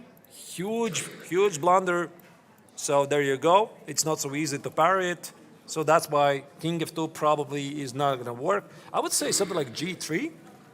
After g3, Vaishali is not in time to play knight e7, because then white can just take on f4, the bishop on e5 is protected. So Vaishali needs to make up her mind what she's going to do after g3. Yeah, I think she's calculating right now, but it's also very difficult, especially, since the player has more than 10 minutes, I mean, actually exactly 10 minutes right now on the clock, and she's down 1 minute. I mean, you have to be ready for everything, and I think it's a chance for Maurizi to be unpredictable here and go for something and play on the time. Okay, if I take it on g3, now what? Bishop g3, now what? Activate the king. Yeah, you bring the king first. And I play something like bishop f2, hit the knight, knight e7, maybe bishop e3, hit the pawn on g5. King f5. And now I play your idea of rook g2. Which, by the way, is still okay for black because you the take pawn on an a3 is hanging up. Yeah, rook g5 and king f6. I could easily imagine the young Frenchman being somewhere here in these lines. So what you normally try to do in those situations when your opponent is in time scramble, you try to calculate as deep as you can. Not to give your opponent time to calculate during your moves. And actually, I'm looking at the evaluation bar of the Vincent Keimer game. It looks like there is some turnaround happened there. Maybe we quickly could overview what is happening there. For some reason now, evaluation bar prefer Just white. as we went to the bird's eye view, Maurizi played the move, which is bishop let's go c3. back. Let's go back again and then go to the bird's eye view and see what is happening there. So knight e7 played very quickly by Vaishali, insisting on the e5 idea, king e6, king d5 idea. So 40 seconds. She managed to erase one move next to the next threshold, which is move 40. 3 moves to make 40 seconds on the clock to make it happen. It's very difficult, especially when your opponent has so much time. I mean, it would be easier if Maurizi was also in the time trouble, but he is not. He can spend as much time as possible, and Vaishali has to wait patiently for the move and calculate as many lies as possible to be ready to go for the move in the same second once Maurizi plays the move. And rook e1 has been played. It's on the board. It's stopping e5. Yeah, stopping e5, stopping king e6. This is a move that Vaishali quite did not expect. This is Frenchman's best chance right now. He has played something that Vaishali has not expected. 24, 23. e6 is still played, seeking another route for the king. King e7, king d6. 2 moves for 24 seconds. Yes, still 2 moves have to be played. 24 seconds on the clock of Vaishali. She's for sure able to make it, but this is a moment when Frenchmen can try to put ask some questions her, like to see, I mean, how ready she is for those moves, because you are not ready for all the moves at the board. G3 might be an option here. Just to give you an update, what is happening on the board of Vincent Keimer against Prague. I'm sorry, we went back to this bird's eye view, and then immediately Maurizi decided to invite us back to follow the game.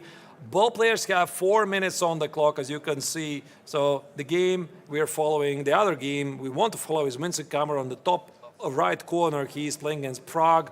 There was a change in the position, and I think Prague gave up one of the pawns in order to activate his pieces, and Vincent just fired out with f4 to create some chances at the king side, but again, Maurizi keeps us inviting back to his game because he just played king f2, and Vaishali's clock is ticking. 15, 14, 13 seconds. Let's go back to the game. Let's get back to the footage from the game. I think she's going to make it. I think she's going to officially make it. She has 13 seconds to make the next move.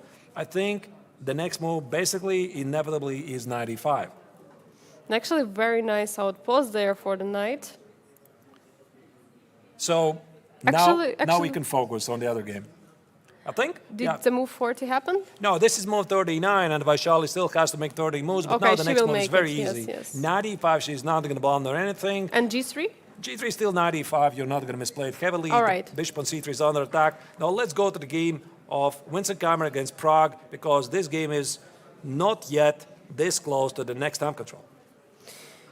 And we see that we have already a huge difference on the position. I mean, we've seen before that actually the Pragnananda was the one who was pushing, but in the time trouble, he himself blundered something there. Wait a second, what is happening? E7, is it possible?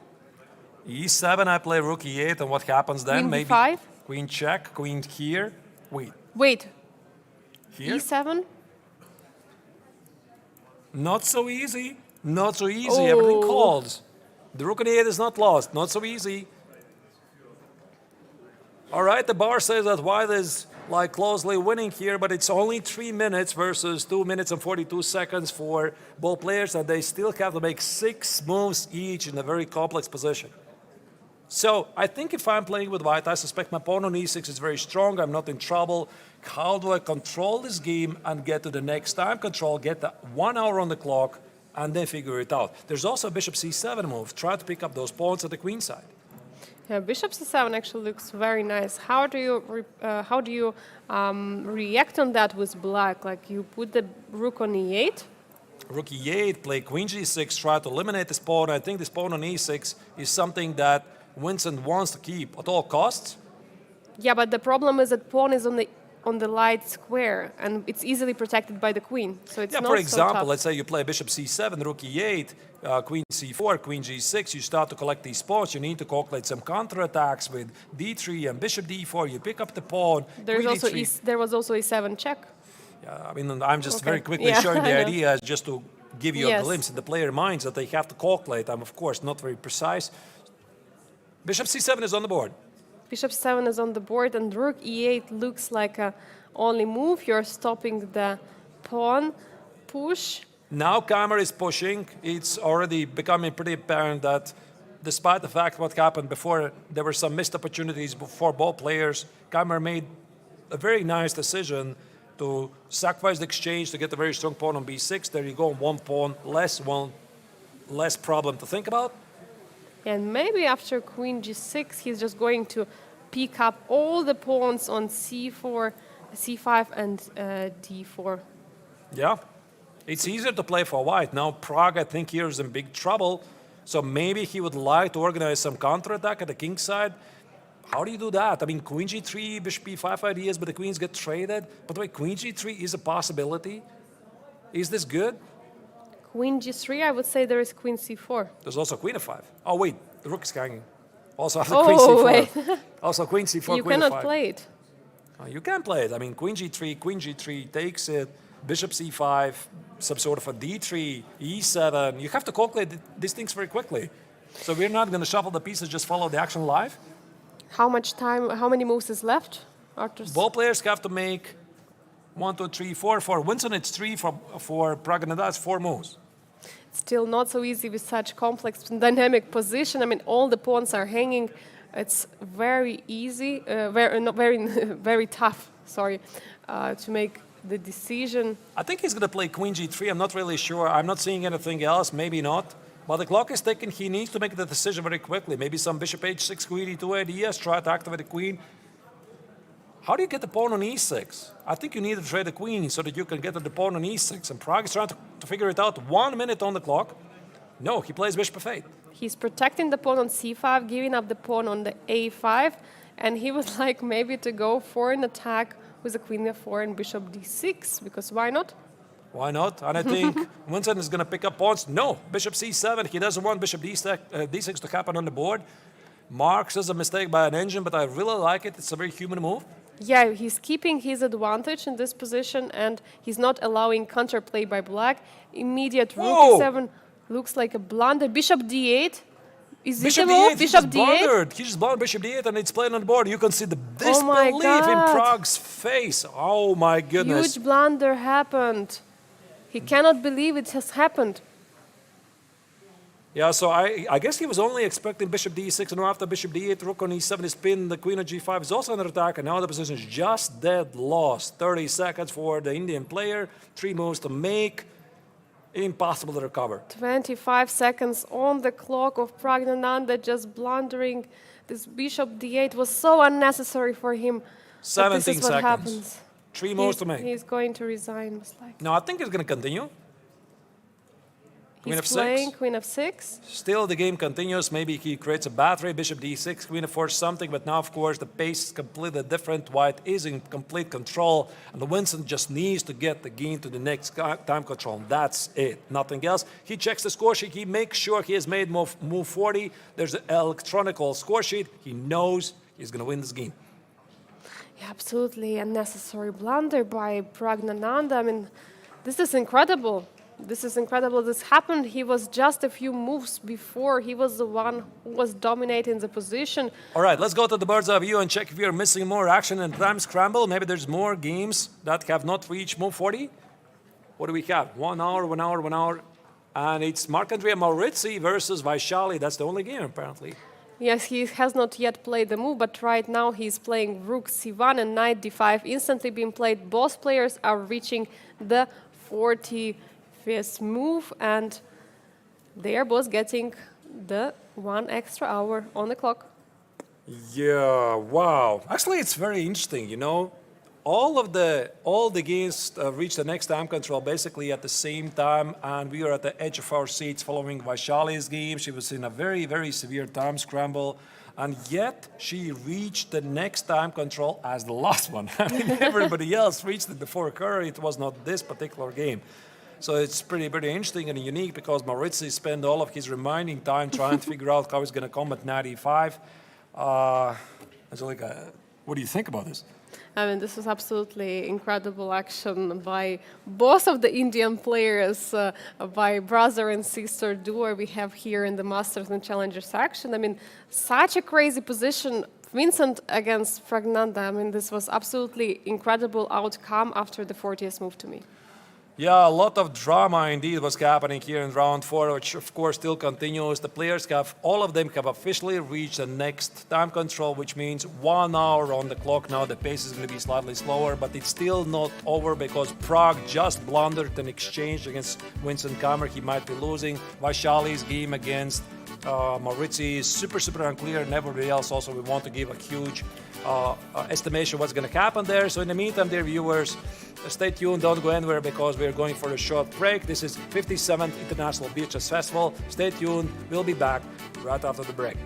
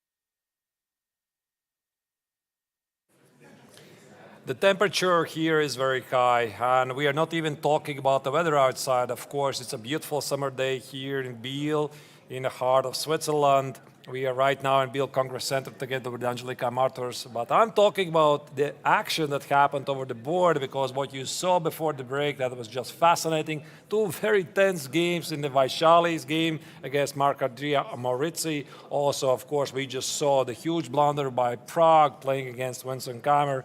Angelika, wow. What else I can say? There is no other word than that. I mean, absolutely incredible action we are having on all of our boards, but especially on the board of Vincent Keimer against Pragnananda and also on Marc-Andrea Maurizi against Vaishali. Those were two the most exciting games we have been following today, and I'm looking forward to see what is going to happen, because are you sure that Vincent is going to win? Maybe some other blunder will happen. We'll see, of course. Now the players have gotten more time on their hands, so let's maybe check the current status. How many games have finished? It's just one, as you can see at the game.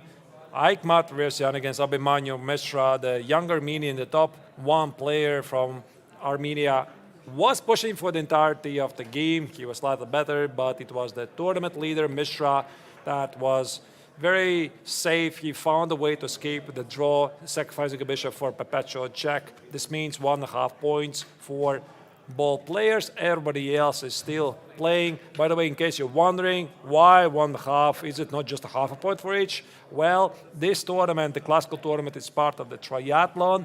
It consists of 3 tournaments: classical, rapid, and blitz, because each tournament gives a different amount of points for scored victories. For example, in classical, they get 4 points for a victory, 1.5 for a draw, and obviously 0 for a loss. While in rapid, it's 2 points for a victory, 1 point for a draw. And 2 tournaments are approaching the finish line. The rapid tournament is over. Classical, this is round 4 out of 5. Blitz tournament is still to follow, and this means things are only heating up here, reaching very high temperatures in Biel. Yeah, absolutely exciting tournament format we have.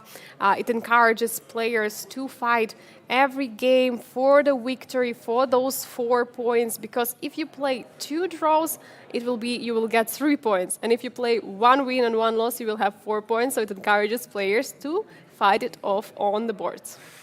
That's right. Now let's go back to the bird's eye view and see what is happening everywhere else. Of course, the crazy game of Vincent Keimer against Prague. You're seeing a top right corner. Prague now is down in exchange. He's trying to salvage the position. The bar says not going to happen today. So it's simply an exchange up for the young German. But I don't think this game is going to finish anytime soon. Of course, the very exciting action between Marc-Andrea Maurizi against Vaishali is pretty level. The players have reached the next time control. And by the way, I see Abhimanyu Mishra. Hey, Mamamai, how are you doing? Good. How about you? Oh, we're feeling fantastic. Really great day here. Do you want to join us for an interview? Sure. All right. So we are going to have Abhimanyu Mishra, the tournament leader, at least right now. Maybe things are going to change after this round. He's going to join me here for a moment for a short interview to walk through his thought process in his game against Aikmat Versian. So fun stuff here happening in Biel. And in the meantime, the viewers, you also can prepare your questions for Abhimanyu. Ask him, how is he doing? How many hours per day is he preparing for chess? I already kind of know the answer. He said it. It was something like 10 hours, I think, right? Yeah, 8 to 10. Right. So I'll have to figure out new questions to ask to you. Well, I don't know. We could go through your game shortly. I'm just going to stroll it through, and you just stop me at the critical moments. What do you Sure. think? All right. Awesome. So, Okay, this is all node opening. all right. Knight c3, e6. Bishop g5. He'd played this a lot of times before. I was expecting this. I decided to play this h6, which is something new I've analyzed. I haven't played this before. I usually played dc4 in the past. Ah, here. Yeah. Yeah, okay. This Moscow variation, right? Yeah, infamous Botvinnik and it's Or just Botvinnik, yeah. Right? All right. H6, takes, take, takes. e3. E3. Knight So d6. I understand this is very popular stuff. Everybody plays this lately. Yeah, this is quite popular. I mean, it's interesting because, okay, White gives up the bishop pair, but he has a lead in development. And okay, like bishop e2, there's a lot of finesses between bishop e2, bishop d3. All right. Because in some lines, like if you go bishop e2, dc4, white is not directly inclined to take back on c4. He can go, for example, like knight d2 at some point and play knight takes c4. Okay, not entirely here, but okay, I think castle first, and then if like g6, he has like knight e4, knight e5. It's okay. These are all very, very interesting lines. Uh-huh. But okay, the whole point is, okay, like black should be fine, but it's still, you have to know a lot of things. So okay, g6, castle. Now there's two moves, bishop g7 and queen e7. If you start with bishop g7, then you allow like cd5, ed5, b4, which is again another b4. Ah, b4. Oh. Ah, that's why you play queen e7. Queen e7. I mean, these are all some minor move order tricks. I actually thought you want to set up the stone wall. Probably wrong, no? No love for stone wall? Here, usually it's, I don't think you have that much time. I mean, already white is almost fully developed, and if you play another three more pawn moves, you'll probably get mated soon. Yeah, so once again, so this is one of the core ideas, c takes, b4, b5, create a weakness on c6. But of course, this is also a theoretical line. This is not bad by any means. It's just... All right, so e4 takes... e4, dc4, bishop c4, bishop g7. What is your prep end? I didn't remember this a4 move. This had been, I checked some other moves here, but okay, this a4 was kind of new to me. Castle, of course, looks fine. Queen e2. Oh yeah, could we please turn off the engine for a second? I thought I turned it off. No, it's off. But the bar is still on, right? Oh, you also want to remove the bar. Well, okay, it's the same thing, right? There you go. It's gone. All right, thank you. Yeah, c5 was an interesting decision. I wasn't sure whether I should directly break the center. Like another plan is you can go b6, bishop b7. But the thing is, like, let's say if white makes an improving move like e5 now, like e5 is quite typical to lock this bishop on g7, bishop b7. Maybe like rook fe1 or knight e4 is already an issue. Knight e4, knight d6 somewhere. Yeah. And he can also go bishop a6 and trade off this bishop. Right. So you are like not sure about this position. That's why you decided to play c5. Yeah. I have just one big question. I kind of already know your answer, what you were going to say to that, but still I would like to hear it. So after d5, knight b6, a5, knight c4, queen takes on c4. How about this move? Yeah, this is very... I'm not entirely sure whether it was best. My plan was... the issue is if you go e takes d5 before bishop takes c3, he goes knight takes d5, queen d6, e5. I have a lot of direct issues. Okay, bishop takes e5, knight takes e5, queen takes e5, queen takes c5. If I have two moves to complete my development, I would be completely fine, but as it is, I'm probably just getting crushed. So was this like you felt that, okay, bishop takes on c3, you're like, I'm not supposed to do that, but I kind of don't know what to do. Yeah, because also if you give white one move, he'll play, let's say, rook a d1. Right. And then he'll be threatening d6. Yeah, d6, e5. d6, e5, and also bishop d7 here, he has e5. We were discussing this in like postmortem. This is also very dangerous, I believe. E takes d5, knight takes d5. These knights are very...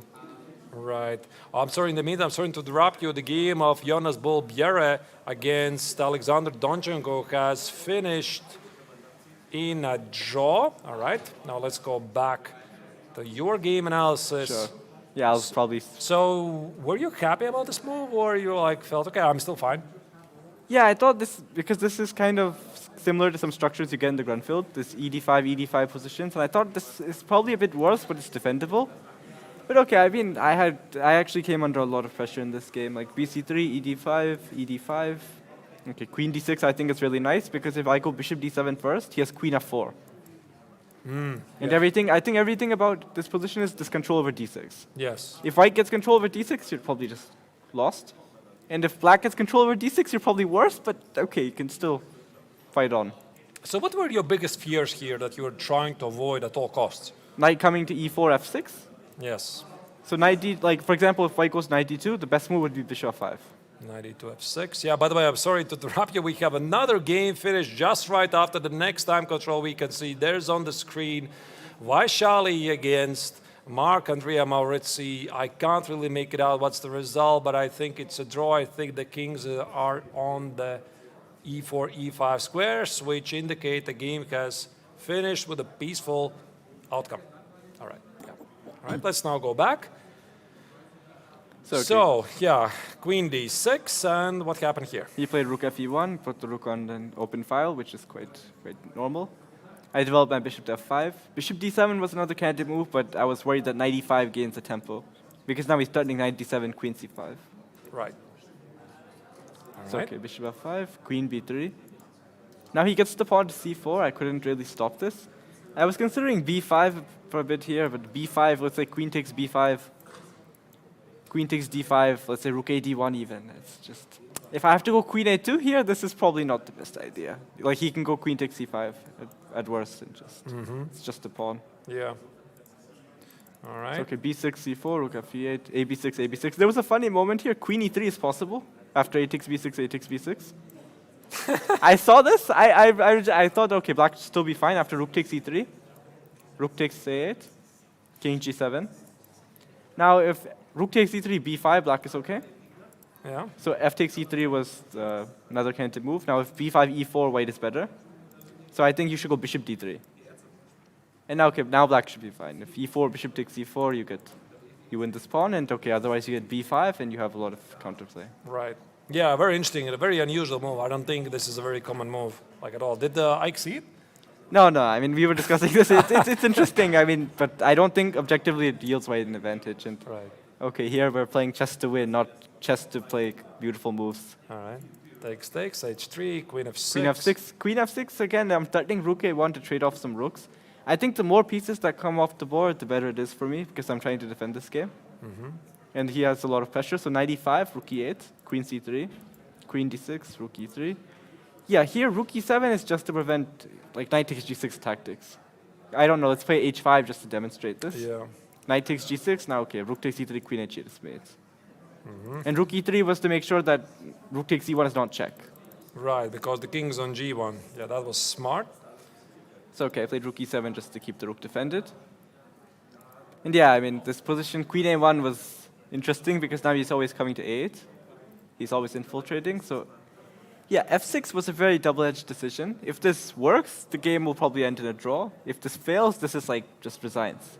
Because Right. the issue is white queen gets in, and I was relying all on this counterplay that, okay, queen g3, bishop takes h3, it's some kind of like perpetual. Queen a8 check, I don't like. We were discussing knight c6 first. Rook takes e3, f takes e3. So he gets what he got in the game, but the difference is he hasn't committed to queen a8. And he can go queen a8 whatever he wants, but I think here still h5 is the strongest move. And even here, despite not including queen a8, this should still be defendable. Right. There's no bishop h3, by the way? Bishop h3, yeah, we'll get to this in the game. There's It's happened later, yeah? there's some transpositions. I see, yeah. So okay, I think knight g4 was also interesting, of course, but I think this should still be defendable, even if bishop takes g4, rook takes e7, queen takes e7, h takes g4. In the long run, this queen ending is, okay, it's unpleasant because of this pawn on d5, but I mean, I think you should be able to hold. Yeah. All right. So he But gave, yeah, this knight c6, rook e3, fe3, this was a very critical moment. I have 15 minutes to make, I don't remember how many, like 10, 15 moves, whatever it was. I spent a lot of time here because this is extremely critical. Black has a couple different candidate moves. Queen g3 was one of the first ones. I saw queen b7 check. Now you have to pick a square, f8, g8, h8. Let's say h8, because if you go g8, there's knight e7. yeah. So okay, h8, now he goes queen e7. Now I saw if I go bishop takes h3, queen takes f6, king h7, check on f7, let's say. King h8, and he just goes back queen f3.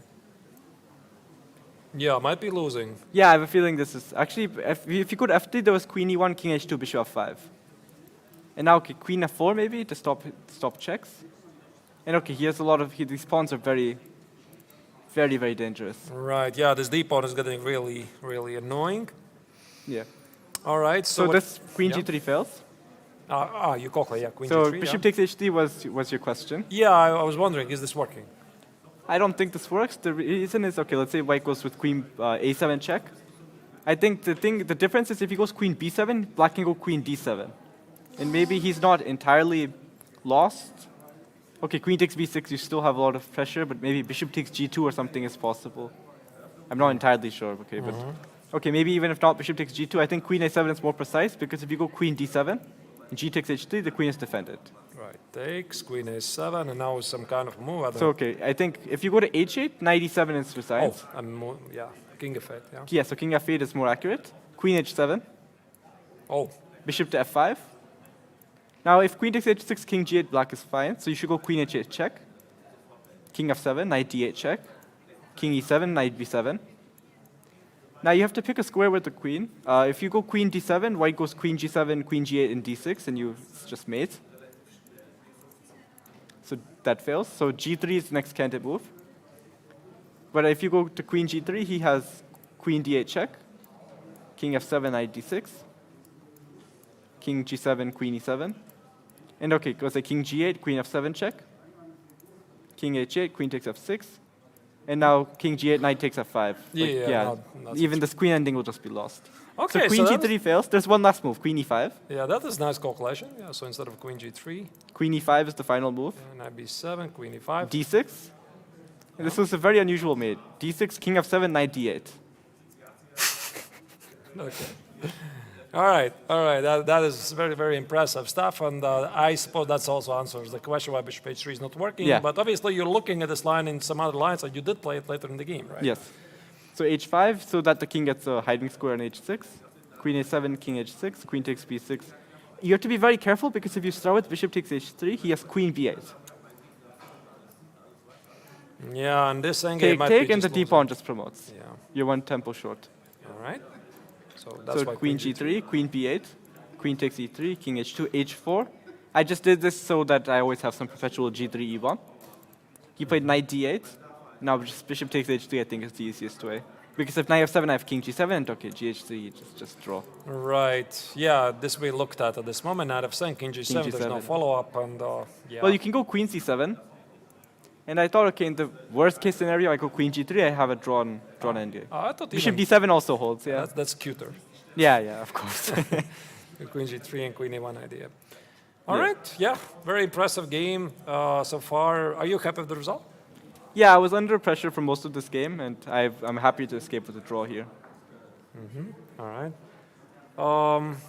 Yeah. So, dear chat, do we have any questions? If not, we are going to give Abhimanyu the possibility to take the rest for the remaining of the day. Any plan for the remaining rounds? Yeah, I'm just going to keep continuing to play my best chess, and we'll see how it goes. All right. Well, okay, thank you, Abhimanyu, for joining me once again in the first place. I wish Thank you you. best of luck in the tournament. And it's been fun being following your games. Yeah? Thank you. Take care, Abhimanyu. So we'll be seeing you in the coming days. So, in the meantime, dear viewers, this is the current result as you're seeing as Abhimanyu was here with us in the studio. Couple of games finished, this crazy game. Andrea Maurizi versus Vaishali. It was a very double-edged game. Vaishali was in a very serious time scramble, but after they reached the next time control, the game was agreed to a draw. Maybe after we are going to run out of things to talk about with Angelika, we were going to go to that game to check what happened there. It was pretty Absolutely. level to start with, but there's the current bird's eye view for the remaining 3 games. Yeah, we still have the half of the games ongoing. We have so far 2 games of the challengers and 1 game of the masters section finished. Still some very unclear position. I mean, it looked actually pretty much even earlier, but right now, I mean, looking at the position of Lim Le against Sam Shankland, is he up a pawn? No, it's just a simply very active pawn on d4. Yeah, and I think also, of course, we need to give this game some love as well, because that's the game we have followed the least today. And however, it seems it might turn out to be a decisive result because he has a very strong pass pawn. The game in question is the lower middle board. Also, the game of Salem against Igor Savenkov lower left corner, you're seeing here White has probably close to technically winning position because the Emirati Grandmaster has an extra pawn and cut off king to the final rank. We are going to check that game as well. And of course, the game of Vincent Kammer, right top corner versus Pragananda. Vincent has an extra exchange. The game still continues. Prague is going to fight until the end, but I don't think they're going to finish anytime soon yet. So, Angelika, your call, Sam Shankland versus Lim Le or Salem Salek versus Savenkov? Let's go to the Sam Shankland against Lim Le. As we remember, there was quite an even position. A few moves earlier, there were 2 pawns, like there was a pawn for white on d4, pawn for black on the d5, and suddenly we see such a huge change. And we see that the pawn on d4 is actually very much active. Let's check what happened at time Let's see. scramble. Yeah, so this was approximately the position we last looked at. we estimated, well, probably Limley is a lot of pressing here, but nothing really serious. So h5 was played, queen e5, queen b2, queen e2. Of course, Shankland wants to trade queens, and then survive, maybe actually organize some counterplay against these pawns at the queen side with the bishop. So it's perfectly understandable that the Vietnamese grandmaster kindly said no. Queen c2, knight h7, king e2. Oh, wait, what? This was a pawn under attack after queen a1. And it's very difficult to defend, actually. So, you cannot really defend with queen d2. The queen is very passive. There's no bishop f2. Queen d3 drops the pawn on a2. So that's why he played king e2. Queen d4 apparently is a missed opportunity. Maybe knight f8 was a bit better. I'm not really sure. Looks perfectly normal to me. Queen d4, bishop g3, knight f8, queen d1. This was the position, and now look at that. It's pretty unusual that it was Shankland who was down a pawn. He's offering the queen trade because these pawns make it a very easy target. Of course, that's why Limle should not trade the queens. And as we see, also king on e2 is quite exposed piece, right? Like, there are always some easy checks incoming for black. Well, this should be really great for black. I would even go as far and say technically winning for black. Extra pawn, nice dominating position. So Limle got inside, got the pawn, and now he's retreating, trying to regroup. King d2, queen d6, queen b5. I believe there was a time scramble. He gave up the pawn on a5 willingly to activate the pieces. Queen c3, d4. Couple of more moves were played, so here the Vietnamese player wants to push forward the pawn and put another queen on the board. Check, here, queen e4, check, here, queen a2. This is the position on the board. An extra pawn for black. I mean, can black take the pawn? Can white take the pawn on d4 right now? Actually, there was a question.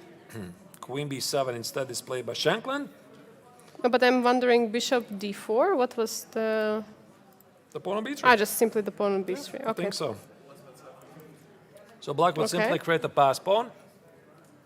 Maybe in some lines already willing to trade queens, push it forward. So only chance for Shankland here is try to expose the black king. Some perpetual check, maybe play g4 at some point, g takes, open some lines, some diagonals. But to be honest, I think he's just lost. I mean, this looks... Yes. Thank you, dear chat. Max Yes. was writing in the chat, please turn back the evaluation bar. I did it at the request of Abhimanyu because he likes to use his games as a training tool because when he goes back to the hotel, he always goes through the games. He wants to work out the nuances before consulting with an engine. I really admire that. Very nice way to create out of your games training examples. Now, there you go. It's back. So, the bar says something that we already kind of suspected, Angelika. Black is winning. Yeah, it looks like, because the pawn on d4 is a very strong one, and after a check on b1, you can protect on f7, right? You can just play king g7, actually. Why not? Yeah, king g7 looks pretty logical. Maybe some other moves like queen f5, but then you drop the pawn on b4. So I think in the long run, this pawn on b4 doesn't really matter much. It's a pawn on d4, d3, d2, d1. Yeah, I think that's the point. I mean, once white is going to capture the pawn on b4, there is going to be also a passer for white, but for black there is even a further one, I mean, on d4. So that's why it's very scary for Sam. Right. All right. So let's say king g7 happens. Queen b4 most likely will be played. Do you play d3? I mean, there is also some check on c3. d3. Queen c3? Or, you want to play like this? Well, okay, bishop. I wanted to go for some activity. Actually, you need to be a bit careful with black, not to blunder some perpetual check. Whatever. Maybe king f2. No, all right. Queen f4, maybe. No, I mean from the black's perspective, it doesn't make quite sense to go to this position because now the course, king is yes. much more exposed, and I think this knight on e6 is protecting the king against all kinds of perpetuals. But apparently, after queen b4, d3 is still a mistake. Maybe there's some slower move like queen d1 or queen b2, then preparing to play d3, but it's still not an easy choice. Also, there's queen f5 move, with the idea to play after queen takes on b4, again push the same idea, maybe put the queen, d3, queen d5, not yet over, so the game still continues. Yeah, it's actually very tough to find the way where to put the queen, how to continue with pushing the pawn on d4. I mean, like you cannot really easily go for it because there's always some perpetual you have to count on. You know, actually I was thinking about some crazy idea, Which, like here, and go for an attack at the king side. wow. Yeah, it's probably silly. Because I thought I want to use this knight on e6 to create some ideas here, like h takes, and knight g5, and queen f3, and knight h3. And if you would take on d4, I thought that there could be something like takes, and knight f4. But then again, I just give up the pawn on d4 for nothing, basically. So. Yeah. I mean, there should be something concrete. If there is a checkmate, there should be concrete way to do it, but in this position, it's not really something you expect. I think the king is just escaping. Yeah, it's running away. Somehow, king g3, I don't know. Yeah, so knight e2 check is nothing, king f2, so don't quite see the follow-up. So still not easy. Yeah, here, low pro in the chat is asking, can we just pick up the pawn? Yeah, you can pick up the pawn. I think this is what Sam is exactly going to do, queen b4, because the pawn on d4 is not going to fall easily. The first question is, however, how to defend the I pawn. think on he f7. meant queen b3, but we should. I think queen b3 Oh. because black is to move. This But one. we should show why it's not so good. That's perpetual check. Yes. Unfortunately, there is no knight g7 because queen is pinning the knight to the queen. Actually, you could even get in trouble, like queen g6, everything is dropping apart. This is everyone's game. No, I don't think this is going to happen. So they're thinking, there's the other game we haven't followed for a while. That is Salem Salek playing a nice, slow, positional game against the youngest participant of the Challengers tournament, Igor Savenkov. And probably he's just winning. Yeah, I mean, unfortunately for Igor Samonenkov, there are 2 pawns on the queen side. If there were no pawns there, it would be just 3 against 2, which would theoretically be a draw. But unfortunately, because of those pawns, it doesn't look like that. Let's walk through this game, right? Because this is also one of the games we follow the least, and you have to pardon us because there was a lot of action in Keimer's game against Prague and this crazy time scramble Vaishali against Maurizi. So this was still a very nice positional game. So knight b6, a3, bishop b7, knight g3 was played by the Emirati grandmaster. Knight e5, cute. You offered this move, right? Remember, yes. I did. I'm very proud of it. Now, I think there's some problems after king g8. So bishop h7 checks, king f8, and I feel there's going to be Rook something. f3, maybe? Yeah, rook f3, bishop g6, just feels very dangerous. So that's why Ihor decided not to do it. You play bishop e6, rook f3. Now everything is hitting this pawn on f7. Only move, queen e2, threatening queen e4, creating a battery. Bishop e5, d takes on e5. Still, white has a very dangerous attack. So far, Salek is just playing great game. And no more isolated pawn, by the way. The pawn transposed to the e5. Right, so black stopped the queen e4. This allowed white to play knight f5, bishop f5, rook f5, rook e7, rook c1, threatening to play rook c4, rook g4. Very powerful attack. Knight b6 stops rook c4, rook d1 seeking other targets. g6, queen d4, rook f4, queen c5, b4. Yeah, white is just, whoa, White is just creating a lot of problems for black. Takes. Well, this is quite something. Giving up a pawn and then taking the pawn on f7. Yeah, rook f3 is a very interesting move, threatening bishop g6, hit the queen. Very tempo-driven game. Now the pawn on f7 is double attacked. The queen on c3 somehow might be under attack by the rook. Rook d5 only move. Double exclam move right there. Another brilliancy we have in this round. And this is probably just a simple mate because of queen b2. Queen b2, wow. Yeah. So you cannot do that.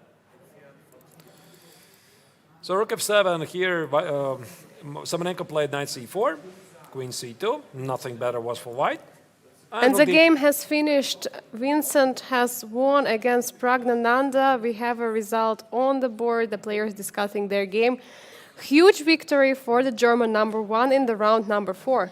It would be really great to have Vincent here with us in the studio to hear his thoughts. We haven't yet heard of him in this tournament, about his adventures in the tournament. This is going to be, again, important result for the German player. Maybe let's check first the current results of this round with the new update. Here you see Vincent Keimer has 4 points versus Prague's 0. Very disappointing start for the top-seeded player in the Masters section. All the other games has finished in a draw, but this is exactly the result that Keimer was looking for.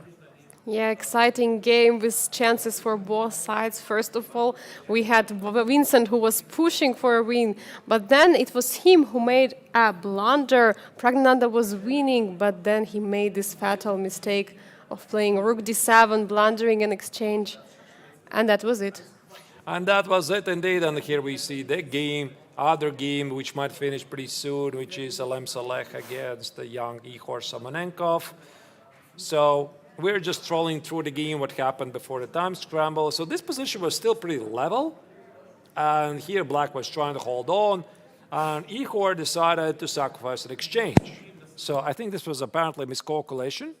He played rook d3 with the idea after queen d3, rook d3, rook d3, there's knight e5.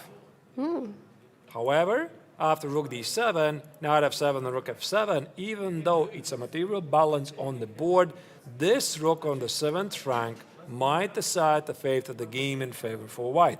So of course, when you're playing a rook endgame, you don't want to be passive, you don't want to play rook b8. So what Ihor did, he tried to activate his pieces. And now, takes, g5, stopping white's pawn advancement. This is the position on the board. If only he could get the c pawn for the b pawn off the board, this would be a theoretical draw. Even if the king cut off, as far as I know, you put the rook on f6. This, to my knowledge, is a draw. But the pawn on b4 and pawn on c6 changes a lot. Yes, indeed, and this activity of the pieces is so important in the endgames. As we see, the Saleh Salem's rook is dominating on the 7th rank, is not allowing for black's king to get out. I mean, there is not much which black could do right now. The huge problem of the weakness on c6, which has to be always guarded, is a big problem for Ukrainian grandmaster. Now the question, how does white make a progress? It's pretty obvious. He's not going to willingly trade this pawn unless there's an idea to trade it for the h-pawn. By the way, how about this? Rook c8 and b5? That's what I was thinking. So I was thinking something along the lines of b5. Maybe it's not very correct, but bear with me. Take it. Put the rook here. Somehow trade the h-pawn for the g-pawn, and with 2 passed pawns, much more to the queens. This looks actually a very beautiful idea. I'm not sure it's correct, but it makes sense. It makes a lot of sense because also rook cannot get behind the pawn. So one more time, rook b6. And he's going to go for it. He is going to go for it. Yes. Just as I was wondering whether to go there, you cannot play rook f6, there's b5, rook c8. Maybe not immediately b5. He can include also some other moves like... But if you include other moves, then king g7 is going to protect the pawn. Right. So you have to go for it now, or you how don't about go? How about I include h4? h4, g takes, and now play b5. Is this smart? But I think black would not take, maybe. It's not smart. This is not smart. I'm not smart. Yeah, I was thinking that I'll be down to play rook c6 and keep this pawn and collect the pawn here, but you see, of course, there's rook b8. My plan fails. So no b5. King f3 is played by one of the best players in the Challengers tournament so far. I suppose he wants to launch the king somewhere to c4, c5, collect the pawn on c6. If necessary, give up the pawn on f2, but I like it actually. So let's say here, king e3. How about c5? b5, of course, white is going to decline it, and after c4, there should be something like rook c6, rook b8, b6, king d4, king c4, collect everything, and win the game. So I think we are going to have guest. Vincent is getting ready to explain his exciting game against Prague. Huge game was in the making, so he's going to join me here for a moment. Let's maybe check once more the bird's eye view, what's happening in the other games, and after that, Vincent is going to be us for exciting interview. Walk through his absolute madness over the board. Mayhem in Biel. Vincent Kammer from Germany strikes back in round 4 of the Classical. Vincent, welcome back. Thank you. It's great to have you here. And, you know, I was looking at your game, and I have to confess, most of the time I could not understand what's going on. Yeah, it's crazy, yeah. I mean, first of all, I think that's probably the first E4 game I've played in like 9 years. Right. So yeah, I thought felt you were like a D4 player. Yeah, man. absolutely. I haven't even online. I don't really play E4. It was just that the tournament so far hasn't really gone the way I liked it, and I wanted to change something. All right. And well, I decided to play E4, and I already was expecting him not to go for his usual mainline, like open Spanish or some Spanish bishop c5. So yeah, he went for Rosen. Is this something you expected? Yeah, I mean, it's something he used to play like a few years ago, so of course I was kind of ready, and also it's nice for me because that's a structure I know from black side, yeah, with reverse colors from c4, knight f6, knight c3, e5. I play with black, so it's a similar structure that I get, see. of course, yeah, I'm playing for advantage, but still it's similar, and it's not really like the complete e4 madness in terms of structures that I might not really have any experience with. All right. I mean, I try to argue here. You're going to have to forgive me. I thought maybe short castle and bishop c6 is inaccuracy because I had a ridiculous idea that keeping the king in the center gives the possibility to castle both ways at the same time. But you had a different idea. You kept the knight on b1. Can you maybe explain a bit your thought process here? No, I think castle is just better move order because you get rid of some early queen c7 move orders. Yeah, so basically, let's say you could get some bishop c6, d or bc castle queen c7, for example. Ah, that's because of b takes on c6. Or d. I mean, I'm not sure. Somewhere there are some early queen c7. I think with bc probably. Yeah. Aha. And there's the queen c7 Yes, ideas. I think that's. I I see. think that's also what Prague played. Yeah, usually he played. I think he played this kind of ideas, or d c6 with queen c7. But yes, somehow with queen c7 at least. Right. D takes. I mean, the point is that, of course, with e5, it's different here, yeah? Yeah. Like, as in the game, of course, d5 also, e5 is a move, but it's not mainline, yeah? Then I will start pushing early a3, b4 immediately, and I think it's kind of comfortable. I was absolutely sure that you have deeper ideas than me here, so yeah, it was really fun to follow. And this entire sequence of keeping the knight on b1, is this a new concept or it's already been played before? No, but I think it's like more or less mainline, yeah? No, At I least thought the to main me. line is like knight c3, d3, and h3, no? Or it's like a very old main line. No, but I think that's against queen c7, yeah? Okay, maybe it's mixing me up. Yeah, I think it's against queen c7, because here, I mean, right. I think it's important that I don't give him the setup with knight f6, knight d7, followed by e5. All right. Yeah, All this right. I don't really want to play. So that's why I play rook e1, yeah, so that he doesn't get knight d7, e5. Yeah. And of course, he has the opportunity to play bishop g4, but also that's basically getting rid of the only advantage you have. So it's like you can play it, but I understand that I think castle is And after normal. bishop g4, you play something like knight e2? Or h3. Or yeah. h3 immediately? I'm not sure. All right. Okay. Yeah. h3, Knight knight d8. e8. And now we get some kind of similar, yeah, as I said, you could get this like with several tempi up with reversed colors. So yeah, of course, I think knight c7 is more or less main move, but of course, yeah, I think at some point he also wanted to get me out of theory because he thought, well, no, it's the first time the guy plays e4 in such a long time, so as long as he's in prep, he's playing well, but afterwards, who knows? Yeah, which Right, I think is a very fair point. b6, a4. Yeah, I'm not sure about a4 already, No? yeah, because, I mean, I think if I can include a4, a5, it's I like to include. But then it was a huge question for me where to put this bishop, because I liked this idea of putting the bishop to h6 in general, yeah, what I did in the game, but okay, I can do it in so many move orders, and also it's a question what he's actually trying to do, whether he's trying to play a setup of knight c7, knight e6, or knight c7, knight d5, or knight c7, bishop e6, bishop d5. There's also such a setup.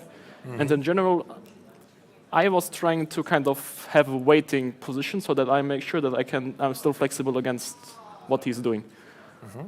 All right. But yeah, I'm not sure about bishop f4. Like knight c7, Yeah, but it did work for you in the end, no? yeah, it did work. But for example, the question is, let's say if he plays knight d5 here, then what exactly is my move?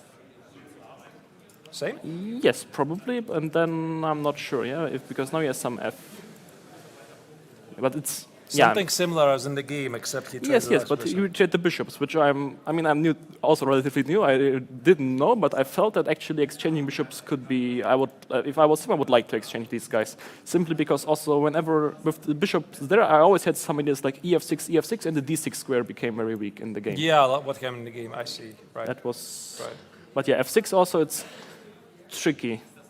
Because I think if I go with a knight to c3, he will try to play with knight e6 probably rather than knight d5. But yeah, I thought knight is nicely placed on c4, but it's a Okay, weird here we situation. saw on the live camera you're like surprised. I mean, what is g5? No, I was, but it's already very. I was thinking probably knight d5 is an option, but the question is already knight d5. There's always the point like e6 is a move or not, and I was absolutely not sure about it. Like it could.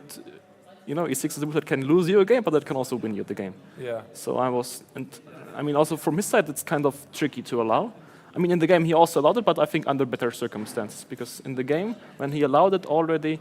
About here, yeah, there was this very big moment about e6, and Yeah. also the engine was like screaming e6, E6, should be yeah. the move, but what was the reason why you didn't like it? Yeah, the reason is that I didn't like to give him the option of bringing his queen with queen e8. Yeah, because as long as I keep the tension, he can't go queen e8 because I have e takes f6. Aha. So that's why I didn't play e6. So But now- I absolutely had e6 on my radar as an option, and it might have been just better than what I did. But I also didn't really see his plan. Yeah, it's so weird. He just pushed g5, h5, but I didn't really see his next move. Right. Because, I mean, he can include h4, bishop h2, but still, then what next? Yeah. So I thought that regrouping this queen from c1, activating the rooks, made quite a lot of sense. Yeah, and then somewhere around here. I queen think e2 also is here bad. Angel was giving, maybe it was here. Maybe here e6 really was like. But Yeah, then- yeah. No, of course e6 is. You know, but it's so weird. You give up all squares. Yes, you don't really have squares. The only idea I have is basically to push d4, and long term you can also see yourself getting killed on the king side. At least I was. Yeah. Right. But I understand. I was happy with my position, but probably Engine had. But what was his idea of the queen? Can we check? No, I mean, Engine says there's some g4. Okay, but it's- g4, hg, yeah. Then it changes its mind and says knight you're still doing h4, right. yeah, f5, e6. This is what I wanted to play. Because I thought, first, f4 is very dangerous, but f4, bishop Maybe knight h. g6 first? And also not true. Knight g6, f4 maybe. Yeah. He might like sacrifice his exchange, knight f8, queen f8, and then come with some. I think fg probably. No. FG Yeah, and also then has a this move. bishop is weird. With bishop f5 coming, he has compensation. I think. Yeah, yeah, I mean, still, I don't believe he can really be better here, but it's possibly dangerous. So. right. All right. So bishop f5 Yeah, played. and d4. D4. Well, same but thing. around here, it felt like it has to be completely winning. Yeah, Yeah. and then what it did was extremely bad. Take 6, knight b4. Yeah, and Yeah, here's and the here, critical moment. e6. Okay, can 6 you walk is- through your thought process? Yeah, I'm not sure about e6 already. The thing is that already I was considering whether to take dc5 before rook d1 or not, which was connected to the question how I would react to knight b4. Let's say dc, bc, rook d1. Yeah. Yeah, here I thought knight b4. And then, okay, how do I win? Obviously, I have no issues whatsoever. Yeah, I can take ef6, ef6 after d6 were a lot of beautiful options, but how to win exactly, I didn't see. And I actually thought that what I play in the game is winning, but I miscalculated something. So Right. I thought that all of this, okay, with h4 didn't really matter to me for my calculation, that I thought e6, rook d4. Okay, c3 is an option, but I'm not sure whether it's good. like bishop d3, rook d3, knight d3, cd, knight e1, and I get 2 pieces, but he gets 2 pawns. Of course, king is weak, but okay, I think it's too much counterplay. C3, what Bishop was it? d3. Yeah, bishop D3. Yeah, and rook d3, but okay. It might be good. No, but here I think cb is completely crushing, because cb, ab, knight b6. Yeah? But Yeah. here, this cd. Do you consider also knight E3? Yes, knight e3, bishop e6. I didn't, for some reason, love this line, but I thought it's very Oh, difficult to value this. c3, rook d1, knight d1, or what is the idea? Because I didn't see knight d1. Oh, if knight knight d1 is E1. the This move. we also didn't see. Yeah, because I also looked at. Because I of course checked rook d1, but already here I thought that even if he just gives the piece, I'm not entirely sure. Yeah. Yeah, a lot like of he gets pawns, 3 yeah. pawns and has beautiful bishops. No, I was thinking all of what I played was winning actually. But I mean, this is in the best case much better for me. I don't think this can really be Right. winning. No, the problem is I thought I go c3 here instead of knight d6. Now what? No, I thought instead of knight d6, c3. Instead of knight D6. Oh, sorry, yeah, C3. Yeah. Knight c2 and knight e3. This was my plan. But knight e3 and rook d4, there's knight d5, which I missed. Yeah, like I forgot about this. Where exactly? Now? No, he takes on e3 and rook d4, and there's knight d5. and this after is what you c4, missed, knight yeah. f4. Yeah, this is what I missed when I played rook a d1 instead of dc5. I was counting on this to be winning. And then, yeah, I saw this knight d6 move, but actually during the game I thought knight d6 is like a horrible move. Yeah. Because the problem was this, that when I first saw knight d6, I thought, okay, bishop c2 is good for me, but there's bishop g6, and that's a problem. And then for some miraculous reason, I forgot about bishop g6, and only started calculating taking on c2 when he's completely lost. And after bishop g6, I'm like just not sure how to win. I was... Yeah, Engine here was giving some ridiculous line, which I already kind of forgot. I think it was something like rook d2, knight c2, rook c1, d3? yeah, d3, rook d3, bishop d3, queen d3, knight b4, queen e4, and you're still okay. And rook c1... Yeah, yeah. it's just one line, so I just switched on that. Oh, but yeah, I was already, gave up. and that was already, I was getting extremely low on time. Yeah, of and I course. was starting to panic that, I mean, I knew that my position must have been completely winning. And then what I did was, okay, I'm not proud of it, but at least it was kind of not losing immediately, yeah, because there's a danger of me losing the game as well. It's a very complex position. He has this incredibly powerful bishop. And Yeah, but this was really a nice sequence. So you're now down 2 pawns, but the pawn on e6 yeah, but is strong. I think rook e8 probably is the right move. Here and I instead wanted of queen e7, yeah? Yeah, I wanted rook e8, I wanted to play f4. And, okay, no idea what's going on. I also felt that I shouldn't be better anymore, that's for sure. Yeah, probably gf, bishop f4, d5 or something. And, yeah, queen g6, rook e7. Black is holding on. Actually, Engine even says black is better, but I don't know. Yeah, this is a strong pawn. Yeah, but queen e8 is an issue, yeah? Basically, I have no threats, and c4, d3 is coming. Sacrifice the exchange, yeah? No, but why sacrifice? I mean, I have no next move, yeah? And c4, Just you can c4, push. d3. Yeah, and I there's- see, yeah. All right. So yeah, after rook e7, rook e8 life would have been more difficult here. I think what we both missed, yes, actually, that I thought also this is very strong. Queen b3, d5, queen d5, rook d8, and I'm basically like in huge trouble. No, d5. Oh, Because basically for him it's good to get rid of this pawn. Yeah, take rook d8, but I have bishop d6. This is, I think, what... And I actually saw bishop d6 at first, but for some reason I thought that... Because basically, after bishop g6, I threatened something like bishop takes e7, rook d5 followed, and then bishop takes c5. Yeah, this is my threat, because then e7 is unstoppable. So I thought from afar, okay, he goes d3, and I'm done, yeah, because then the same thing, he has d2 yeah. after bishop d6. Yeah, here. But d3, I can just take on d3, yeah, which for some reason I Where missed. exactly is it again? Bishop d6 Yeah. and d3, and I can just take on d3. Same idea, yeah. Yeah, but for some reason it always felt that I needed this diagonal and so on, you know, from afar sometimes you can miss such things. And I think we both missed this actually. That d5 doesn't really work, and then of course I think he also was realizing that, yeah, queen e7 is a bad move, and of course this is really the wrong position to play with like 5 minutes for 15 moves or something. Yeah. Now, d3 it was bad, but what was he supposed to do? I don't know, maybe f5? Okay, but what is, I mean, f5, yeah, we'll just take. Yeah, and otherwise, if he does nothing, you play f4, right? Okay, I threatened to take on d6, but First you threaten to take, yeah. Okay, if I play something like this. yeah, but now f4. Now 4, yeah. Now f4, yeah. 4 takes, take. yeah. Even No, a but I Kingston mean, this is attack also there. dream position for time trouble with white. Of Yeah, like course. black has absolutely no moves, and I will just start taking something like rook e4, move the bishop, rook g4, rook h4, threats everywhere.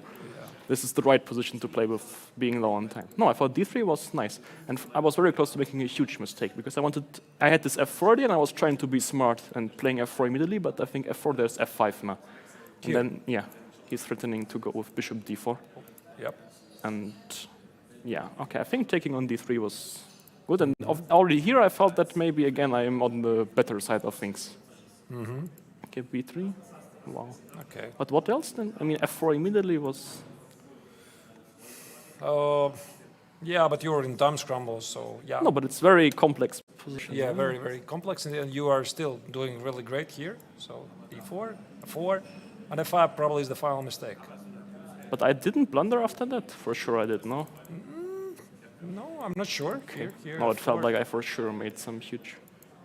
Engine I'm not says- sure about bishop c7, yeah? I just saw that, okay, e7, rook e8, queen c4, king h7, queen f7, queen g6. I don't see an immediate win, and then that's the way to go very wrong, yeah? Like you Right. play a few moves and then you have no follow-up, which is very bad. And I thought with bishop c7, it's a safe option. I should be already slightly better. Collect the pawn, bishop f8, bishop c7, and now the critical moment. Yeah, I think he just had like a blackout, yeah, for 1 second, which happened. What do you think he should have continued? Okay, we were both too low on time for me to figure that out. Like 1 actually. minute for him, 1.5 for you. This is move Yes. 30 something, 37. Yeah, it's, I mean, but in general, you would like to have some 10 minutes at least to figure things out. Right. I mean, queen f6 was something I was thinking about, but I thought, of course, I will go queen c4 and then. Yeah, but the problem is that he's the one who has to make moves. Yeah, king No, something. but then only some queen d5. It's pieces are coming in.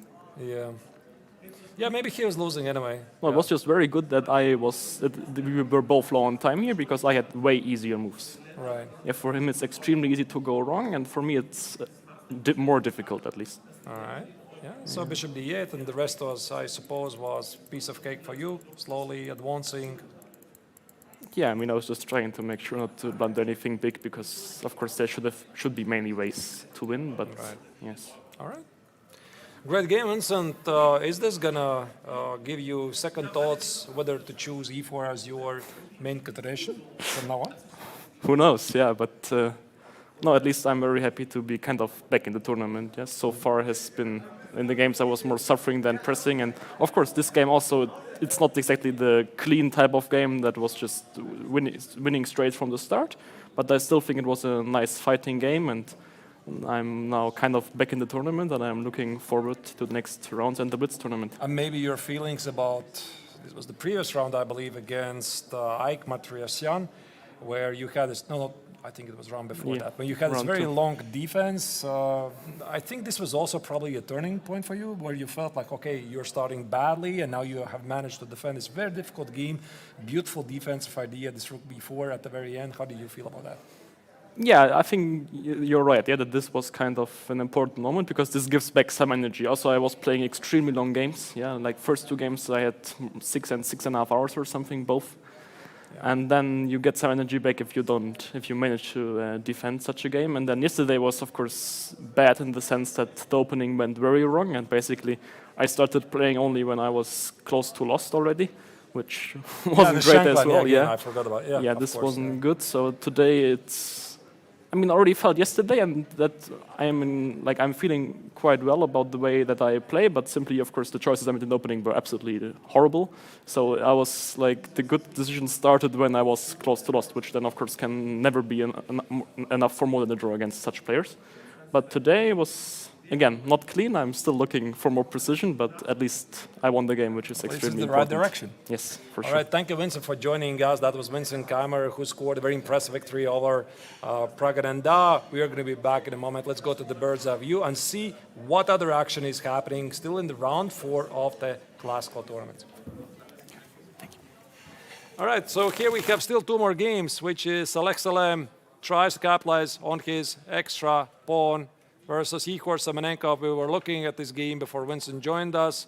Also, there is an update potentially incoming in the game of Sam Shankland against Wang Liam, because here black has technically winning position. And I think that's the game we are probably going to go next because the black pawn on c2 seems to be unstoppable. So far, it's been a really great game by black. In the meantime, Angelika is back, and she's ready to tell us some news, I hope, at least. Which news do you I don't know, some good news Some good news? or bad news. Yeah, Any I have news. Great news for sure. We are going to have another special guest in the studio just in a few moments. All right. So we have guest by guest. So I need to vacate Today? my seat, I suppose, right? Yes. All right, you got it. So we're going to have a special guest, and maybe you can ask the guest also to evaluate what happens in the remaining two games. I think also the game of Shankland against Limley is going to finish pretty soon. The same applies for the game of Salem against Igor Savenkov. Stay tuned, in a moment. All right, and we see that there is still game of Sam Shankland against Limley ongoing.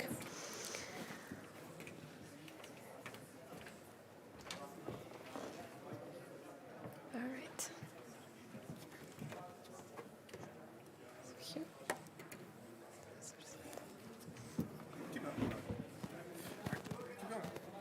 Yeah, so we are having still the game ongoing. There is a knight on d4. We can see it's under attack, but the pawn is very dangerous there on the c2 by Vietnamese grandmaster.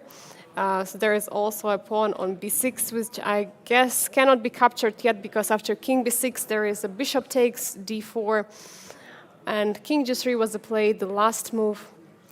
And we are having a surprise guest here in the studio. I'm joined by international master Eric Rosen. Welcome to the Biel Chess Festival, Eric. Thank you. Yeah, it's great to be here. How do you feel yourself here? Feel good. It's nice just having one game a day. My previous tournament, there were multiple days with 2 games a day, so it's nice, kind of relaxing, slower pace. I have time to rest and shave and eat, so I'm happy so far. How is your performance so far in the Masters tournament? Because we know that you played some very nice games. Yeah, I'm 3 out of 5 currently. I drew my game today, very clean game, and I've had a couple wins, 1 loss. So, but overall, I'm happy with the chess. You're happy with the chess. And actually, tell us about yesterday's game. You submitted your game for a beauty award. So what happened? Yeah, I submitted the game and I won the beauty prize. And you had just told me before I hopped on here that I was the only game, only submission. So I guess I was guaranteed to win the prize. That was the only submission, but your game was also very nice, right? Yeah, yeah. I was a little bit disappointed because I played for the first time in Biel last year, and I had no games that I felt were worthy enough of the beauty prize. But I guess this is the first game of the tournament where I thought there was some beauty to it. So all right, let's dive into that game, and maybe you could share some highlights. I'm sure you have already done recap on that game yesterday. I did. Yes, it's on YouTube. You did. As always, you're doing after each round. This is amazing. So let's dive into the game, and you share with our dear viewers what happened in the game. You played black pieces. Yeah, I don't know if you want to flip the board, but no, we keep it like this. Yes, sorry. Yeah, so it was a Taimanov Sicilian. Yes. My opponent played open Sicilian, and yeah, going forward, the first kind of surprise for me was a3 in this position, which I didn't prepare, and I kind of improvised where I assumed my opponent was like very booked up in the main lines. So I decided to play just a complete deviation from standard theory after his next move. What did he play? He played f4, and then I played d5. And basically, I decided that I'd rather play a French than a Sicilian. Oh. So this provokes e5, knight d7, and Yeah, we got have a very the same sharp structure. Exactly. And very often you see these structures from a mainline French. And going forward from here, the play actually flowed very naturally for black. Like I improve on the queen side. And engine says white's like objectively better, but it requires like very precise and concrete play for white to keep that advantage. And the next few moves, it was just all about attacking or building up the attack. and my opponent played maybe a few slow moves. Yeah, bishop e2 and queen g3 were perhaps a little bit slow. The engine preferred f5 earlier from white, So instead of queen g3, f5. Yeah. which is very hard to play because it allows knight takes e5 with tempo. So Yeah, it's the a bit problem, controversial. exactly, yeah, it's a very difficult position to understand. But the problem with queen g3 was it gave me just a lot of time to get initiative, and it just took a few more moves for black to be crashing through. Queen b8 and b2 is under fire. He plays b3 and black to Wow. move, and knight takes b3, and everything falls apart for The white. brilliance, yeah. I mean, you want to sacrifice, you want to go for it. Then you Yes. play it second. So I didn't look at the game with chess.com, but it feels really good to have two brilliant moves in a row. I didn't realize that. This is awesome. Exactly. And after knight takes, queen takes there, and it's actually, It was just clean up on the queen side. yes. There are just huge problems. You're just cleaning everything up, and wow, knight before, almost over. Yeah, it's not quite force mate, but okay, after rook d2, knight c2, I win back material, I'm up 2 pawns, and yeah, my opponent resigned pretty soon. Yeah, Just he some, didn't allow you to deliver a checkmate here. No, I was actually like, I had the thought during the game that if my opponent plays it out, like he resigned after bishop a4. Yes. But there are some lines where the king, like after bishop b4, rook takes b4, queen takes b4, king d3, queen e4, king c3, queen c2, king b4. There might be some possibility where I can castle with checkmate, but like I have to walk the king all the way up to the 8th rank. Yeah, so, this is crazy. You but- have not castled the whole game, but it would be like castling and checkmate. yeah, I have to save it for the winning move. Yeah. A super exciting game. Thank you so much for showing it. Eric, you have already participated in the Biel Chess Festival last year. What is your experience of her here? Because today you drew your game, right? I did, yeah. Yeah, it's a very strong tournament. I mean, no game is easy, like even when I play lower players. Today I played a higher rated player, younger than me, about 10 years younger than me, actually.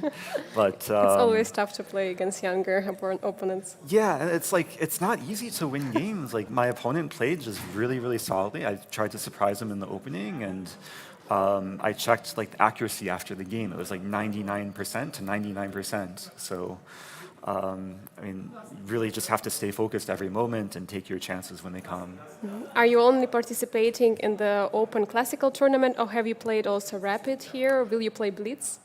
Yeah, I'm planning to play all the side events. So Oh. I played the 960, the Rapid. I'll play the Blitz on the rest days. So trying to get my full dose of chess for these few weeks. This is awesome, Eric. How do you find the time and energy, to still, after your game, find the time to recap your games and show it to the community? Yeah, I mean, it's interesting, like during these classical tournaments, usually at the end of every game, regardless of the result, there's this like big adrenaline rush where it just, like the chess somehow like caffeinates me, it gives me energy. And after the game, I usually have like this surge of energy where I want to like kind of review the game and take away the lessons. So Even if you lose? even if I lose, yeah. Like the recaps can offer like some nice therapy and reflection. My one loss of the tournament was to Grandmaster Sashi Kiran, where he completely outplayed me, and I really didn't know what I did wrong after the game finished. So it's very helpful to be able to take away lessons and try and improve with every game. And your games are also streamed live during your rounds? Yeah. I have a guest commentator on my Twitch channel, Jonathan Trance, and he's Wow. taking over every day. So it's nice to share the games with the audience. How special is Biel Chess Festival generally? Like there are also Grandmaster Triathlon happening here, especially for you. Yeah, it's really cool. It's awesome to be surrounded by like so many passionate chess players and so many strong chess players. And it's very humbling to be like seated around 40 to 50th in the field because there's so many chances to play higher rated opponents. So yeah, there's really no risk for me. There's no pressure that I feel. It's just about trying to play good chess and having fun. Thank you so much, Eric, for your time. Wish you best of luck in the next rounds and also in the Blitz tournament and all the side events you're going to participate. Thanks so much. Appreciate it. Thank you.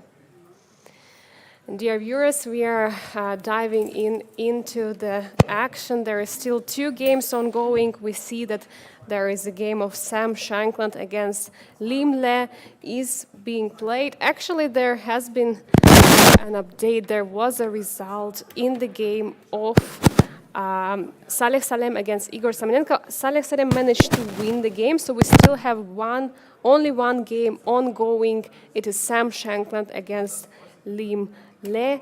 This game is actually, I'm just seeing that there is only a knight, there is no more bishop, and there are 2 pawns for each side on the board. And by the way, meantime, I am having here some support finally From me. from Artus.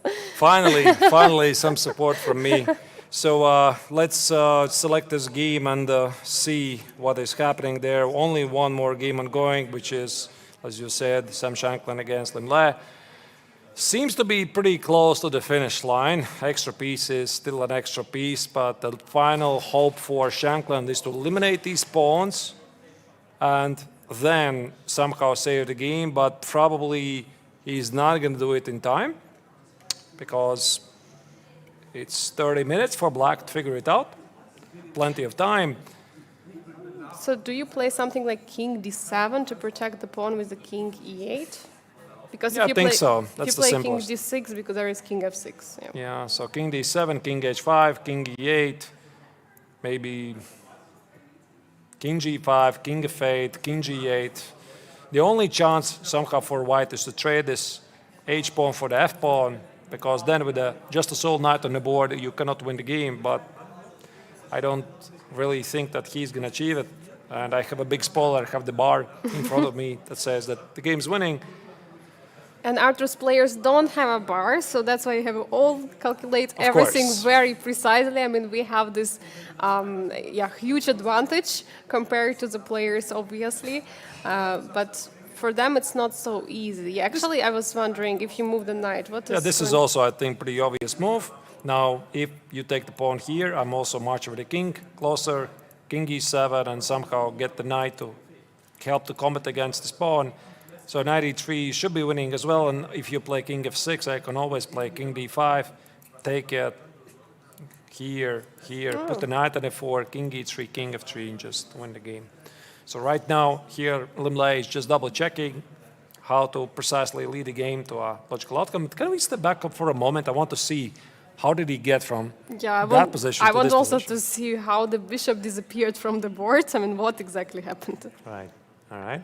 So where we left it, it was about here.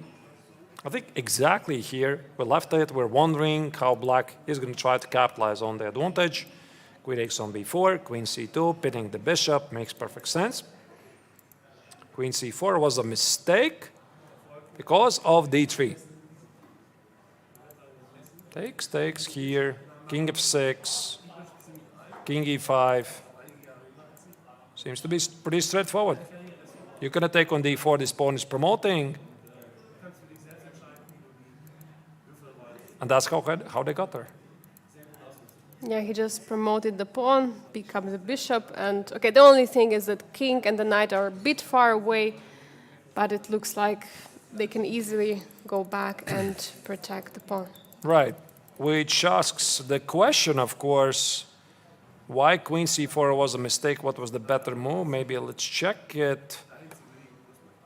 He could have played a bit more stubborn, like King g1 maybe, You're threatening to take on d4. but this feels still Bishop lost. d4 check. Bishop d4. Take, King h7, Queen d5. Is this so clear, by the way?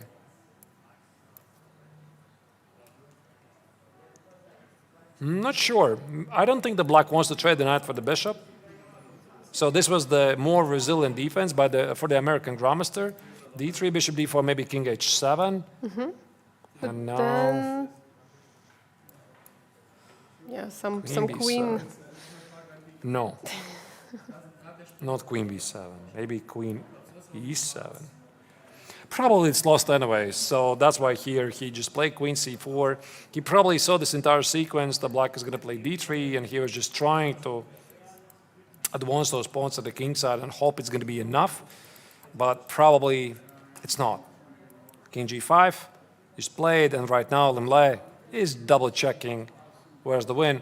And one thing, Angelica, I'm super impressed by Lemle. There's something in the format, Biel, that makes Lemle play the best chess possible. He's taking the right decisions at the right moment. He won the tournament 2 years ago. He was basically leading from the start. Last year, he had the slower start. Then he climbed back at the last moment, overtake the leader of the tournament, Winsenkammer, in the final round, won the tournament again. And this year, maybe the same scenario is going to happen again. Maybe it will happen because he also at the opening ceremony, when I was asking player each question, Lemle was the one who said, I would like to come back again to Biel. For that, I have to win the tournament. And he was very ambitious. And he means it. And he really means it. So he's right now considering his choices. The other game, Igor Savenkov against Salem Saleh, has already finished. So only one game left. The viewers, write your thoughts in the chat. What do you think about this game in general? Post your thoughts, the most exciting moments, what happened so far. So maybe we can use actually this moment while they're thinking. Maybe we could check the last moments of the game of Saleh Salem Igor. I think we missed that. That's what I wanted to do. Good call. We didn't really see it. We left it here, about here, after king g4, where black was down a pawn, f4, g takes, rook c8, king f5, and finally here the Ukrainian had to push for the c pawn. Otherwise, the white king is just approaching and eating this pawn for free. And there is also f pawn, another passer. The b pawn is going forward, rook c6, This is very unfortunate for black.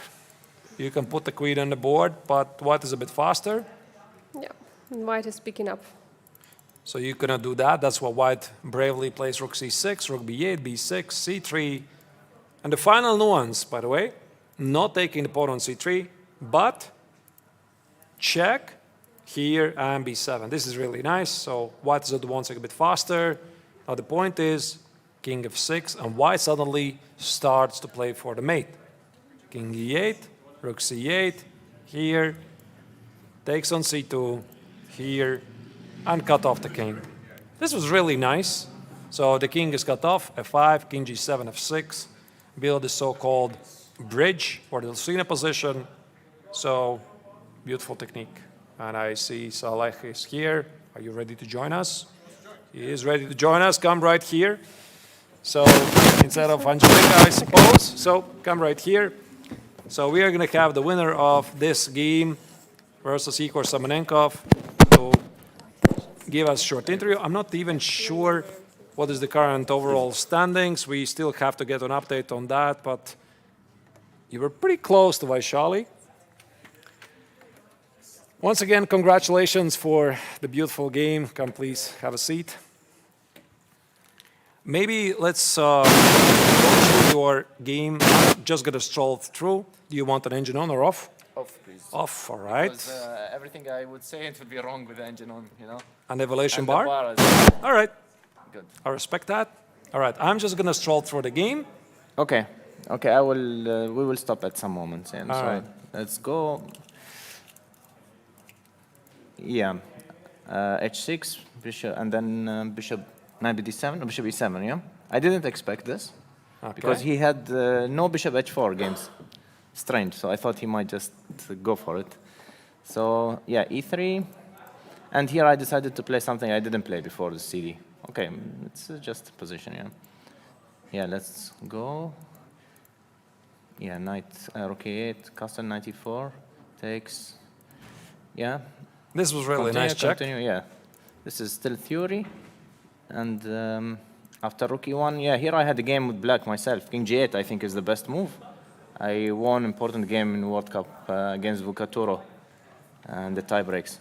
And I remember this is the move. So bishop d6, I don't know how bad is it. I remember that it's just not the move. It could be very bad or it could be playable. So e4 must be the point.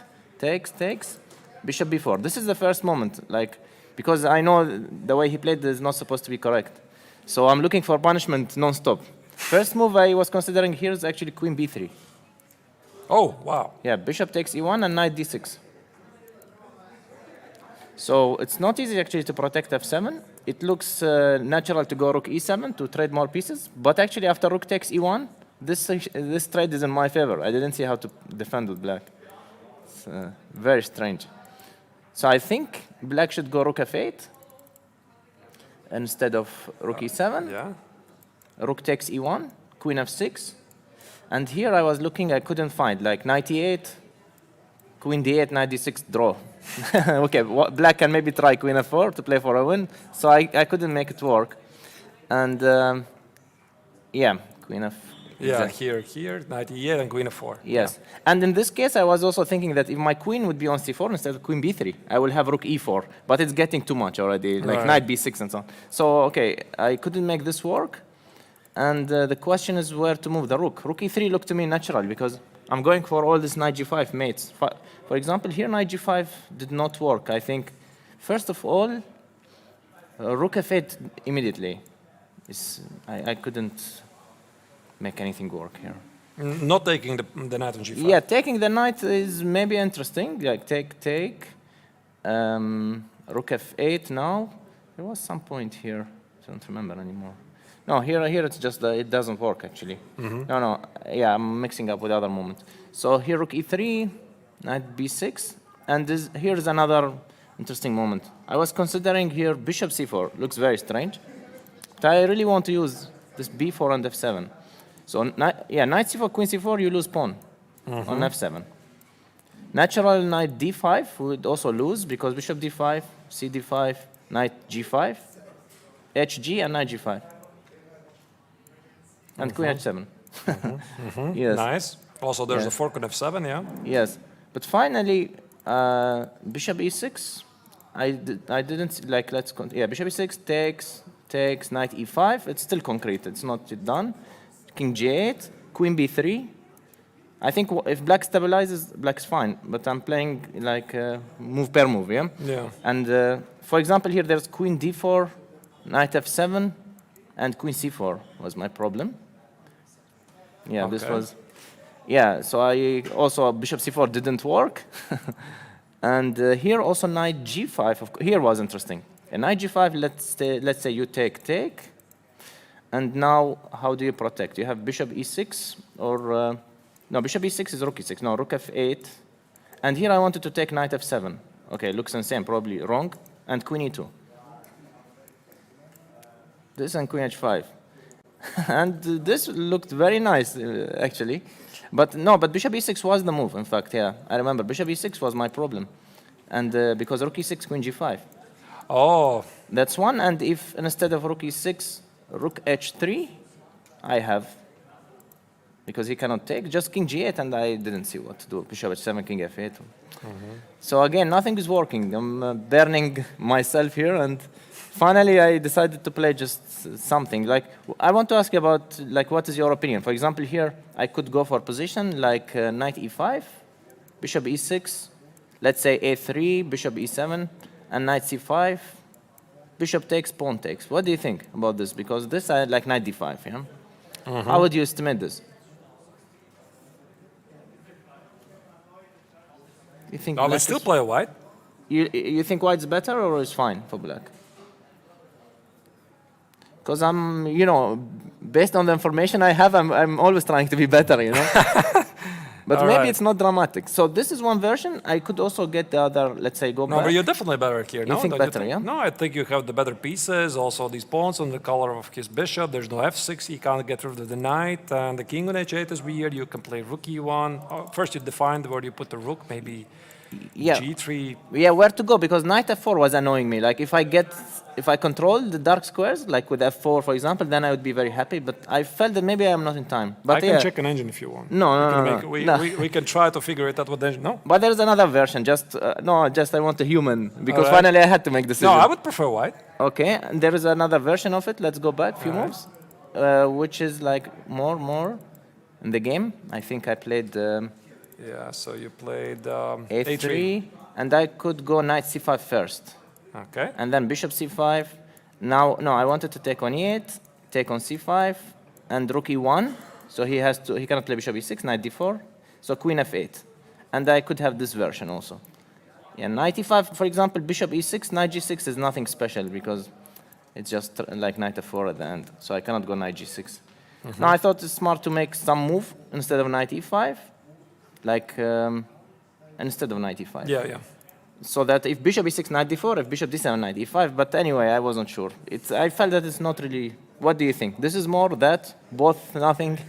I still think what you play in the game made perfect sense because you managed to build up this very nice, strong attack. You played knight g3 and everything. So if I would see that position and compare to that positional choice, I would still pick what you played in the game. Yeah, knight g3 is interesting, but to me, I already gave up on like objective advantage or something. I just wanted to already play. So I don't know. Like he played knight d5, knight e5. Yeah, it's brilliant. Okay, great. Actually, 1 second. Sorry. There is a small detail here.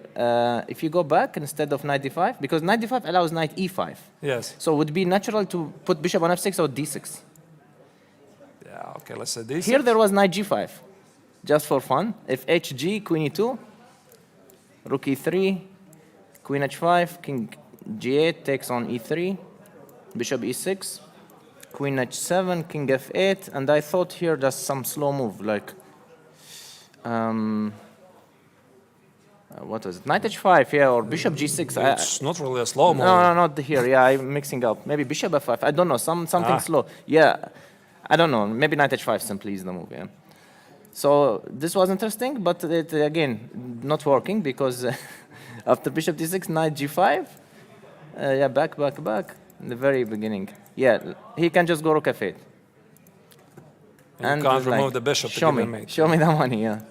So knight g5. Yeah, he could have played bishop d6. Yeah, knight e5. I would have played probably knight e5 and play this position. Yeah. Yeah. Okay, so let's go. What happened? Knight e5. Yeah. Rook f3. Not sure. Yeah. Okay. And queen e2.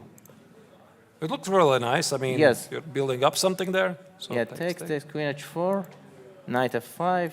Yeah. Here, rook c1 looked nice. Well, again, like I couldn't estimate g6, for example. g6, no, here, instead of knight. g6, rook c4, queen c4, bishop c4, gf.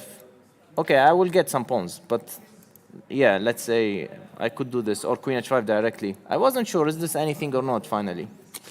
Hard to estimate. Maybe better, but maybe not enough. So knight b6, and here is the moment. I think I spent a lot of time. To me, I felt that after knight b6, I should be winning somehow. So I couldn't just find it. Queen is almost trapped. Okay, I don't know. Here, million variations I calculated, but finally I couldn't make anything work. Yeah, rook d1. Yeah, let's see what happened because. Yeah, the g6. Yeah, Very responsible move. Yeah, here, for example, there was rook h5 move after queen d4. Here. Oh, Rook h5, I was thinking because it's double attack. I want to take bishop g6 as well. So if takes, I think queen h5, I think. No, here queen e5, yeah, queen e5, and I didn't see how to win. I just draw. almost made, but accepted. Yes. Yeah. Okay. And yeah, and here, like queen f3 suddenly I realized is interesting in this moment. Yeah. Queen f3. So taking is bad because queen f5. Yeah, it's nice. Like no, not the end. F6 No? exists. And queen f6, rook g7, queen h6, king g8, bishop h7, rook h7, queen e6, and then I win the queen. But after rook f5, you know, I didn't like knight d7 suddenly. Oh, but by blunder they have queen f6 check. Yeah. Oh my god. Yeah. Oh my god. Maybe queen f3 was... No. I think king g8 I didn't like finally, yeah. King g8. Calm. And then for, I don't know. And there's no e6, no nothing. Yes, Yeah? yeah, e6 are always in there, but suddenly b2 is hanging, you know. I prefer to give rook, but not this b2 pawn. So, okay. That's interesting. Yes. All right. So let's go back. Okay, I think it was interesting, yeah, here. Yeah, this looked a very fast-paced game here. Yeah, and rook e5. Yeah, I blundered something. I mean, I had this idea, queen a2, but instead I also had one more idea, to go bishop e4, queen c4, queen b2, queen takes e4, then rook e3 was my point. And instead, I thought rook e8 probably is the move instead of queen e4. This was my main line, bishop takes g6, fg, rook e3, and let's say next f4. Yeah. But what I blundered is, sorry, the first line actually I blundered. Which Here, one? yeah, Here? queen e4, Yes. rook e3, knight c4. Ooh. Rook e4 and knight b2 and my rook on d1 hangs. Yes, I see. Yeah. All right. So I started to panic, played queen a2, and of course the main point if you play like f5, to play bishop e2, and the queen's trapped. All right. So then he started to find good moves. Like here, this knight c4 was very nice move. Queen c2 was a panic move for sure. I didn't see what to do. Was I winning? Do you know? No. Ah, No, I here it wasn't. already. No, you were nowhere winning. I remember looking through your game. It was building up a solid advantage, but I don't think there was any moment where you like. Yeah, here I think black already has forced draw. Actually. Yeah, Queen yeah. c2, rook d1, Yeah. knight takes a3, rook b7, a5, and let's say bishop f3 if I'm ambitious. Then ab still goes on, rook b4. Oh, Yeah, rook b4. Yeah, my problem was rook b4, knight c2, and now black wants this rook a1, knight e1. So rook a. Yeah. Yeah, see. so I have to Okay, go rook knight. b1 and knight goes to d4, and okay, it's fine for black for sure. Yeah. Yeah, but suddenly he went to that end game, and it's maybe just lost. I don't know. Yeah. So here there was one more. This was the mistake by black, but I mean rook b8 is such a sad move. Yes, to make. nobody would play rook b8. Like every good player would go a5. Of course, yeah. And but I think after rook b7, ab is just bad. I I think didn't it's just see- losing because it's if you losing. remove these pawns, it's just a draw, even with the king cutoff, right? Yes. I think so. Yeah. Yes. Yeah. But it's impossible to remove it. That's the whole point. Yeah. And then okay, it was not difficult, I think. Yeah. So that was pretty nice. I mean, this entire technique that you Yeah. were like trying to promote the pawn, but actually you want to lure off his king, and then you cut it off, and Yeah. that was really nice. Yeah. All right, very impressive game so far. You're also, I think, joining us here for the first time. Second. Second. With you first time. Yeah, with Me first time. Angelica, yeah. Maybe that's why I don't remember you here, because you're doing it with Angelica. Yes. In general, I mean, how do you feel about? I know this is a very generic question, but how does it feel for you to be back? To be back, it's great. I mean, if I don't like the tournament, then I wouldn't be here 10 times, yeah? But I'm very happy to be invited, and also I feel that I'm playing good, so it's very important. Yeah. So what do you think about Vaishali? Unexpectedly, she was leading the tournament. Yeah, it's very impressive, very impressive. Today she drew, yeah? Today she drew, yeah. So how closely do you follow the other players playing? Does it like impact your mood, or no? You just concentrate on your game. I just see the games very quickly, but usually I care only about my games. I don't care at all about the others. So if I'm playing good, I don't mind. Okay, if everyone plays good, it's important that I do well. Yeah. But of course I follow the games and see she was playing brilliantly. Yeah. All right.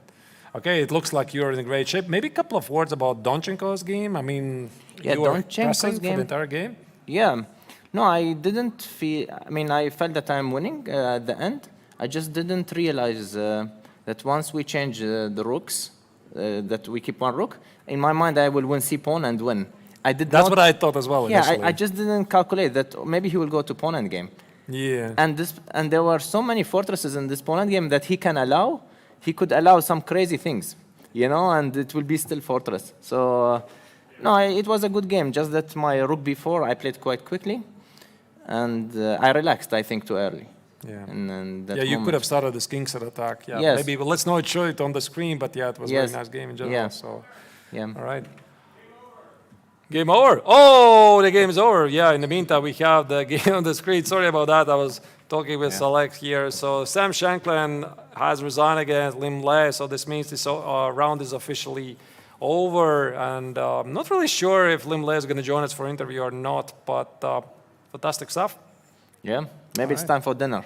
Yeah, it's a good call. All right, thank you for joining me. Thank you here, very much. And we'll be seeing you. Yeah, hopefully. All right, take care. All right. So Angelica is going to join us for a moment. And in the meantime, here we have the results on the screen. Lim Le scores a very important victory with a black color by outplaying Sam Shankland. Then we have another result of a game here in the master section. Vincent Kammer played a crazy game against Pragan and Dak, who tried to complicate the matters but was outplayed in the time scramble, as Vincent explained later in the interview. In the meantime, in the challengers, 2 games finished in a draw. Vaishali played a draw against Mark Andrea Maurizzi. Also, Jonas Bjerre against Alexander Donchenko was a pretty peaceful game. And of course, the most important game which affected the current rankings was Salem Saleh beating Igor Savenkov, because this means he is right now the new leader of the tournament. Here are the rankings. The new leader of the challenger, Salem Saleh, with 9.5 points over Vaishali. Donchenko is already falling behind with 14 points. In the meantime, in the Masters tournament, we have a brand new leader, or the old leader, so to speak, because Lim Le is the 2-time winner of the past 2 years here in Biel, but he is right now overtaking Mishra as the new favorite. Yeah, absolutely exciting stuff. We're having the very close battle on the first, second place of the rankings in both challengers and masters. So it's going to be exciting to follow up next rounds. Yeah, I mean, Angelica, your highlight of the round so far? I mean, for sure, it was a game of Vaishali Ramesh Babu against Mark Andrea Maurizzi, and of course, Vincent Keimer against Pragnananda. That was a huge game. It was absolutely incredible with many brilliant moves. And if you would have to select the game of the round? Probably it would be Vincent against I Pragnananda. think so. Yeah, I think Do so. you agree? I definitely agree. That was a very, very exciting game. So fun stuff, really. So the action, of course, the viewers, is going to continue tomorrow. So here are the next round pairings. So what do we have here? It's going to be interesting. Mishra is going to face on Vincent Keimer. Vincent has found his pace in the tournament after his escaped draw with Matriasyan. He has found strength to fight back. The leader, Lim Le, is going to have a very important matchup versus Ike Matriasyan, I suppose. So, of course, that's the game we are going to follow. But in the challengers, the viewers, there's one particular matchup I can't wait to see tomorrow, because that is the two-leader clash. Vaishali plays against Salem Saleh. What about that? This is going to be a match of the two leaders, absolutely exciting. Vaishali with the white pieces against the current leader of the standings, but also Vaishali was just leading before this round. And yeah, this is going to be for sure a decisive game for the standings. Indeed, it will. So, once again, I would like to use the opportunity to thank everybody who is making this tournament possible, because we are only the presenters, the commentators of the event. We have Big. He's right there. He's sitting left to us, doing a lot of fantastic stuff. Off the screen, you're now seeing, changing things, preparing stuff, updating information, etc. So, making the broadcast as the best quality possible. Also, we have Tatiana. She's there with the president, Peter Blomenhust. Hello. They're not registered. I'm talking about them. Yes, I'm talking about you. They still no. Sorry, Lim. Not about you. I'm talking to you, Tatiana. Yes. And everybody else, of course. Thank you for being so awesome. And also huge thanks to you for being so great artists. Thank you. And also you, of course, Angelica. So it was fun. But we are going to be back tomorrow at 2 p.m. Central European Summer Time for another exciting round in the classical tournament. And then, of course, there's going to be the Blitz tournament. There's going to be the final stage of the top finishers. After the triathlon is going to be round up all the three tournaments combined. So exciting stuff. More action coming tomorrow. So 2 p.m. Central European Summer Time. Make sure to tune in at all the channels to see it live. In the meantime, we're saying goodbye. This is the 57th International Beer Chess Festival. Have a great evening. Take care.